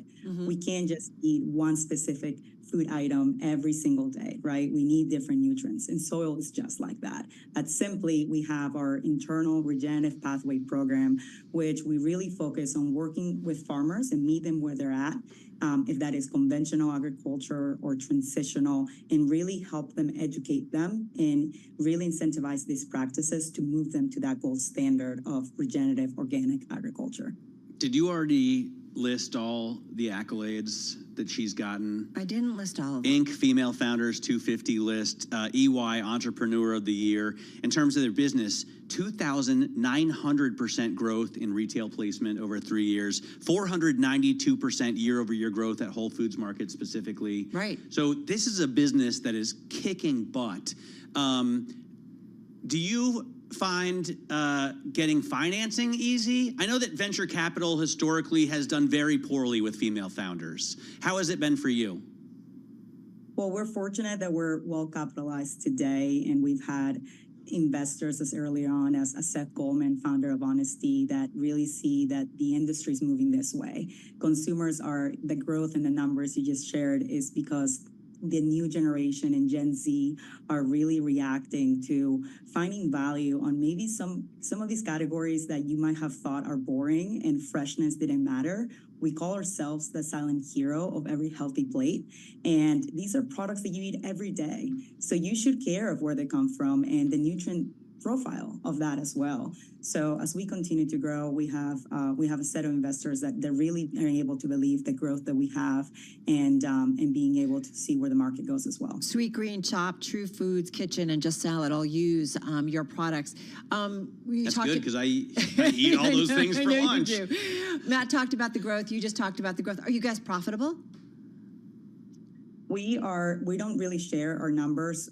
We are a private company, but what we can say is that we are, just like we look at the environment from a sustainability perspective, we also take care of a business that way, and really growth, not at all costs, but growth at a sustainable pace.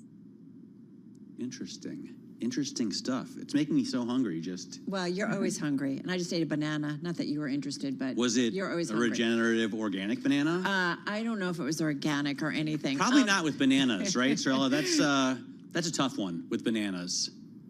Yeah, and I was just discussing that with a peer today, and bananas is the #1 sold product, organic sold product in supermarkets. That's why it's all the way in the back of the supermarkets. So you're able to walk all the way through the produce section. Ah, that's a good point. That is at the back of my supermarket too. Is it? Is it not for you? No, in my little market, it's like everything right there. You know. Oh no, I have to walk all the way past. First the apples, then the strawberries, blueberries, then the potatoes, and then I finally get to at the very end the bananas. I'm just glad that you. But I get them and I see like Dole and Chiquita, and I wonder, am I doing the right thing when I buy these? So.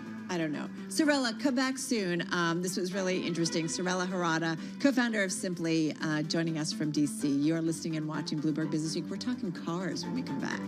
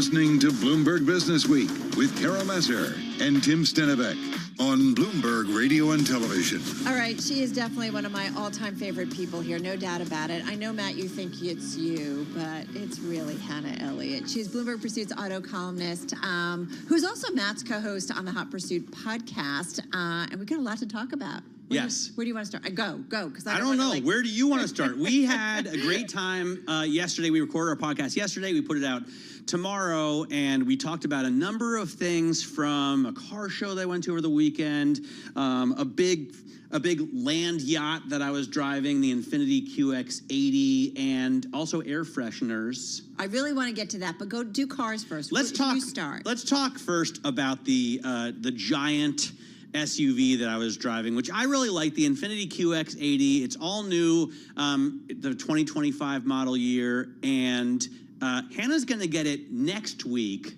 So actually, I don't know. I can't really ask you a question about it because I was the one who drove it. But what do you think about these giant three-row SUVs, Hannah? How big is too big? I was going to say, I didn't want to interrupt you, but I can ask you plenty of questions about it, Matt. My question is, and this is going off of our conversation that we had on our podcast, you mentioned that you thought it looked great, and then you kind of compared the interior to a Chevy.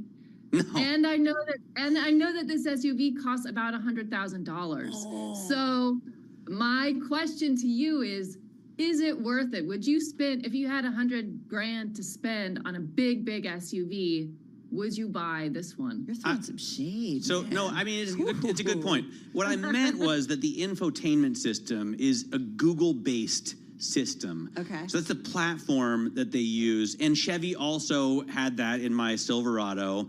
But I would compare this more to Chevy's Cadillac brand and their Escalade. So this is an Escalade Range Rover competitor. If I was looking at one of those cars in the same price, I might consider this as an alternative. The problem is that you can get a Range Rover with a V8. You can get an Escalade with a V8. You cannot get the QX80 with a V8. It only comes with a twin-turbo V6. And it's the same problem that Ford and Lincoln have. They just don't put out big V8s in their giant trucks anymore. And in something that weighs like 8,000 pounds, you really need V8 power for me to enjoy it. I have to say, I don't know if it's a problem for them, Matt, because they're saving emissions. They're probably getting a little bit better fuel efficiency. And frankly, I don't know if, the moms buying these family haulers, do they care that it's a V8? Because if I were a mom, I don't think I would. Are the seats comfy? Can I put the kids in the back? And Well, this thing... pack them in for soccer. Not only That's do what I they think care it about. looks beautiful, but the interior is very comfortable, and the leather is super nice, and the color, the design is... What's the mileage on that puppy? It's 16 city, 19 highway, so it is 1 mile per gallon better than the V8 that they had last year, which doesn't matter to you, but I guess if they sell, 100,000 of them, then it does Here's matter. another question for you, Matt. How did you feel pulling into sort of a posh event in the Hamptons in an Infiniti? Did you feel like you were sort of on par with the Ferraris and Lamborghinis, or no? No, obviously not on par with the Ferraris and Lamborghinis. There were a ton of them at the Bridge, which is the car show I went to last weekend. Did you keep your glasses on? Like, did you do low profile It coming was, out? Everybody Did you have a disguise else was getting on? there in like a Rolls Royce or a Maserati. But, other people were driving in the Defenders and the Broncos. And yes, in the big Escalades and Range Rovers, I did feel okay. It looks the part. So it didn't bother me. It also smelled pretty good. Nice segue. Thank you. Well done. Can we talk about these air fresheners? Because I do care about, I have something that I spray in my car like every time I go in. It's like some organic something. Also, Carol smells delicious right now, I will tell you. I believe it.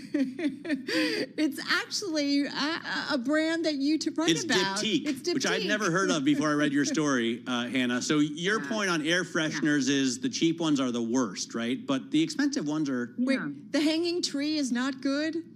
You know what? Newsflash, the hanging tree is not good, and anything you buy in your gas station is probably not going to be good. And there's a specific and very real reason for that, which is those are made with the least expensive materials and with the least expensive chemicals. Ooh. And what we found, we here at Pursuits tested 10 different air fresheners for the car.